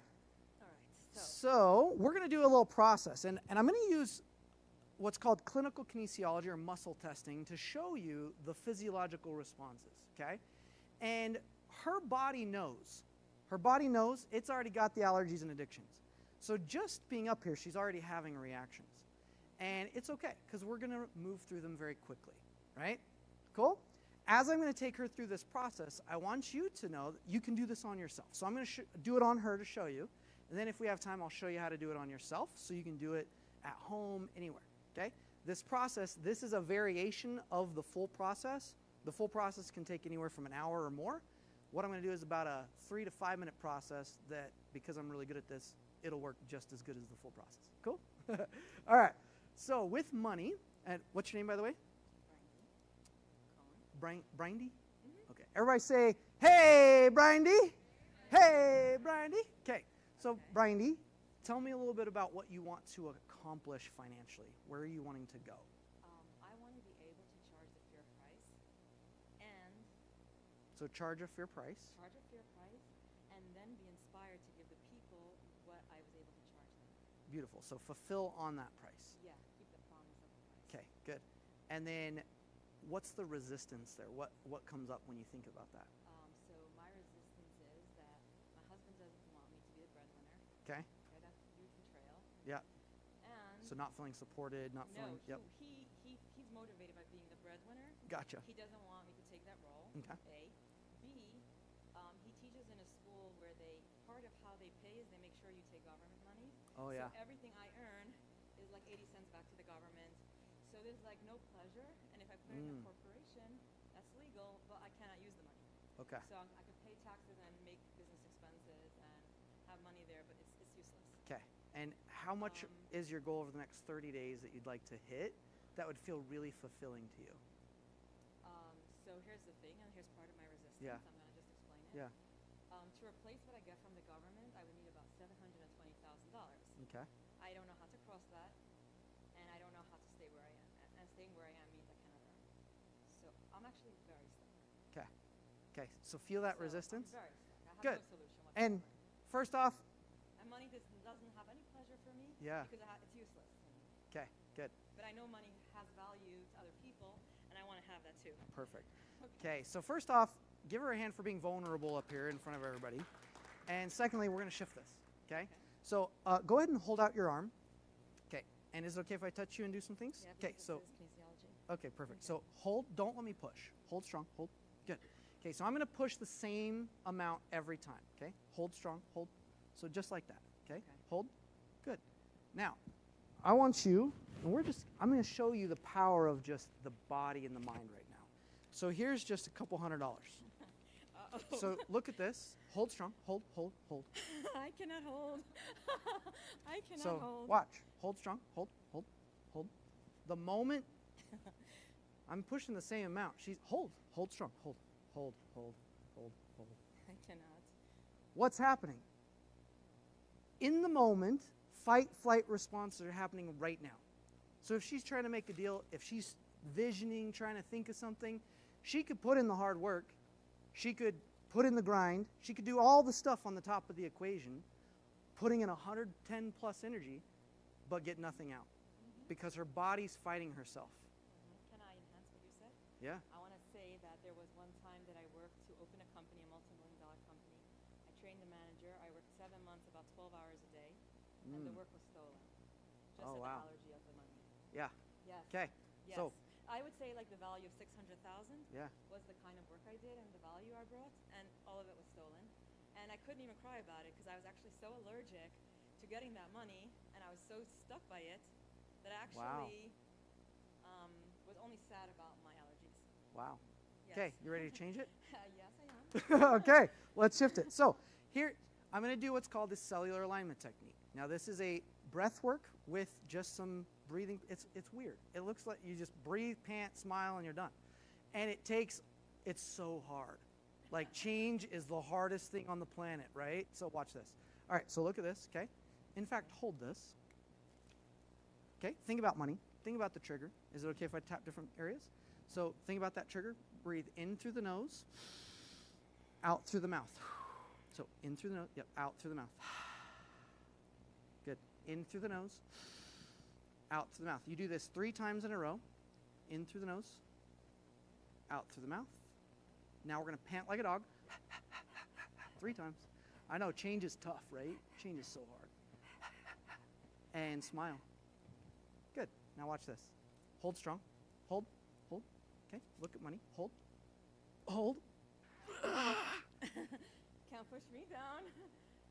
Change is so hard, guys. Like years to change, right? No. Change can happen fast. I actually, I look at the money, I feel better. What the heck? So watch this. Now we're going to check. What's this? Hold strong. Hold. So that's just her looking at it.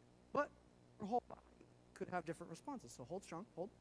Okay. Hold. Hold. Hold. Good. Hold. Brain. Hold. Hold. Hold. Hold. Different organs have different responses. Different memory. Different things. So weak there. Breathe in. And we don't even know why. We don't care who. We don't care what said what or trauma. We just change it. Align it. Get the result. In.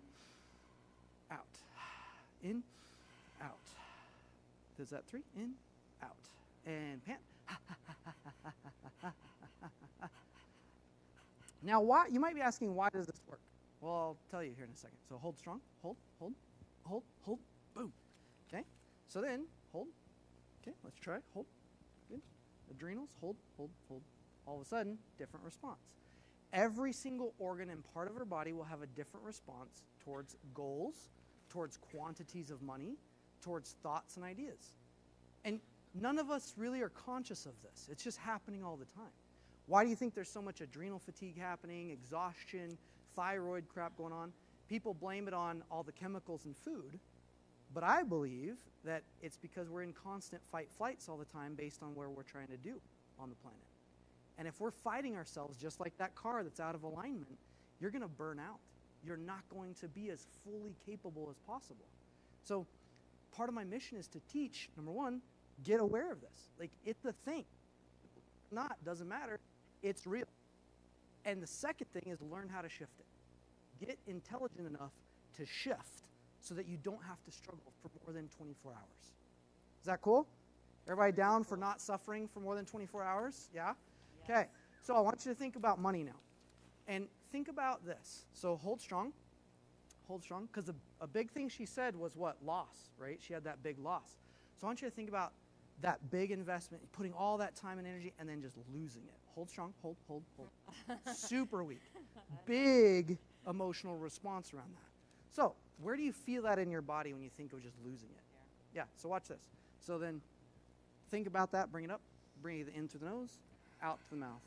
In through the nose. Wow, this is hard, guys. Change is tough.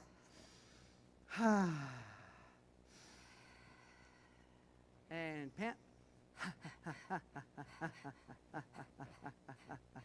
And smile. Good. I'm still a little sad. Yeah, tune into that. A little sad. Yeah, it's bringing stuff up, Oh, yeah. right? Oh, yeah. So tune into that sadness. Where do you feel that? Yeah, good. Just say, I'm sad. I'm sad. And that's okay. And that's okay. I'm worthy to create more wealth. I'm worthy to create more wealth. And I can if I want. And I can if I want. Or not. Or not. Either way, it's my choice. Either way, it's my choice. Good. Breath in through the nose. Out through the mouth. In through the nose. Out through the mouth. In through the nose. Out through the mouth. Pant. And smile. Give her a huge round of applause. Yeah. So, what are you noticing? I see it. I don't know if do you guys. The light, sparkling money. Yeah. Yeah. I see money everywhere. And just look, like, think about money. Think about receiving it. Oh, that's nice. Crazy, right? Yeah. Whereas in the past, if you notice when she got up here and even the thought, even looking at her, you could see it in her face, right? Your body is the key. That's the missing piece. It's not your mind. It's your body. Give her a huge round of applause. Awesome. Thank you so much. Yeah, thanks. Here's you. some stairs over here. Oh, okay. Okay. So with that, are we over time? Okay. All right. Remember that the trigger is the transformation. All self-sabotage is a mirror showing you what needs to shift in order to become who you need to be to fulfill your mission and vision. Best thing you could learn. Any form of a trigger or resistance is the way if you embrace it and shift it. For her, she's got a vision. That trigger was keeping it from her. But now it's going to paint the path. So remember that. If you'd like to connect with me, I'll be at my booth. Also, if you'd like to join me, I'm going to do a free training on this live because we didn't have time to do it here, but I'll show you how to do it on yourself, okay? So you can grab that, opt in, and we'll do it on Monday. It'll be recorded if you can't make it. So feel free to join. Thank you guys for joining me. Was that good? Did you learn something? Everybody learn something? Good. So remember, the trigger is the transformation. Resistance is the way. Don't be a victim. Change can happen in minutes instead of years. With that, be unstoppable.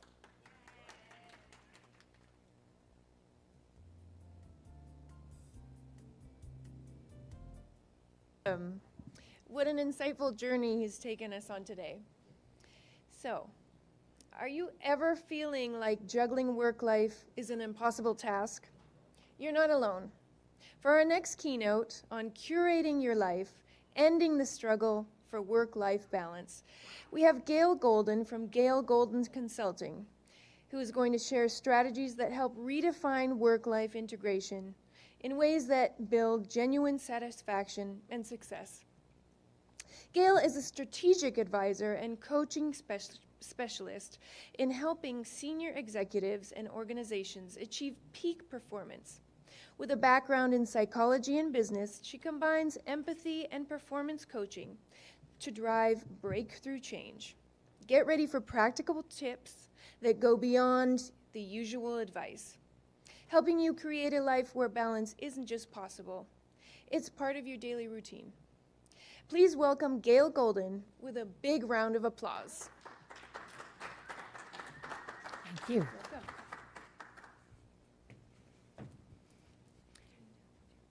No, I can do it. Thank you.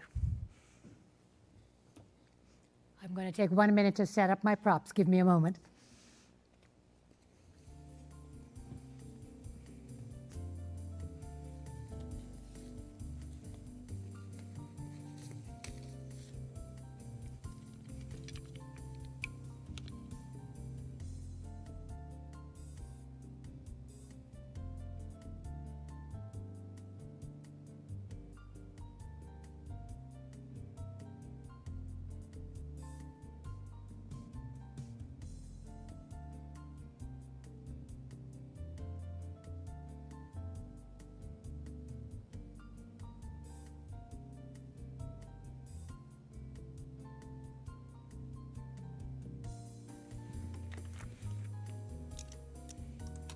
I don't know, that's kind of a hard act to follow. But I think that I have another kind of value and wisdom to share with you, and I'm looking forward to doing that. I'm going to start, first of all, by pulling out my notes, which is always a good idea.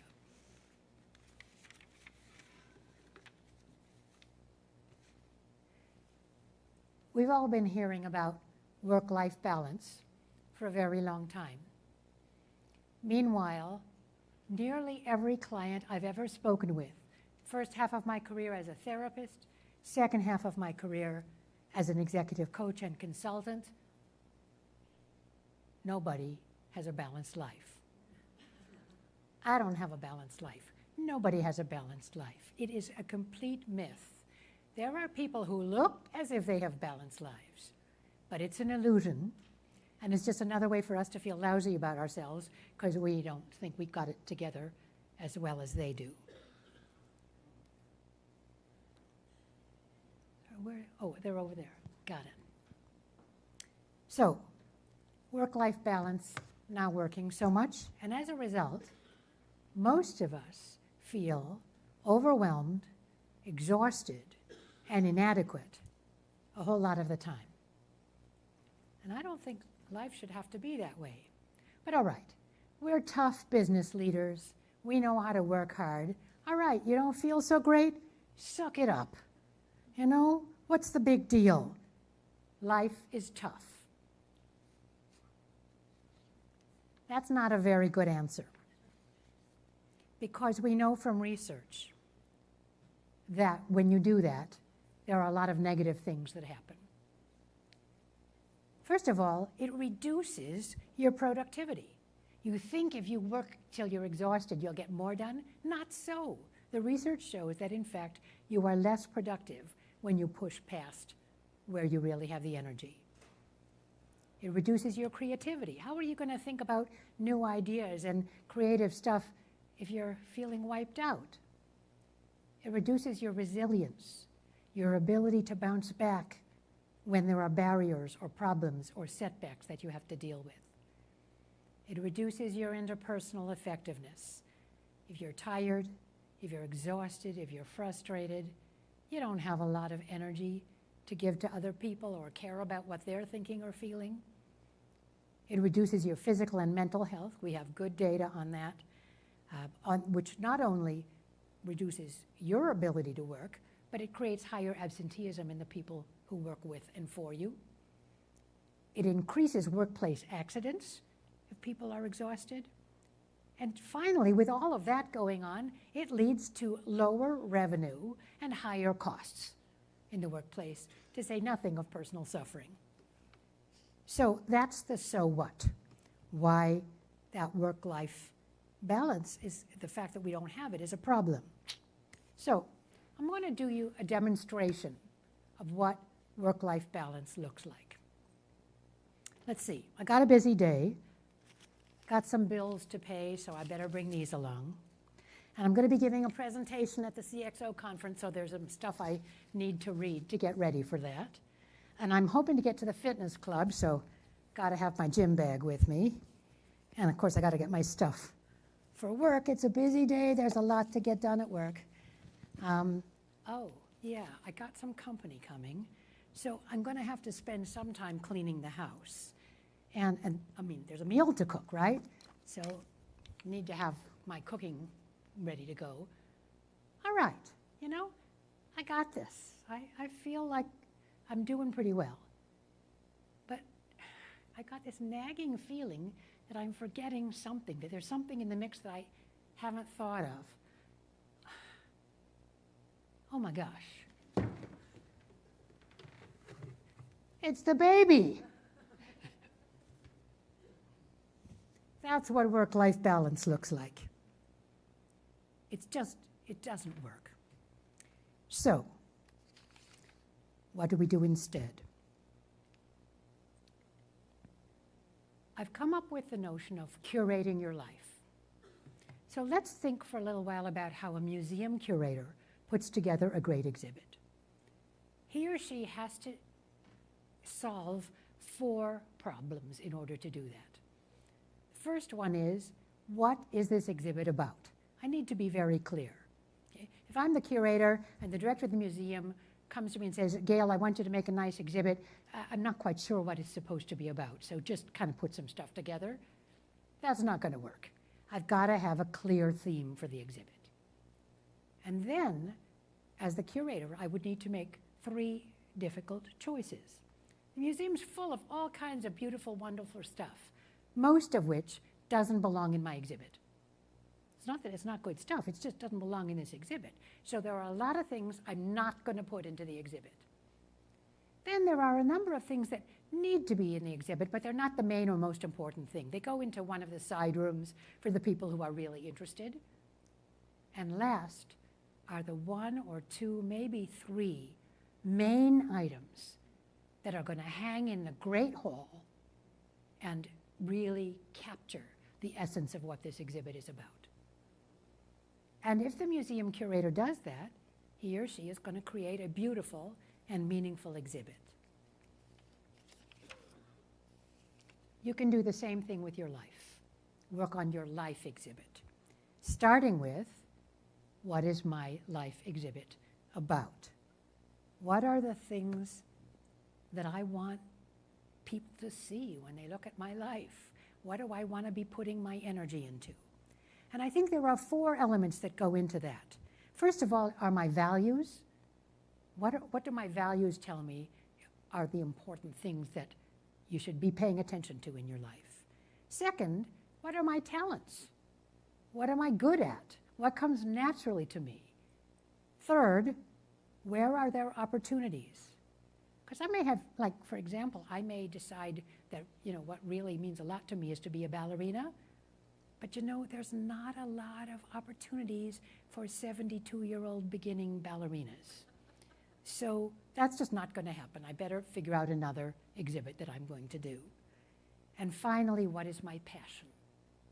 If I can find an intersection between my values, my talents, the opportunities, and my passion, that's going to give me a pretty good idea about what my exhibit ought to be about. And then I have tough choice number 1. Because I have to take a look at all the things I'm spending my energy on and decide what I'm not going to do. What am I going to eliminate from my choices? And I'm going to share a story with you to give you an example of how this can play out. I have a friend and colleague whom I really respect, and he called me up a while back and said, Gail, I'd really like you to think about taking on a leadership role in our professional association. That was a really great honor for me. First of all, that he was asking me, and second, to be the head of a professional association, and I was tempted. And then I thought, okay, Gail, think about it. What's your exhibit about at this time in your life? First is running and growing my business. This isn't really going to help with that. The people in the professional association are my colleagues, and in many cases, they're my competitors. They're nice people, but they aren't likely going to be sending clients to me. Second thing my exhibit is about is I want to be the best grandmother I can possibly be. Yeah, more time with the Psychological Association, less time with the grandchildren. That's not going to work so well. And third, I want to keep expanding myself and my life through travel, through new experiences. I don't want to get stale. Running a psychological association, I'm sorry to say, not likely to be a big expansive opportunity for me. So I called back my friend and said, I'm sorry, I'm not going to take it on. And he was not happy with me. He was disappointed, and he let me know that. But that was the right choice for designing my life exhibit at this time. Now, here are some tips about how to say no. One of the easiest ways is to delegate, to look at things that you are doing with your time and energy and say, I can get somebody else to do that. Sometimes I can find somebody else to do it who's going to do it better than I'm doing it. I used to design all my own PowerPoint slides. I'm terrible at that. They looked awful. And I finally realized, get a graphic artist, pay her a little money, and get the much nicer PowerPoint slides. Aren't they gorgeous? Yeah. So there, you see, delegating, good idea. Dealing with the obnoxious roommate. This is a little bit reminiscent of what the previous speaker was talking about, but labeled a little differently. The obnoxious roommate is the voice inside your head who tells you what a loser you are. You know, really, you're going to say no to this? Other people find a way to get it all done. Other people would take that on. Other people wouldn't disappoint their friend or their mother or their employees. What's the matter with you that you can't do that? That's the obnoxious roommate. And we have to learn how to shut that voice down because it really does diminish us. We have to be able to handle criticism. When somebody doesn't like the choice that we make, we've got to be able to deal with that and say, I understand you're disappointed. I'm sorry to disappoint you, but I'm not going to do that. Sometimes you have to practice a little bit in how to say no, maybe rehearse the conversation in advance.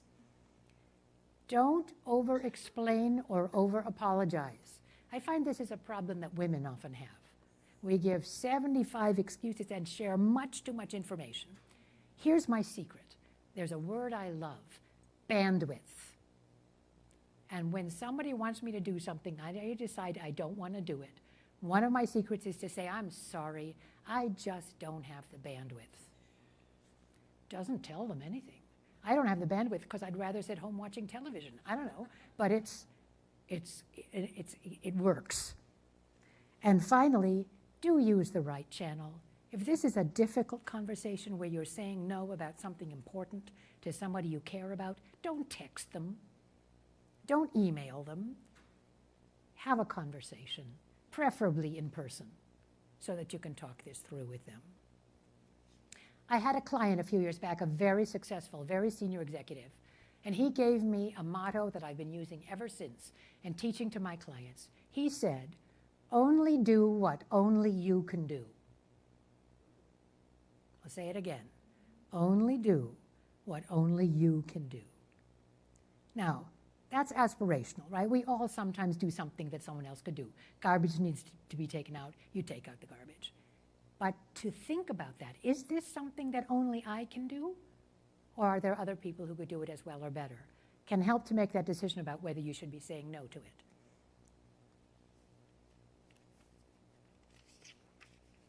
Okay, I'm going to stop for a minute because I do want this to have an element of conversation. So far, making sense, agree, don't agree, questions? Want to throw in some comments? You like the obnoxious. You shouldn't love the obnoxious roommate. I understand. Yeah, it's a good one, I think. Okay, well, keep thinking, and I'll take another break in a little while, but I'm going to go on to the next step, which I hate to tell you is even harder than saying no. The next step is, those things that were in the side rooms in the exhibit, they have to be in the exhibit, but they're not the important stuff. That means all the things in your life that you have to do, but you don't have to be great at them. You just have to be good enough. In fact, you probably are going to be mediocre. Whoa, whoa, whoa, whoa, whoa, wait a minute. I am supposed to settle for good enough. I'm supposed to be comfortable with mediocrity. Yes. Yes, that's the message. Look, the reality is we're already mediocre at a lot of the stuff we do anyway. We just waste our energy feeling guilty about it. Instead, let's make conscious choices about where we are going to be C players. I'm going to give you an example from the corporate world. I had a client, she was a very senior executive in a global communications agency. Rebecca, that's not her real name. And it was great. If you emailed Rebecca about anything, you would be guaranteed to get a response within 5 minutes.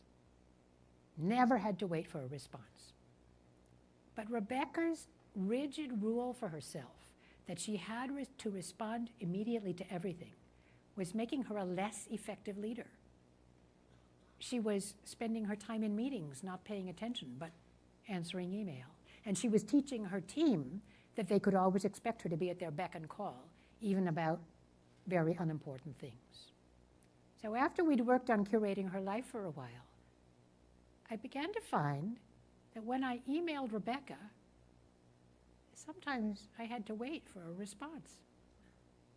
Sometimes I even had to ping her a second time. And you know what? That was good enough. That's the kind of choice that I'm talking about.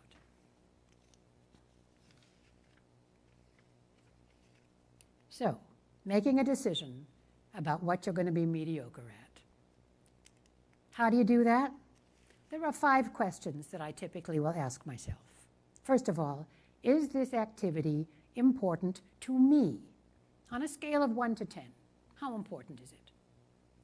2, is it important to others that I care about or are influential in my life, like my boss, for example? Okay? That has to weigh into the equation. 3, what would happen if I did this to a mediocre standard? Would it really make a big difference to anybody? Number 4, does this activity make me happy? On a scale of 1 to 10, how happy? And 5, whose standards matter to me on this task? My own or somebody else's? And that's because sometimes, you know, the obnoxious roommate sometimes is sharing standards that came from my mother or my grandmother or my next door neighbor, powerful voices in my life, and I'm trying to live up to those standards when they aren't even my own. Now, I think many people, when they listen to this, think, Gail, I can do this in my personal life. I can accept being a C player in my personal life, but not in my work. My work has to be great all the time. And I want to give you an example from the corporate world. I was retained by the head of legal services for a global pharmaceutical firm. He was the head of the legal department. And he said, Gail, look, I've got a problem. Business leaders are coming to my lawyers all the time. And much of the time, some of the time, they are asking us to do work which is strategically important, that's going to make a difference to the well-being of the company. Some of the time, it's stuff that, yeah, it has to be done, but it's not really strategic. And some of the time, it's just silly.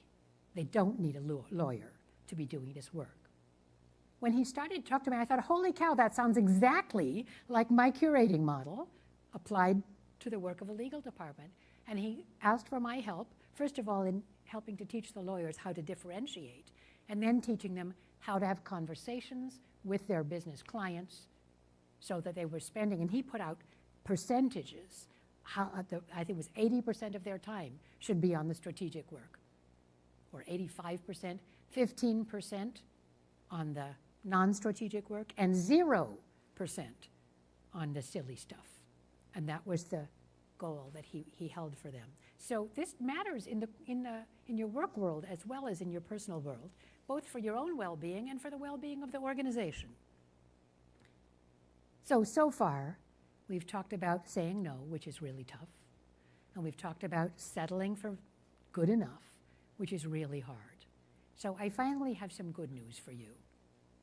If you do those two things, you get rid of the stuff that doesn't belong in your exhibit, and you settle for good enough in other stuff that is necessary but not important, you will have the energy for your greatness.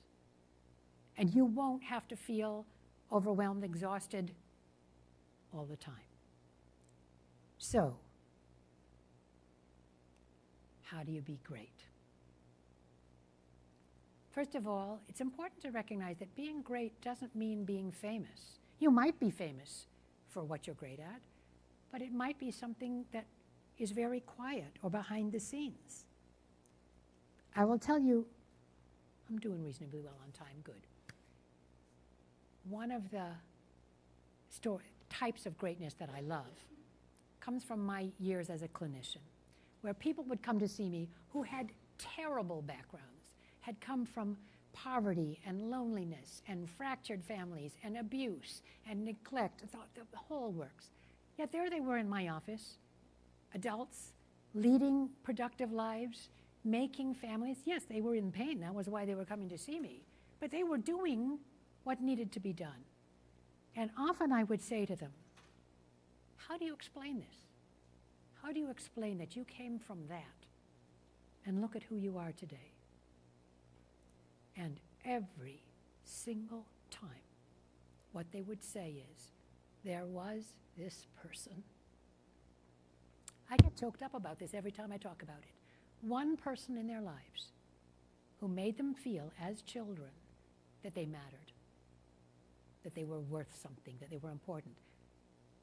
A school teacher, a scout leader, a friend's mother, people who welcomed them and fed them and helped them feel that they mattered and that they were worth something. Those people were great. They transformed a child's life. They may not even know that they did it, but they did it. And to me, that's an incredible example of what it means to be great. They'll never be famous for that, unless the person writes an autobiography and says, it was my next door neighbor. But most likely not. It's just quiet, powerful greatness. Legacy. Particularly as we get older, we tend to think about legacy. What do I want to be remembered for? What do I want to pass on to the people who are going to follow in my footsteps? That's one element of greatness. Greatness takes talent, it takes opportunity, and it takes dedication. My husband is a professional musician and teaches musicians. And he told me that when young people come to him, he can tell right away who's got a lot of talent and who's got so-so talent. But that does not predict who is going to become a great musician. What predicts it is how hard are they willing to work. The dedication piece matters more than the talent. Now, the other thing that's interesting about greatness is even when you figure out your greatness and you're all excited and passionate and you really want to do it, sometimes we run into procrastination. You know, get up in the morning and say, I'm going to do this great task today, and we fritter away our time and don't do it. So managing procrastination is one of the challenges of going for your greatness. Fortunately, over the years, psychologists have done some research. We know some tools about things that can help with procrastination. One is setting up a system of rewards and or punishments for yourself. If I get this project done by Friday afternoon, I get to go out and have a nice steak dinner that night. If I don't, I have to eat beans, whatever. You know, something like that, that I self-inflicted in terms of rewards and punishments. Sometimes we don't get started on a task because it is so huge, it feels overwhelming. What is even the point of getting started? Chunking it down into bite-sized pieces. I don't have to do the whole thing. I don't have to write the entire book. I just have to write the first 10 pages. That kind of chunking things down can really help with procrastination. Visualizing the goal. What is it going to be like when I get this done? How is it going to feel to be able to say, I did this, I got it done, and it's great? That can help. And making a public commitment. If you tell somebody else, I'm writing a book and I'm going to have it done by Christmas, you're more likely to get it done. So those are some of the tactics. By the way, there are a bunch more, and in a little while I'll tell you how you can learn about the bunch more. These tools of managing procrastination work both in terms of managing yourself, but also managing others. Many of the leaders I work with talk about their frustration when people who report to them don't get stuff done on time. And sometimes these tactics can be used in the workplace to help energize and motivate and influence your employees, your reports, so that they'll get the stuff done. I want to take a minute now to tell a story about one of my favorite examples of greatness. It is the story of the Watchtowers. Any of you live in Los Angeles? Okay, so maybe you've heard of the Watchtowers. The Watchtowers are located in a tough neighborhood in Los Angeles. They are a collection of fantastic metal structures covered with wild mosaics. They seem, when you see them, completely out of place and otherworldly. And by the way, it's not like they're a building that's usable. They are just structures. What the heck is going on here? The Watchtowers are the largest work of art on the planet that was built by one person alone. That person was Simon Rodia, an illiterate construction worker. In 1921, Rodia decided he wanted to do something big. He bought a small plot of land near the train station so people could see his work.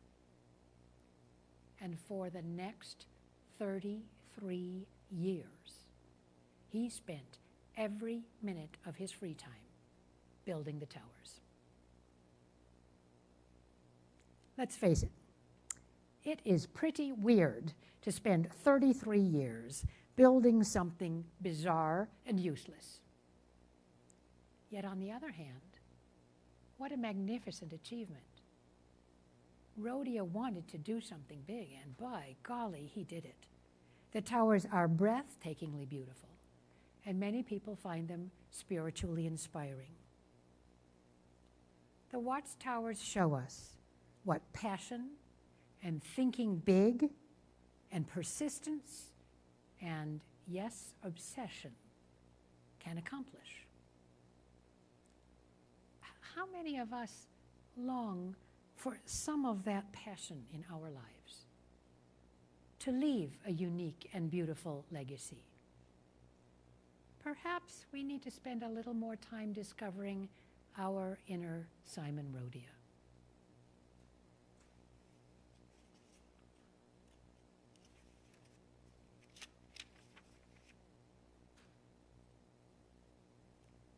Business, a lot of business is about being the best. Am I out of time? A couple minutes. I'm almost done. It's about being the best. What we have learned is that people do their best work when they get to work on what they love. Marcus Buckingham just published a book called Love Plus Work with a whole bunch of that research in it. So to get the best out of yourself and out of your people, it's not a choice between do what you love or do your best work. It's do what you love and do your best work. Even if you can spend 20% of your work time doing what you love, that makes a vast difference to your productivity and the contribution that you can make to your company. So it goes together. Key takeaways. Don't try to balance your life. It is a hopeless task. Instead, work on curating your life, which means get clear on what your exhibit is about, say no to the things that don't belong in your exhibit, settle for good enough in the things that are necessary but not important, and then take all that unleashed energy and focus it on your greatness. What I would suggest that you do is think about one thing different. One thing you might do differently to make a start of this. You don't have to do it all at once. Do one thing different out of all the things I said and take that first step. Okay, this is me. That's how you can get in touch with me. I work with people on how to be as powerful, as productive, and as joyful in their work as they possibly can. I would be pleased to have a conversation with you or to work with your company if you think that this would be useful to your people. I can help you bring the best out of yourself and your team. So I would suggest you take out your phone and take a picture of this slide and then email me, and my assistant Julie will find us a good meeting time. I'm going to, if I may, just take one more moment. Anybody have a burning question or comment that you want before I vacate the stage? Thank you for your attention.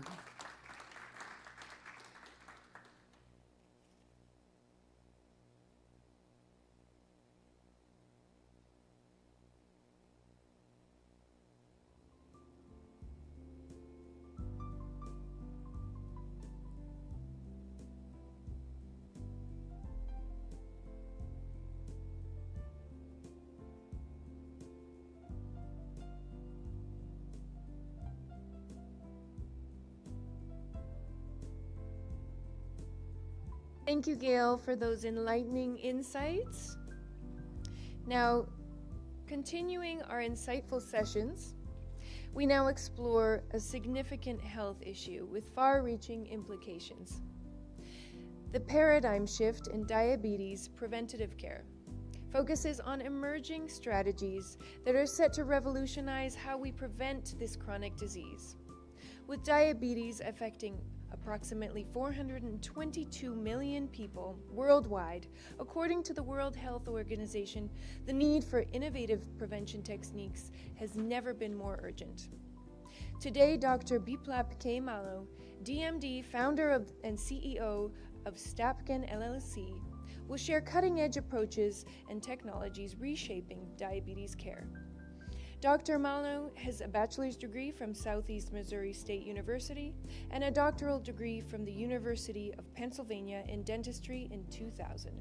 He has been practicing dentistry since 2000 in the USA and started his first startup company in 2010.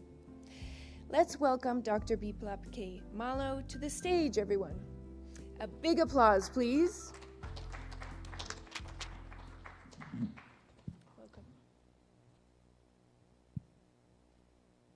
I'm just going to practice just a little bit.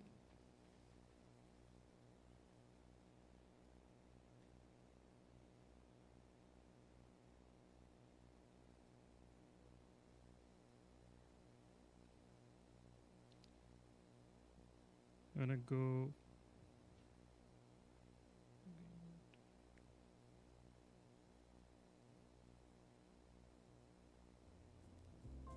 Is it working? Okay.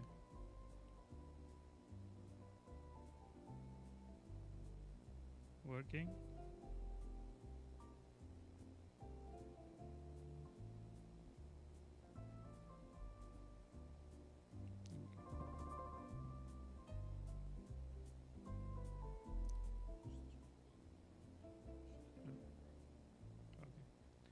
Thank you. Good afternoon, everybody. I hope you guys are still awake. And I want to thank you, CXO, and thank you, everybody all over the world who are watching me at this time. Some of you maybe good afternoon, and some of you maybe good morning. Now, 3 years ago, we started a company called Stapgen LLC with a mission to prevent type 2 diabetes and with a vision to see a world without diabetes. How we're going to do and how it is going to affect the whole approach of preventive care I'm just going to explain a little bit. Now, we developed a biomarker. We identified a biomarker. We developed a test, and we also developed a therapeutic. Now, all those theories are developed by us to prevent type 2 diabetes. Now, the biomarker is intestinal alkaline phosphatase. It is a very simple but very important enzyme in your gut.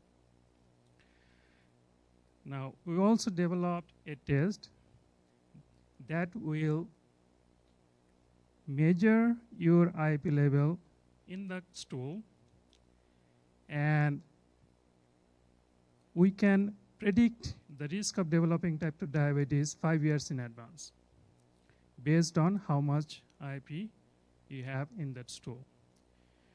Now, we also developed a therapeutic if you need it. Now, our system was developed with a very simple thing. There are very few things in your gut, and bacteria are one of them. There are gram-positive bacteria and there are gram-negative bacteria. Now, all of them have similar characteristics. Cell walls. The cell walls have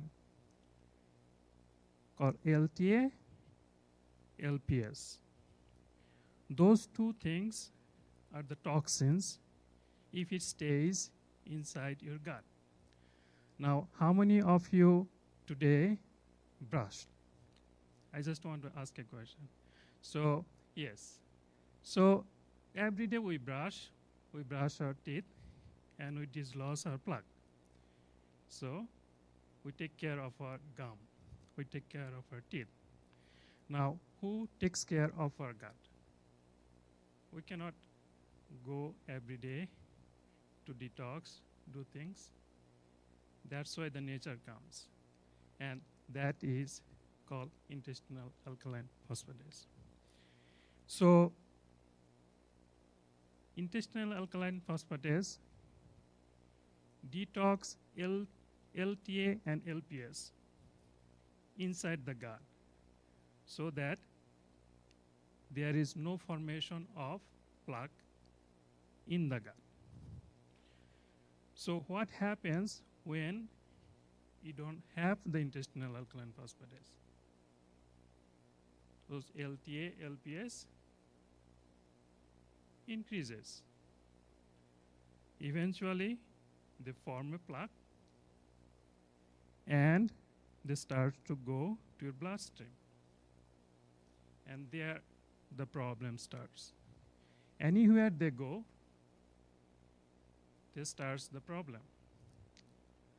Now, we're talking about type 2 diabetes. So, it goes to pancreas, it inflamed the beta cells, and then beta cells stops producing the insulin. Or it can go to the bloodstream, to the cellular level, and they stop resistance. The insulin starts to have resistance. So those two are our main interest. However, if they go any other places, they will have the similar problem. Now, there is another component I put called tau protein. So all those three, I do believe, are the main cause of most chronic diseases we have. All of them have one single point, which is common. It's called phosphodiesterase bond. A bond. IAP cleaves that bond and makes them neutralize them. And that is our technology. Before my brother, nobody even thought of it. Now, even after my brother, he did the study in type 2 diabetes. So I recently also did an experiment. So what happens if there is low level of intestinal alkaline phosphatase? So I did a study and I found that they form a biofilm and the plaque if there is no IAP. And there is, if you provide certain level of IAP, the plaque does not form or plaque does not attach to the wall. So that is a great finding because most of the diseases are also plaque-associated diseases. And those are CRC, colorectal cancer, atherosclerosis, dementia. All of them have plaque. That is the common.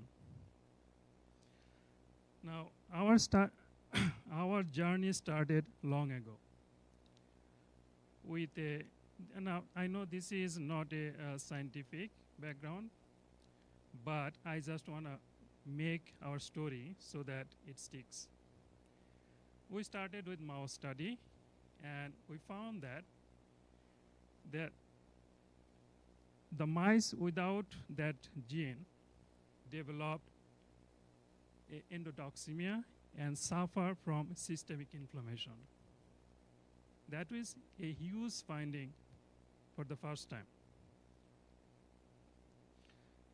Then that led us to believe that if the inflammation happens without the IAP, then it will have an effect to human too. So Dr. M.S. Malo, my brother, he did the human study. So where he found that all the diabetic patients have low level of IAP compared to the patients without IAP. That confirm and associate IAP to type 2 diabetes. Now, in the study, he followed for 5 years. He also found a very significant finding that remission of IAPD, that means intestinal alkaline phosphate deficiency, prevents type 2 diabetes. What does that mean? That at the beginning of the study, some patients have very low level of IAP. But at the end, somehow they improved and have a higher level of IAP. They did not develop type 2 diabetes, which is huge significant because now we know if somehow we can maintain or increase IAP level, we'll be able to prevent it.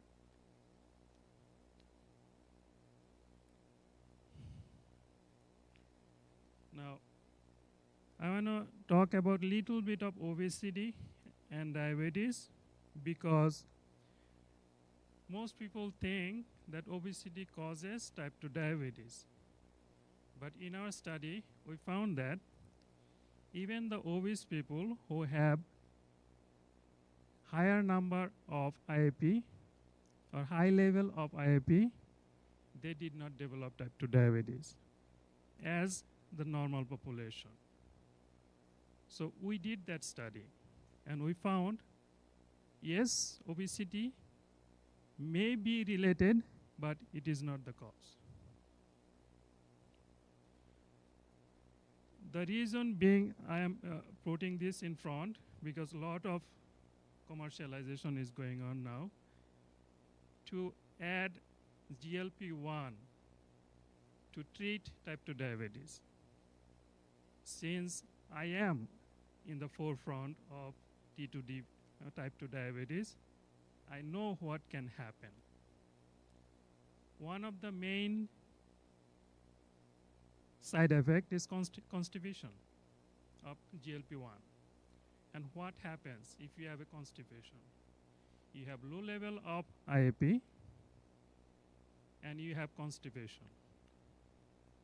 So those toxins stays more time in your body, in your gut. It goes more. So what happens? Severity will increase. Lot of study has been done, but they did not know at that time that IAP, what IAP plays the role in inflammation. But they did the study.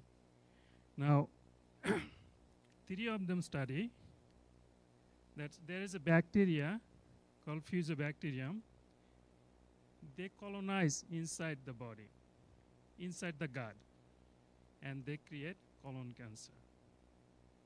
So just because I know the relevance of IAP, that's why I'm putting it out so that people can make their decision.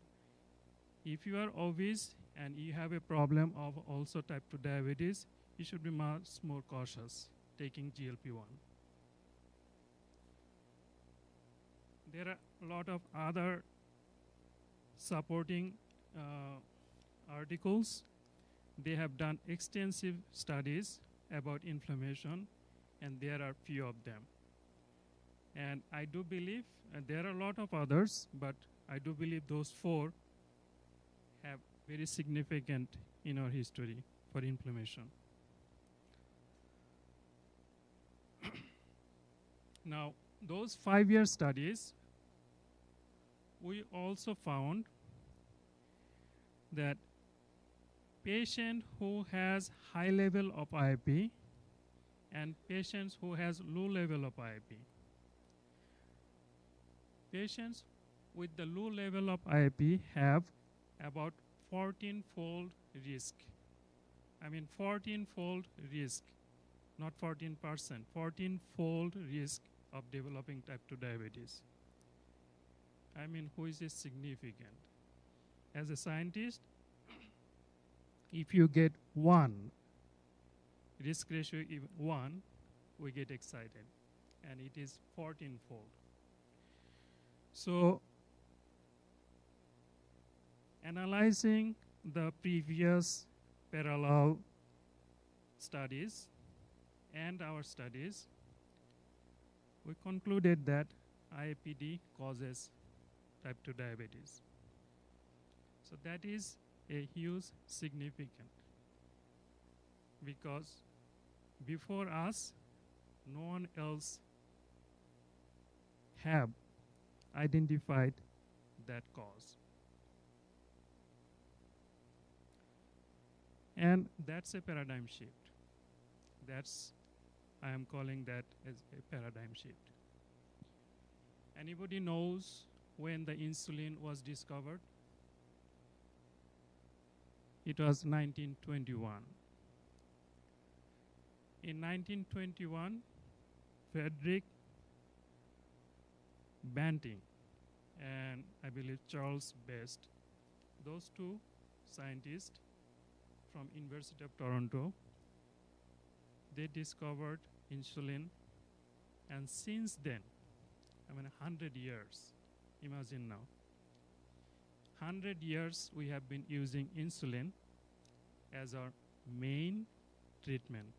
And which is perfectly right, because that was the only option at that time. And right now, I think we have a better option, and that is IAP, intestinal alkaline phosphatase.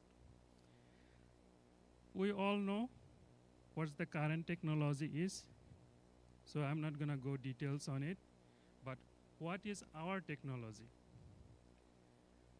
Our technology based on intestinal alkaline phosphatase based on stool. Everybody go to bathroom every day. We have children. It is non-invasive.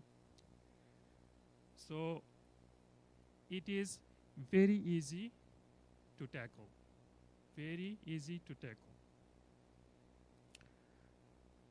Now, how do we implement it? I think that is the issue. Here I'm gonna propose my proposal.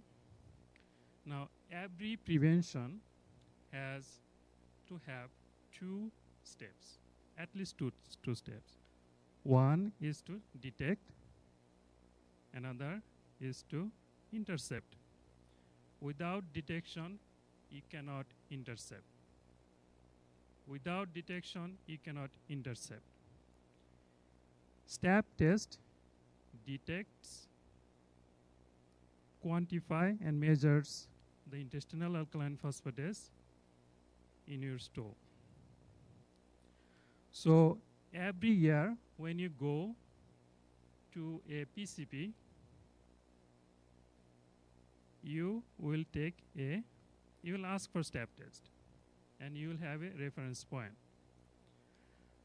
However, I do believe that every child who is born today must have, it must have a record of IAP since they're born. Because the information what I have now, it's not only give a sense of security for that child, we will be able to identify whether that child is at risk or not after birth, just from simple test, step test. Now, going forward, that's every year when you go, you will develop a profile, IAP profile. Now, at the beginning of your in your childhood, you will have high level of IAP if you are normal. As you grow, it drops down, but to a normal level. Now, if that level in a year, and you get all of a sudden your IAP drops down, and that's the time for intervention. So we're providing also when you can intervene. And how do you intervene depends on how much intestinal alkaline phosphatase you have in the gut. If you have a low level, you will not develop, if you have a low level of IAP, you will develop type 2 diabetes. And if you have a high level of IAP, you will not develop type 2 diabetes. That is that simple. Now, we know prevention is better than cure. This is our way to contribute to the society, how to live healthy, how to live happy. This is our way to contribute to the lifespan.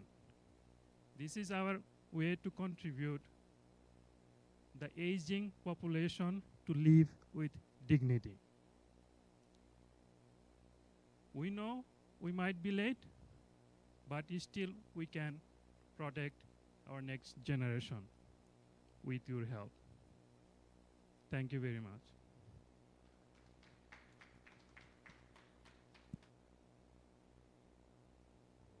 If you have any question, I'll be glad to talk. Thank you very much. Thank you. An incredible thank you to Dr. Malo for today's profound discussion. Thank you. Now, moving forward from our deep dive into preventative healthcare, we shift gears to the dynamic world of financial technology. The journey from a startup to a scale-up is fraught with challenges and opportunities, especially in the fast-evolving fintech sector. Our next fireside chat, From Startup to Scale-Up, Leadership Lessons in Fintech Growth, will explore the critical strategies and leadership insights that drive successful growth in this competitive industry. Join us as seasoned leaders share their personal experiences from navigating early-stage hurdles to scaling operations effectively. Let's welcome our esteemed speakers to the stage with a big applause. Howard A. Lim, Business and Brand Architect, How Creative, and Dr. Sarah Sun Liu, CEO, Meridian Beverly Hills Investment. Welcome to the stage. I realize I need my phone because I have my questions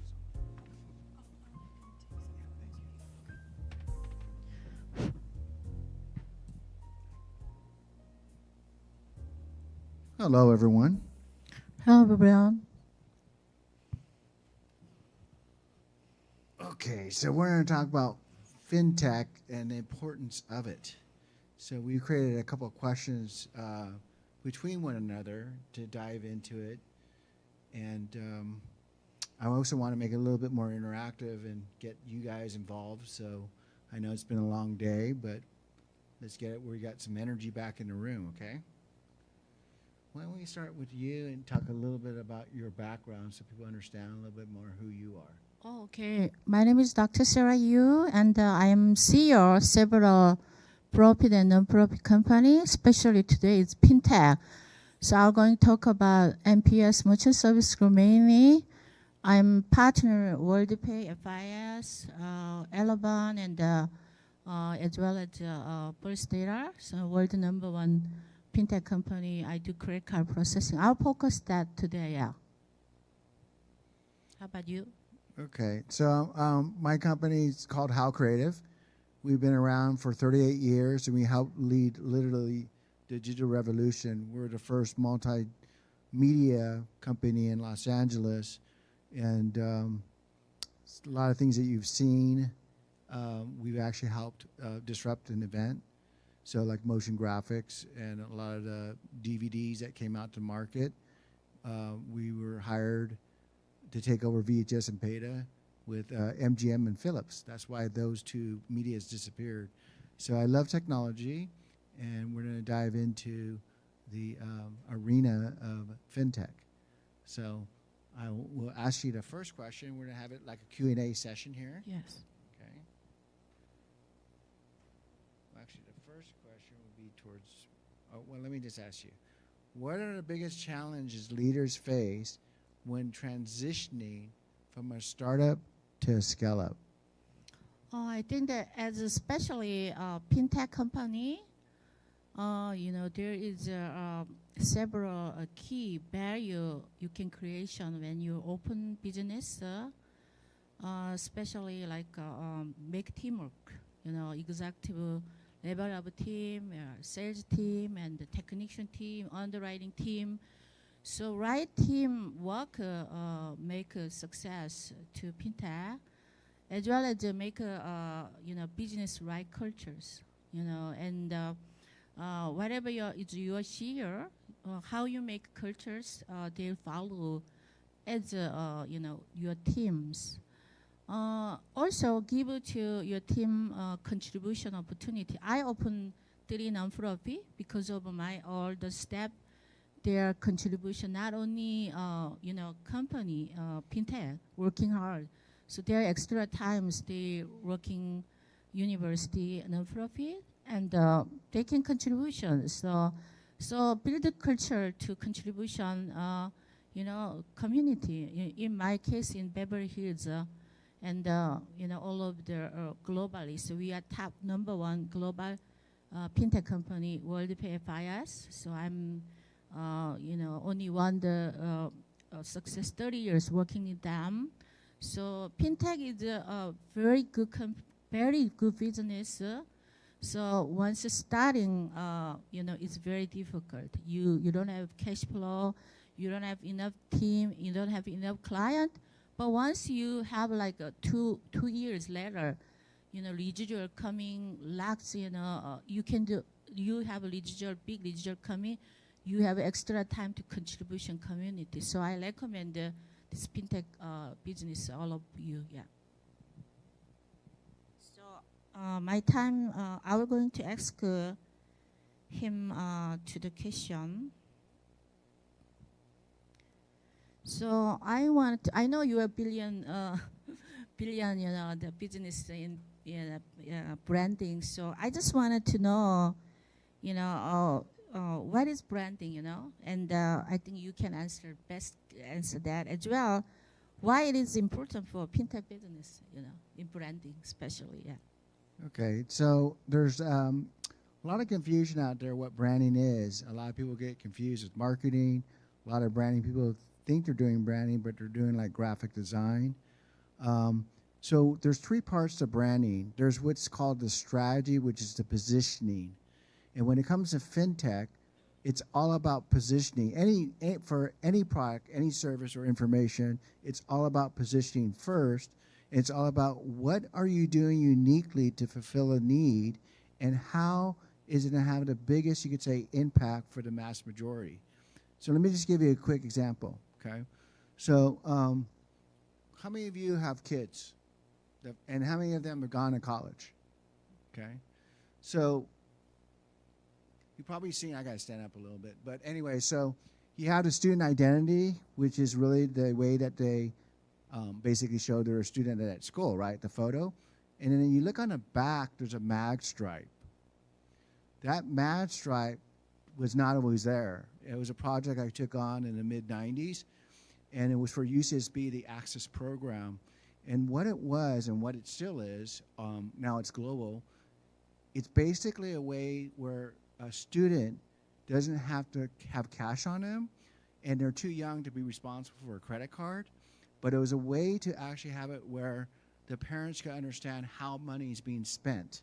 And it gives them an opportunity to put X amount of money in the bank. It was a first debit system for a school system. The advantage of that versus the way, and what let's put it backwards. What was it solving?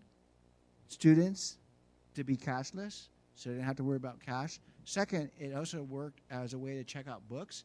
It also worked as a way to actually purchase your meals. And these statements, by the way, would go directly to the parents, so the parents understood exactly what the kids were spending money on.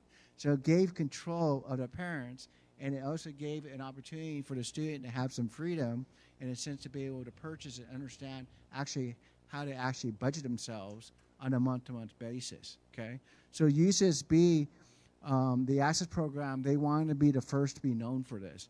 So the initiative we're filling, and that was really disruptive what they're doing, is to have an online campus where they had an online banking system, and they want to be known nationwide. So we were building the first one ever. Not only did it become a nationwide recognition, but it also became globally known.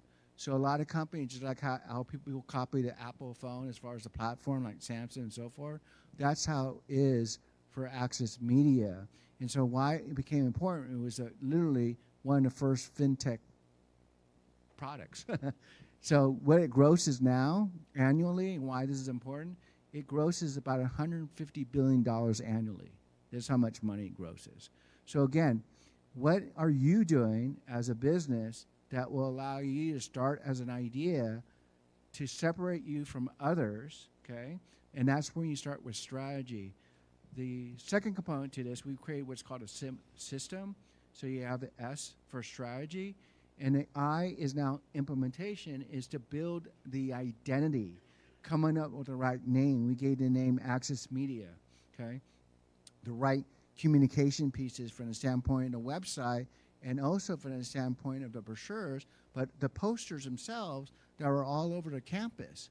So this helps to identify what the product is used for, but also it hits people emotionally first of how it make a big difference for themselves as students, okay? So that's the identity and implementation. The M is for management. The idea is you start off with a control space first. In this case, we're starting with one campus, UCSB. And then once you start to see the flow over a couple of years, to see that you're actually moving from the red to the black, that you're actually building revenue, now you have the opportunity to grow and scale. But you have to work out the kinks, you could say, so you actually have a system, in this case the debit system, where actually it's manageable and it's controllable locally first. Does that make sense? You never want to scale too big. I've had clients and I told them don't scale before it's your time. And what happens if you scale before your time, you literally end up burning through your cash rate becomes much greater. The burn cash rate becomes much greater than the money that you're taking in. Okay? So anyway, so that's how branding, quote unquote, what branding, how it relates to fintech, but we'll get deeper into this conversation. By the way, how many people here, just an idea, actually have a fintech company? Okay? So you're just interested in the subject matter then? Okay, great. Give us an idea. Oh, yes, great, yeah. Okay. Let's see here. Okay, so I have a question for you. Hold on a second here. Questions. So, my question to you is what leadership qualities are essential for successfully scaling a fintech business? Okay, so fintech business, especially reading success is the CEO's vision and right vision and right mission. So your team cannot be more than your vision and mission. So the vision means the future, right? Mission is today, what you need to do. So that leadership is really talk to you how they can success your team. Right tool give it to them. So if you don't provide your team right tools, what they needed to, you don't think about success. But nowadays we need AI, right? AI technology.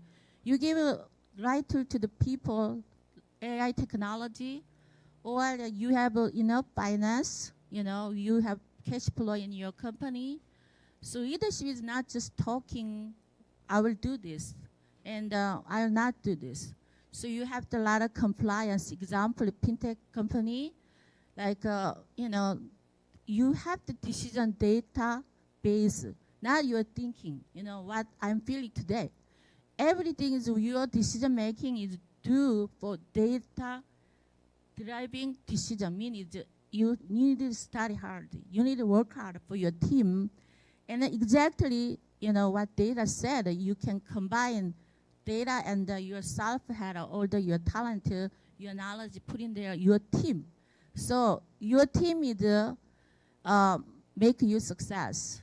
Second of all, a lot of compliance in fintech company. Like you have to know, legal boundary. Like myself, I went to Judy Doctor Law School. I went to business school.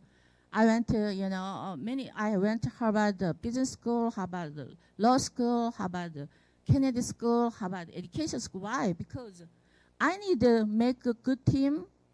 Not, I have to know about what today's field, what's going on.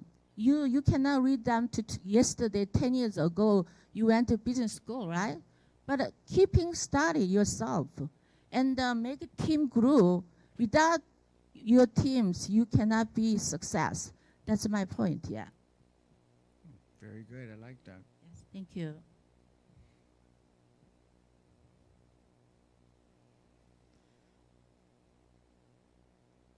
So I have another question for you. What is a strategy can fintech business using scaling their brand and for greater return on invest? Yeah. Okay. So the question is, what business strategies can be used to scale and grow for greater ROI? So backing up what you're saying, it's about the team, but it really starts with getting clarity with any organization, whatever your business is in, and no matter what, doesn't matter what industry you're in, it always starts with a vision. Okay, it always starts with a vision. So it has to be more than about making money. It's about what legacy are you leaving behind with your idea that could have the greatest impact on people. Okay, and I mean in a positive way. You could have negative impact, but I'm saying in a positive way. So the vision is really, really, really important, because I've seen a lot of companies. I was working with a company just recently, well, it's about 6 years ago, Myler Butler, where his grandfather was the Governor General of Bahamas. That's like being the President of the United States. In fact, he was so powerful, he's on $20 currency, his grandfather is. The company is losing market share year after year after year. The reason why is because it actually did not cement into the soul of the company what the brand stood for in a sense of its vision. So over generation and generation and generations, could have been around for 3 generations, the younger generation completely, they didn't even know who Myler Butler was and the difference they were making in the community. And this started out as a market, and then they owned banks and shopping malls, okay, and warehouses and distribution.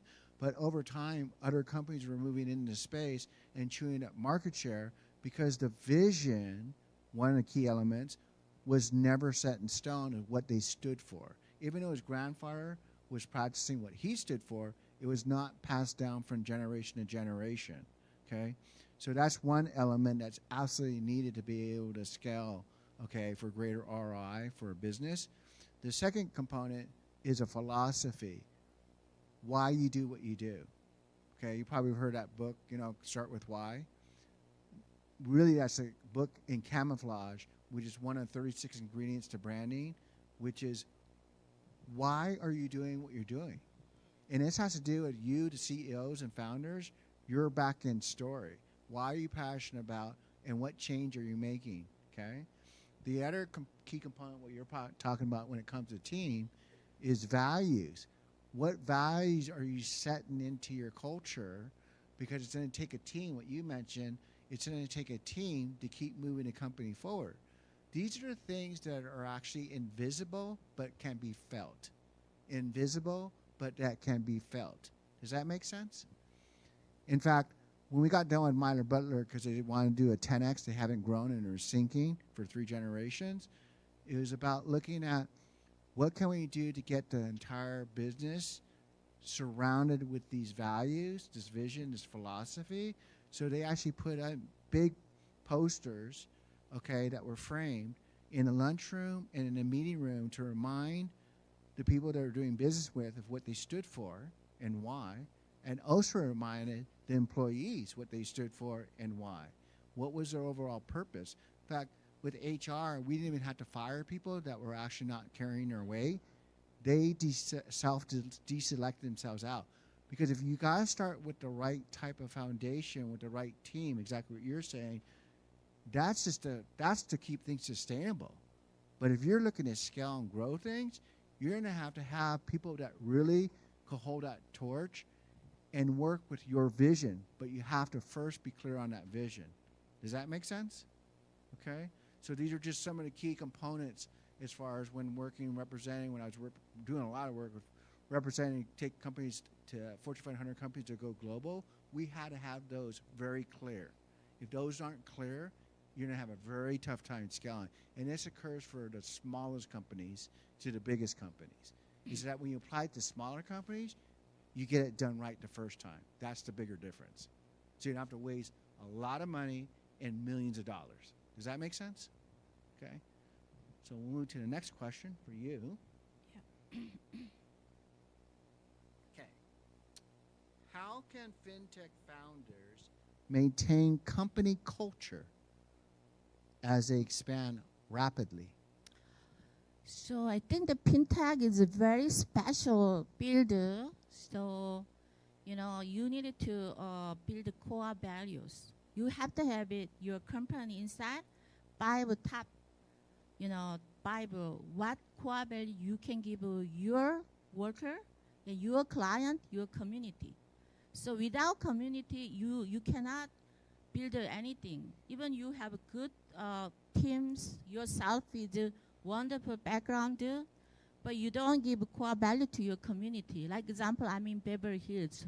You know, if you don't give, like FinTech, we have a retail store, internet, you know, client, as well as wholesaler, many different.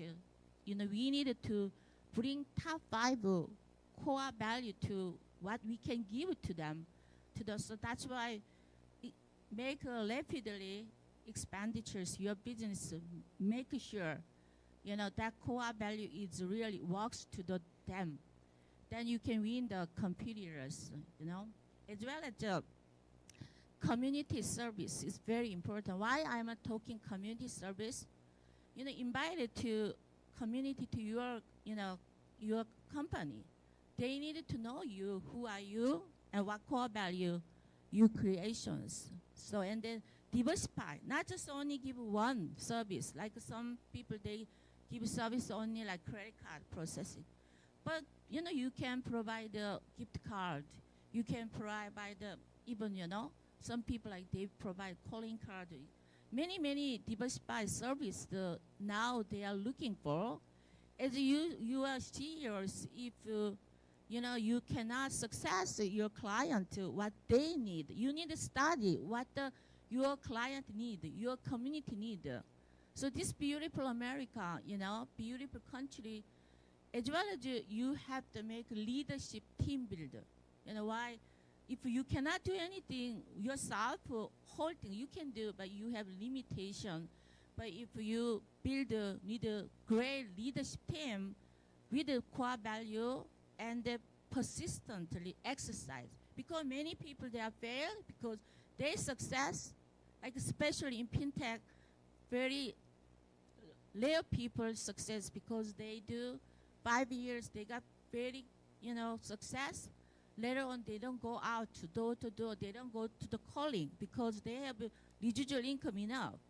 But only the person really surviving, not surviving, will contribute to the community, you know, persistently meeting the client. The same thing while you start in business. Most people, they fail because they are not persistently doing what they have a challenge, you know, they are kicked early. So that's why I want you, everyone, remember this. Thank you so much, this opportunity to talk, yeah. So I have it to you to last question.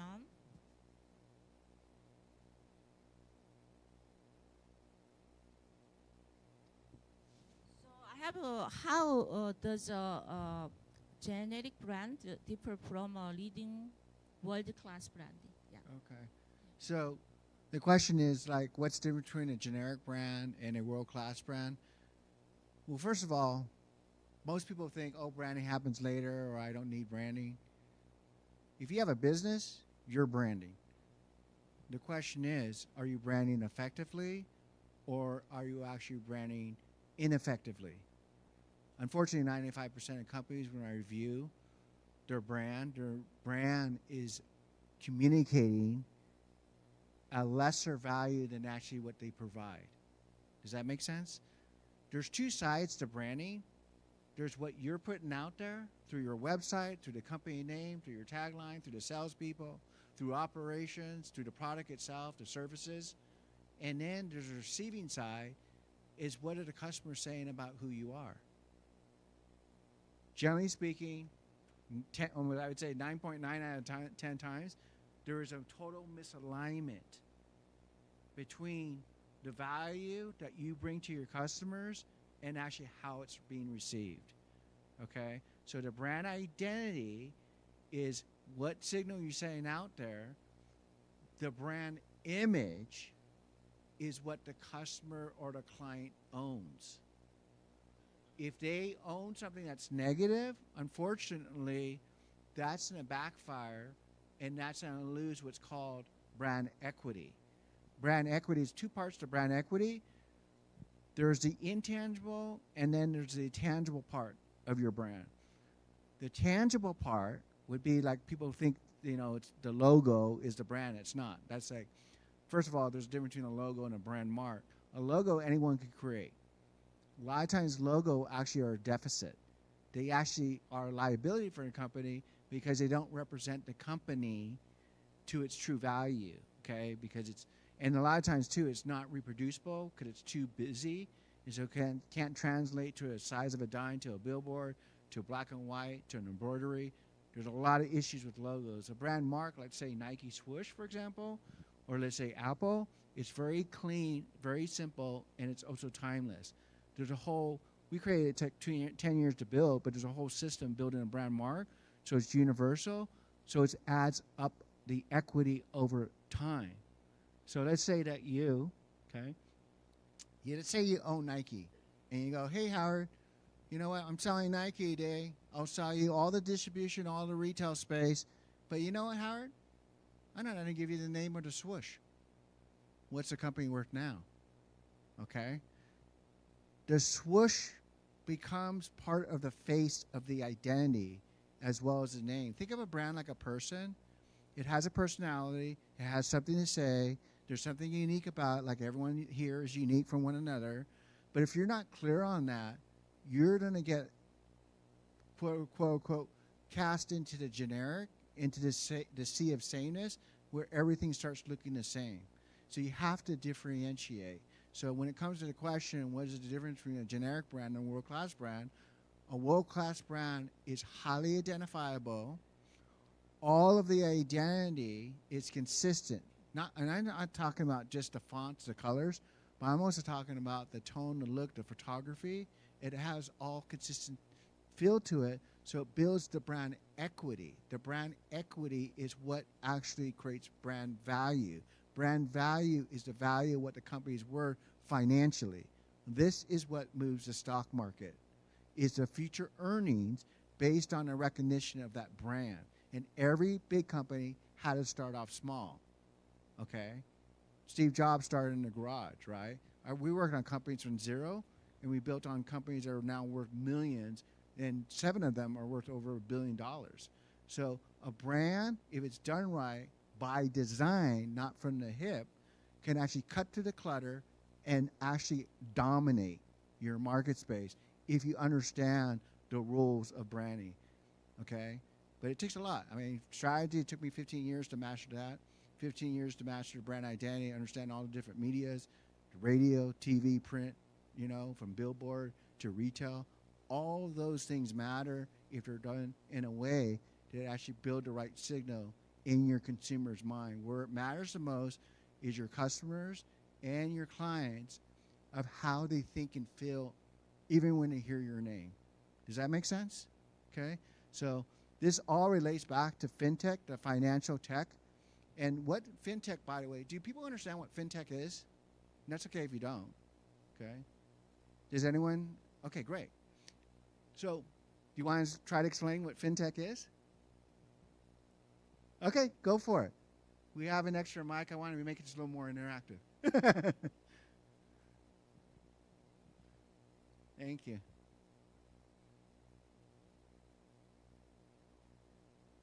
Yeah, there you go. Like that. Thank you.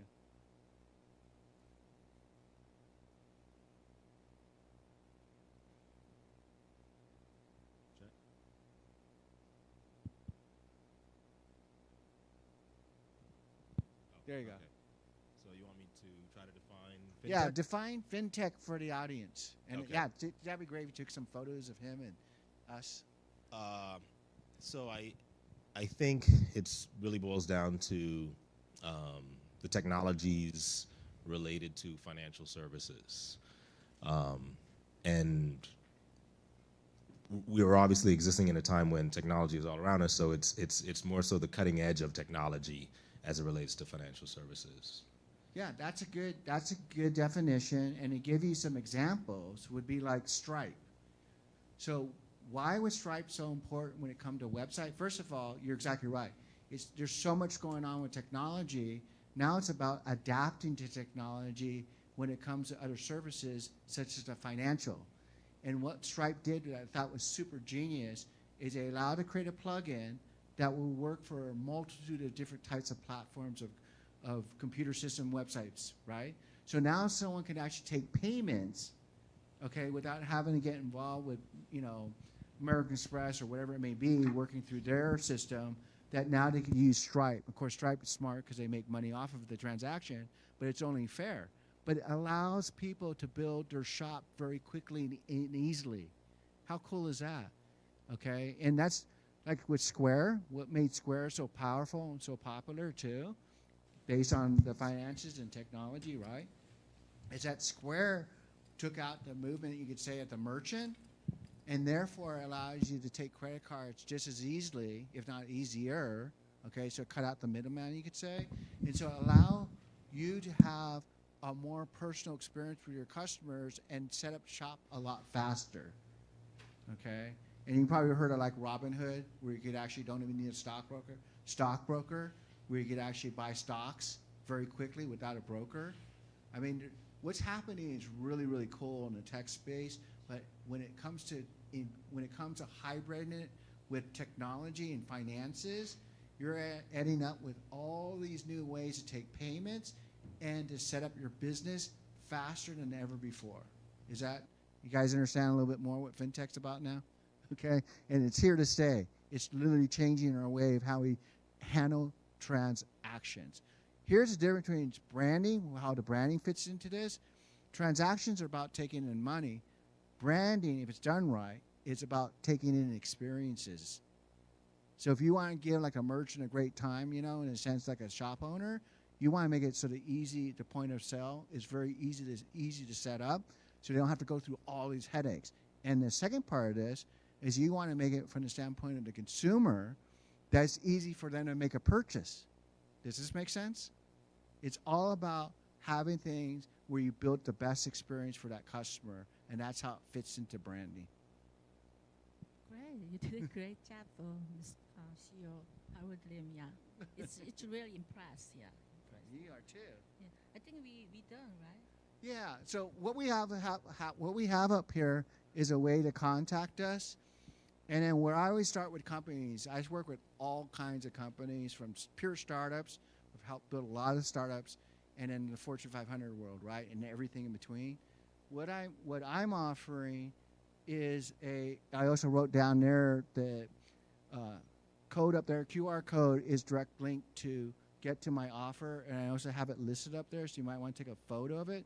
But what I usually charge on my website is $2,500 to do an hour assessment, to go over your entire brand identity, your logo, your name, your value proposition, everything that's you don't know what you don't know. That actually makes a big difference on your sales.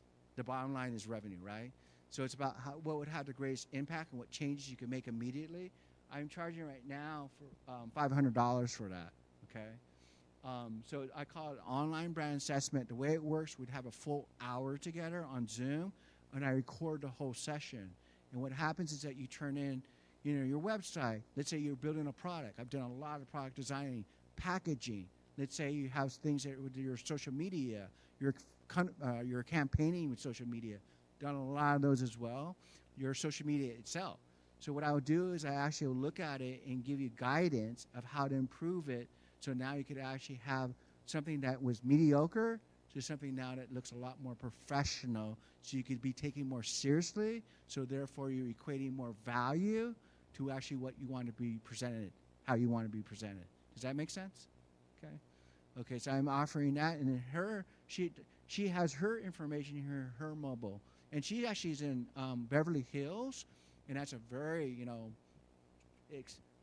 prestigious Thank you so much. Yeah. location to be at. And so I definitely would call her and find out more information on how she could support you. Okay? So real quick, though, I want to open up to questions. I don't want it to be about us. It's about you guys. What questions do you guys have about your own business, or what challenge you might be facing? Or, there's a reason why you're here. I know to get education, but you probably want get some good takeaways as well. Does anyone have a question about anything, business, marketing, branding, sales, culture, team, leadership? I think we cover most. That's why I don't have the question. Yeah, yeah. I think. Yeah. Well, I noticed a lot of startup. Like, let me ask you here: how many people here have a service they're starting up? Can I show a hand? Like a service? Okay, great. Okay, we got 4. You? 5. Okay. And how many people have a product? Okay, we got 1 there. And how many people here have information that you're starting on? Okay, 2. Do any of you want to talk about your information, your product, okay, or service of where you're at and where you might have a challenge? Oh, great. Thank you. Why, if you don't mind, come into the mic so we can all learn. Because what he says, we could all listen from the standpoint, how does this apply to me? Is the mic on? Okay. Check one. There it is. I actually launched a brand new platform and a service called Indie Music Alliance. And it was launched on Saturday right before coming over here. Nice. Yeah, so it's very new. And what it is, my 30-second elevator pitch about it is, imagine an Angie's List for the independent music industry. Okay. That's what it is. It is a database that not only includes musicians from all around the globe, but also any business that can contribute to a musician's career. And we're not talking just traditional agents, managers, or publicists, things like that, or venues. It goes beyond that. For example, photographers are included in the platform because a musician may need a photographer. So it's a little bit out of the box thinking, actually, how to approach this. Costume designer. There's times artists and bands need somebody to design and sew costumes for them. So it has currently 42 different categories of businesses included in it. The musicians are kind of like, I don't want to say separate, but it's got a specific area just for the musicians. So businesses and venues that are looking for a musician, they can easily go find them as well. The database includes 178 different countries, and it translates to 103 different languages. So that's what I'm doing right now. And you say you launched this on Saturday? Just launched it on Saturday. I've been working on it for 6 months. Oh, thank you so much. To create that brand identity. And again, this is an idea I've had for 20 years. I've talked to developers. I've talked to folks in the music industry. And 20 years later, currently, there is not a platform like this in the music industry. There are some that are similar, however, not as completed as this platform is. So after 20 years, and I've learned the skills and the web development and platform development skills that I've learned over the years, it became the sign from the universe that this is my project and I need to do it because there's nothing like that out there. Okay, I love what he has going on. So what he's talking about is really a disruptor. A disruptor is where it changes the industry's projection. Does that make sense? So when we worked like DVDs and we brought DVDs to market, it changed and disrupted VHS and beta where they went away, okay? And then what happened was it gave birth to a new industry. Now with him, what I would say, because my coaching is start off with strategy. Remember I said S stands for strategy? There's 32 components to a strong strategy, okay? One of them is, what is your value proposition? What is it that you do that no one else does, and how can you say it in a way that benefit? What is a true benefit from the standpoint of your target market? Which is awesome because you have a lot of target markets. Because you're talking about like the actually alliances, and you're also talking about the end user. Correct. So there's a lot here. So this is kind of a big one to take. But anyways, what is the ultimate benefit that differentiates what you're doing versus all others that you could say in 21 words or less? We'll work with more than just 21 words for now because I got to go to another panel. But what would you say that is unique about this versus all others platforms that are out there? Ease of discovery and connection. Oh, I like that. Ease of discovery and connection. That's good. So what I would add to that from the standpoint of the ease and discovery and connection, correct me if I'm wrong, is that they also want to be famous. Like a lot of these people want to be known. They want to have, in a sense, more market share. Which musician doesn't want to be famous? Let's put it that way. So. Exactly.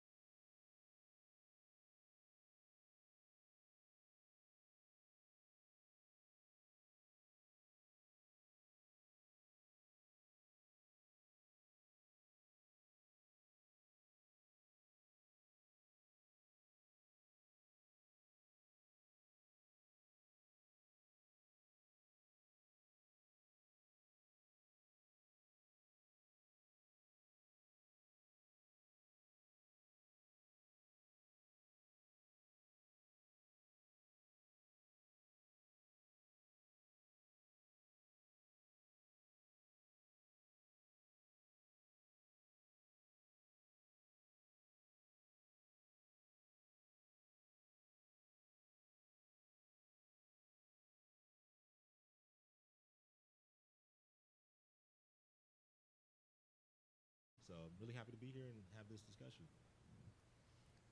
Hello. Serge. Hey. Hi, everybody. My name is Sergey, and I'm a CEO and co-founder of QCharge. Our company is basically key turn solution for the charging stations for electrification of the properties, businesses, for in a certain way to support the sustainability and to reduce the carbon emission and the footprint that we have today. And exactly this is the reason why we're here to talk about the greenwashing, how actually that can be achieved in a certain way.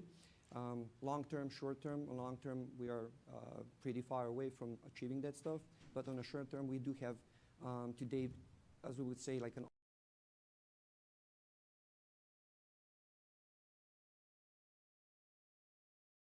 for the consumers and just for our health and life and the planet. Thank you. Let's set the stage with some definitions here. Henry, how will you define the true corporate sustainability? And how does it differ from superficial or greenwashing practices?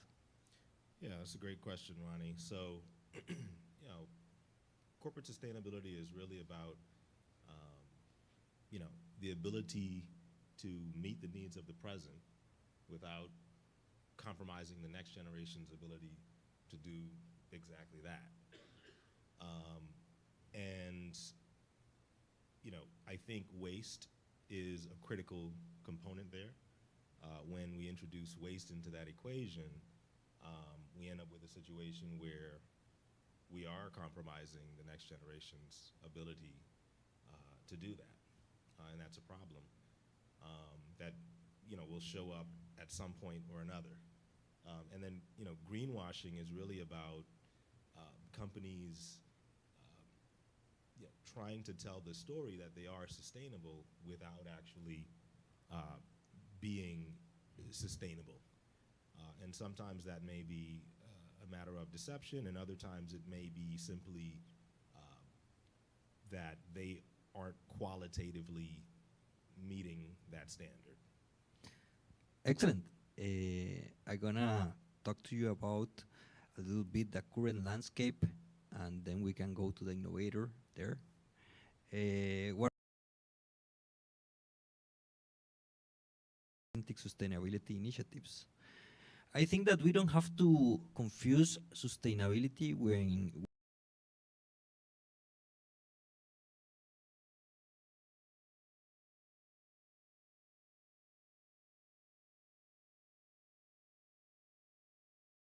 administrative costs, and very little goes to the projects. So I think we don't have to confuse one with another. I think that the implementation of the sustainability initiatives are sustainable only if we take into an account the financial aspect of the implementation. That means that this don't has to be seen with the CFO or the board members of the company as a gift. It has to be seen as an investment and has to be measured with a return on investment economically, you know? So that way it's gonna be sustained in the overall process, and it's gonna have the attention of the directors and shareholders. Otherwise, it's just giving money, you know, and probably with poor results. Okay, let's talk about innovation. Why innovation is critical for moving beyond greenwashing and achieving minimum sustainability goals? Well, that's a good question. The innovation, I mean, generally the entire humanity is moving all the time through the innovation, right? We started first with horses and carriages. It took us about, you know, how many hundreds of years that we transitioned from horses to the vehicles. Then after the innovation from the vehicles, right, just to achieve the flying, it happened in 20 years. So our track of innovation, for example, it's shortened. So everything is right now on a faster pace, specifically with all the technology and adoption advancements. We heard all these days, yesterday and today, talking about the AI and how that can be adoptive. But the true innovations, to create actually the companies to become sustainable and call themselves actually sustainable, it needs to come with large innovations, how that we can actually remove ourselves from the today's regular, let's say, heavy pollutants and creation of the energy that we can actually use. So just simply way of better ways to kind of create some type of different ways of collecting in a better way to collect actually solar energy, storing of that energy in a different ways, in different means, so that we can actually use it and deploy it when it's actually on a higher demand, and to cold it and to actually be completely sustainable. And the way how we can actually do that is going to lead us with the new novelties into this and breakthroughs through all these achievements that we are right now actually seeing. However, as I mentioned, right, for the short, that basically it can be done as a short term. On a long term, if we look, for example, the way how the innovation has to move forward, it's actually to find different ways how we can actually come to, let's say, the natural resources and the raw materials in a different ways and different means than we're doing that today. Because majority of the heavy equipment that we are still using, it's on a diesel engines and gasoline engines, so they're heavy pollutants, so they have very high carbon footprints today. And then again, logistics. One of the largest actually pollutants today are actually the ships, because they burn so much of tons and tons of diesel. You do not see that because it's far away, it's not in the city. The consumers in the, let's say the population, we can see in the cities through the smog, which we're going to say, okay, we have too much of a smog, it's pollutant. So we're trying to reduce that through certain initiatives and environmental mandates and policies. However, we are way more pollutant, let's say, to the airplanes.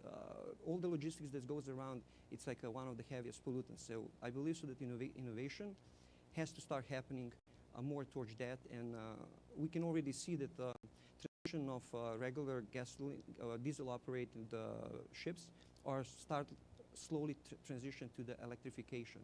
Same goes to the airplanes.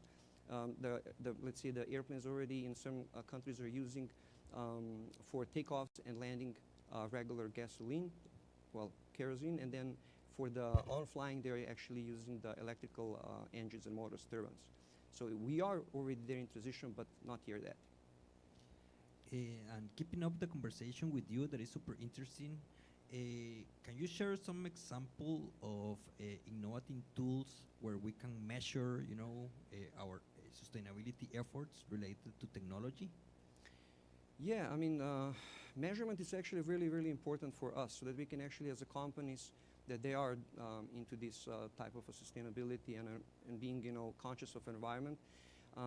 Through the different type of tools, a lot of things that can be done through the AI, right? Implementation through the AI, that they can very fast and simultaneously, and while you're actually doing something, and it can be tracked in a real time. Then you do also, as yourself, you're an analytics person, so you know that you can always make the assessments of what was done through the company and kind of see if your company is, what is the actually reduction of your carbon footprint, right? How do you actually help to the sustainability? How you as a company progress towards that, so that you're not going to be just basically kind of greenwashed and slap yourself as a sustainable or a green energy company, and actually you're not. For example, I mean, just to place a couple of, let's say, solar panels on your operations or your company or your, let's say, manufacturing, and in the back end you have actually a diesel generator. Well, you're not sustainable, you're not green. And a lot of companies actually, unfortunately, does that just so that they can gain some type of benefits through the government, I would say, incentives and the benefits.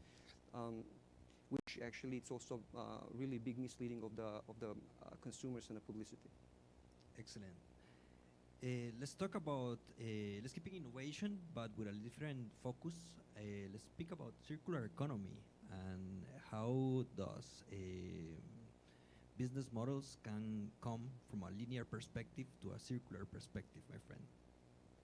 Yeah, that's a great question, Ronnie, and I think I can also tie it into what you just said, Sergey. I think we need to start thinking in terms of systems, right, and processes, as opposed to, independent single things or actions that we do or that companies do, either with good intentions or, with the intention of greenwashing directly. So I'll share with you sort of an innovative idea, right? So you think about a company, a construction company, for example, right? They happen to have inputs that have various negative consequences for the environment. A lot of mining is there to make the concrete, etc. And then there are also outputs that have some negative effects for the environment as well. And this isn't a knock on any construction companies. Obviously, we all need their services, right, and products. But just thinking big picture here. So imagine for a moment, and just bear with me as I engage in a quick thought experiment, I guess, and I'll be quick.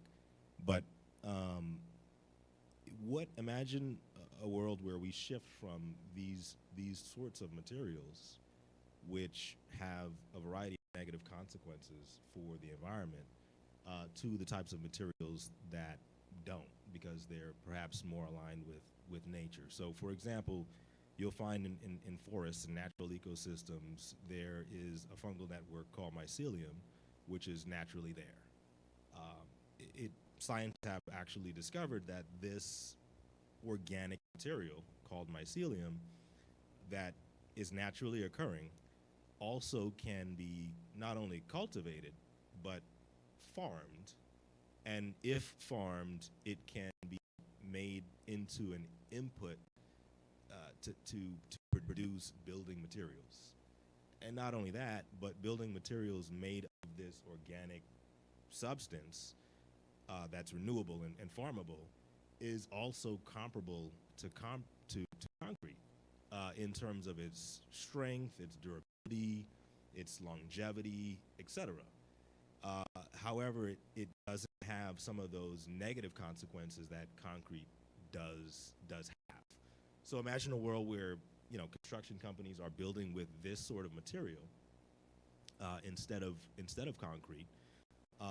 So you have a situation now where the input is sustainable, right, and the output is also sustainable, and then you also have a variety of other benefits that sort of stem from that, such as buildings made of this material can also serve as, ironically, natural habitats for birds and other things that will sort of gravitate towards that, and you can design around that so that the structures are actually not just doing no harm, but actually adding value back to the ecosystem, right?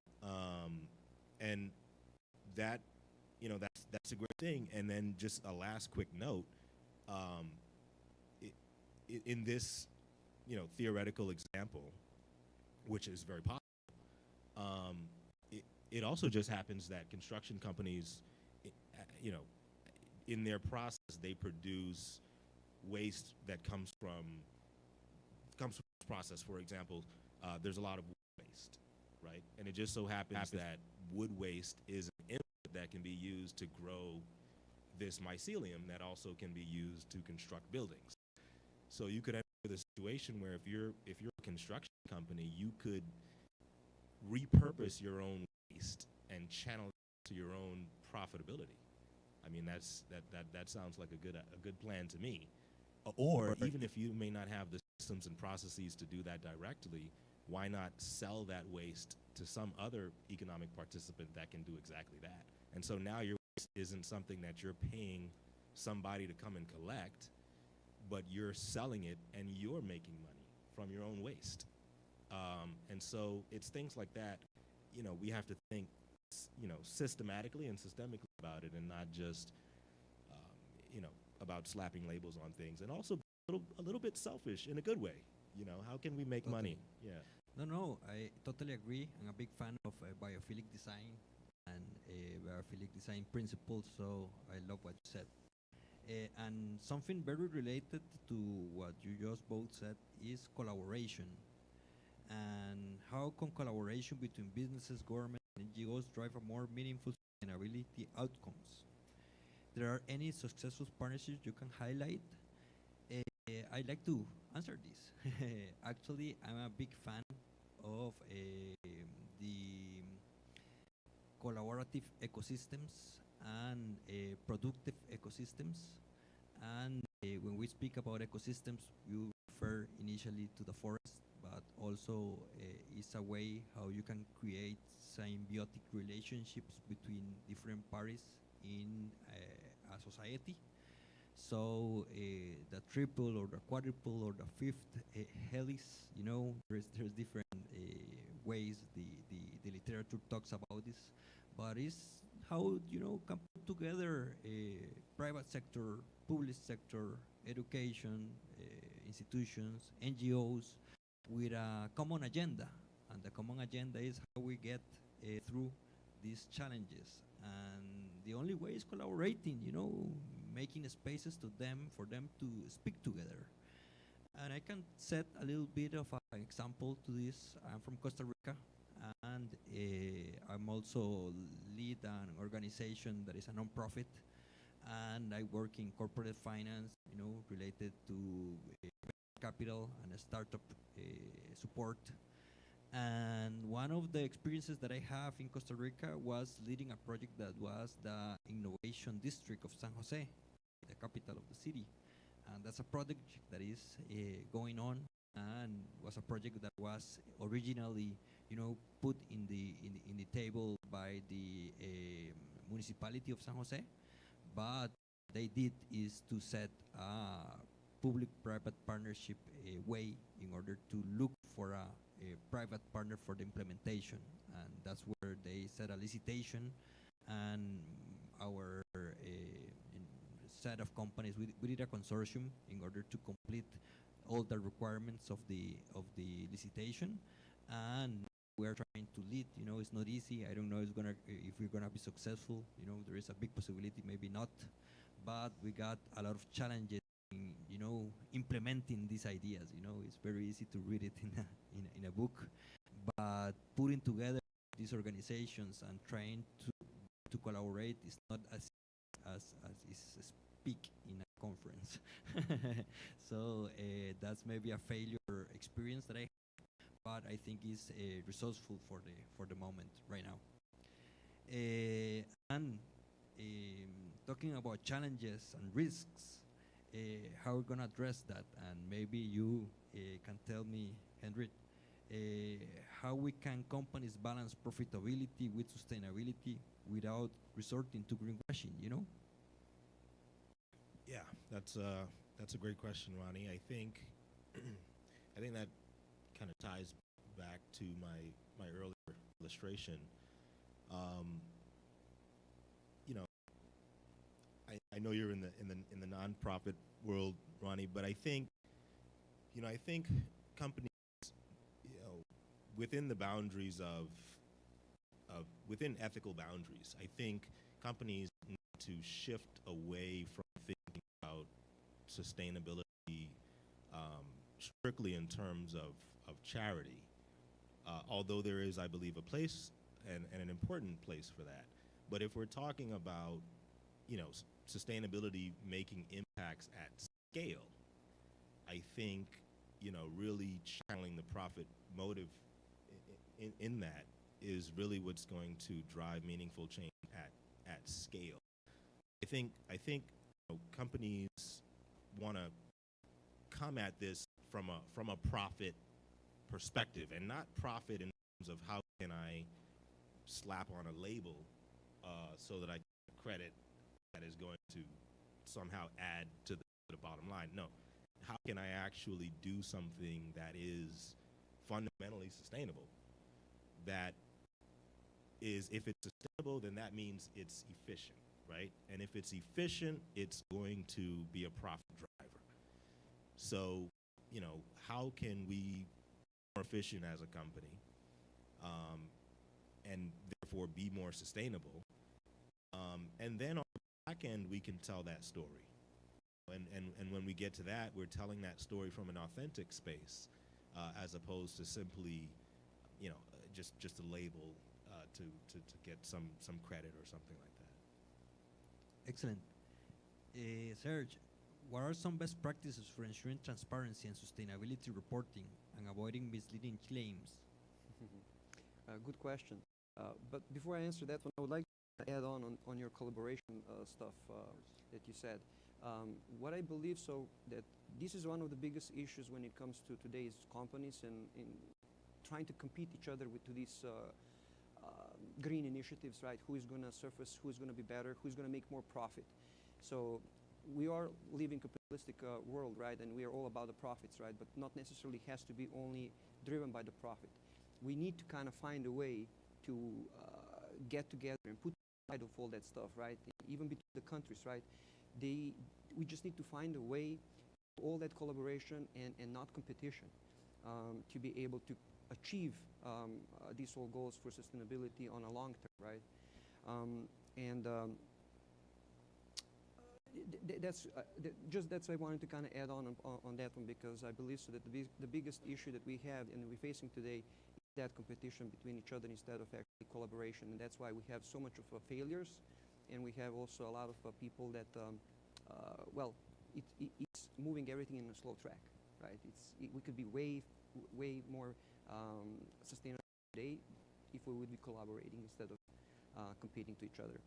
To answer your can you repeat the question? Yeah, it's a little bit about best practices for insurance transparency. Oh, yes. Well, being transparent, that's actually very important into this industry. Myself, for example, whenever I speak to my clients and customers, I'm very transparent of what we can actually deliver, what we can achieve. And even that I, for example, do not have potentially in the moment solution, I always say to the people, give me your problem and we will find a solution. We can find a solution together.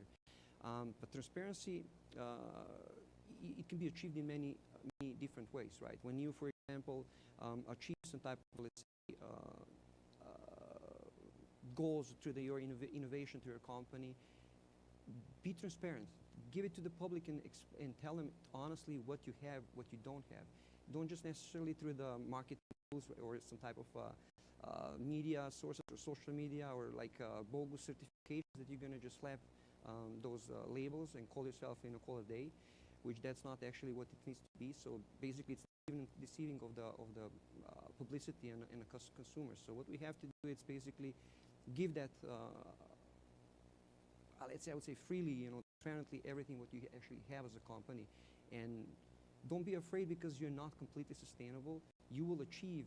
People will potentially give you suggestions where you potentially fail, or you do not have, or you're missing something, right, in the whole concept of that one. Being secretive or being misleading, it will not achieve nothing on a long term. Excellent. I'm going to speak to you about our comment resistance and how companies can manage resistance to these kind of policies.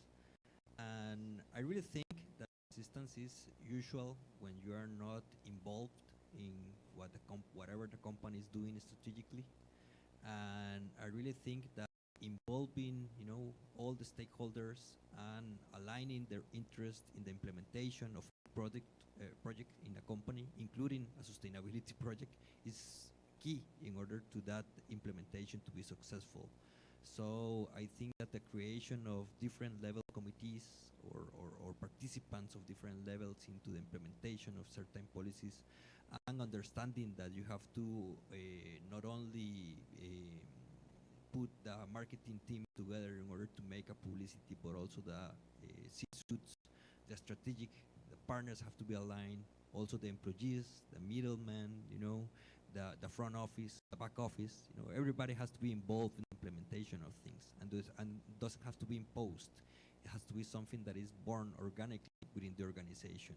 And when you have the ability to do that, everything goes easy and flows. Let's speak about the future.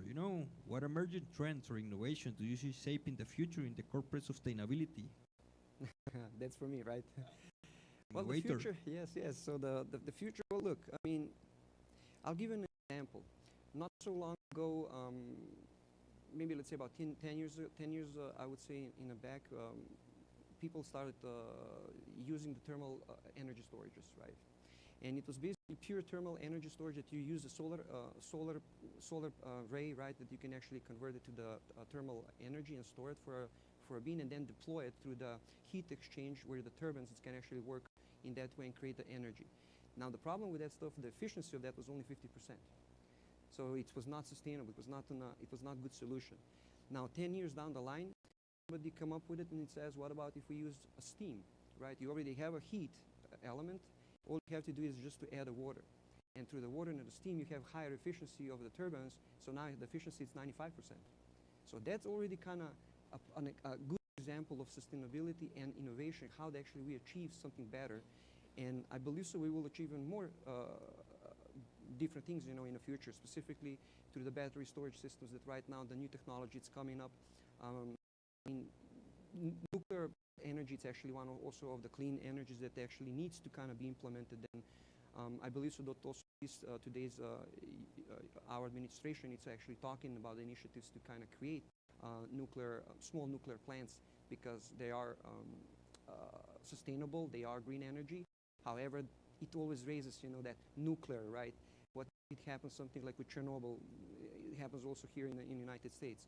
Well, that's an old and outdated technology. Today we have all different things that they're coming and servicing up, and I believe so that through the collaboration and between the countries, right? Because not each country has their own resource of innovations or the raw materials, right? So we have to kind of work together, come together, bring that to the surface, and explore all these novelties, how we can actually implement them in a better way that actually can help to become sustainable, fully sustainable as a starting first of all from the smaller companies, bigger corporations, and then to expand to the higher population, and to even by yourself as your let's say household, right, in a home, that you can actually change certain things to help to reduce that footprint. Excellent. Escalation. How can smaller companies or startups adopt innovative sustainability practices without the resources of very large corporations? Wow, it's good one. That's a good one. That's a tough one. I think it boils down to systems thinking. Every organization, every company has systems and processes. And if you can identify waste in those systems and processes, that's a perfect place to start, because whatever the scale of that waste is, if you eliminate it, you're gonna see not only that you're being more sustainable, but you're going to see potential cost savings, potential time savings. So there's going to be benefits to the organization, as well as direct benefits to the organization, as well as indirect benefits that come back around as a result of being more sustainable. Excellent. There is something that I want to put here together, and it's about policy and regulation. What role should government policies and regulations play in encouraging and enforcing genuine corporate sustainability? In the very beginning, sustainability was something that was volunteer, was something that companies implemented just because they thought there was a good trend. Maybe that trend after that became part of a regulation or a policy or a law, depending on the case. And I really think that when you realize how to monetize your policy, is easier to implement it. So you have to be creative. Climate change, for example, is not the first environmental problem that the world has right now. Maybe it's the third in importance, but it's the first one in the agenda. Why? Because we understand how to monetize it. There is an importance for the governments to decarbonize their economies. Leaders to have somewhat of a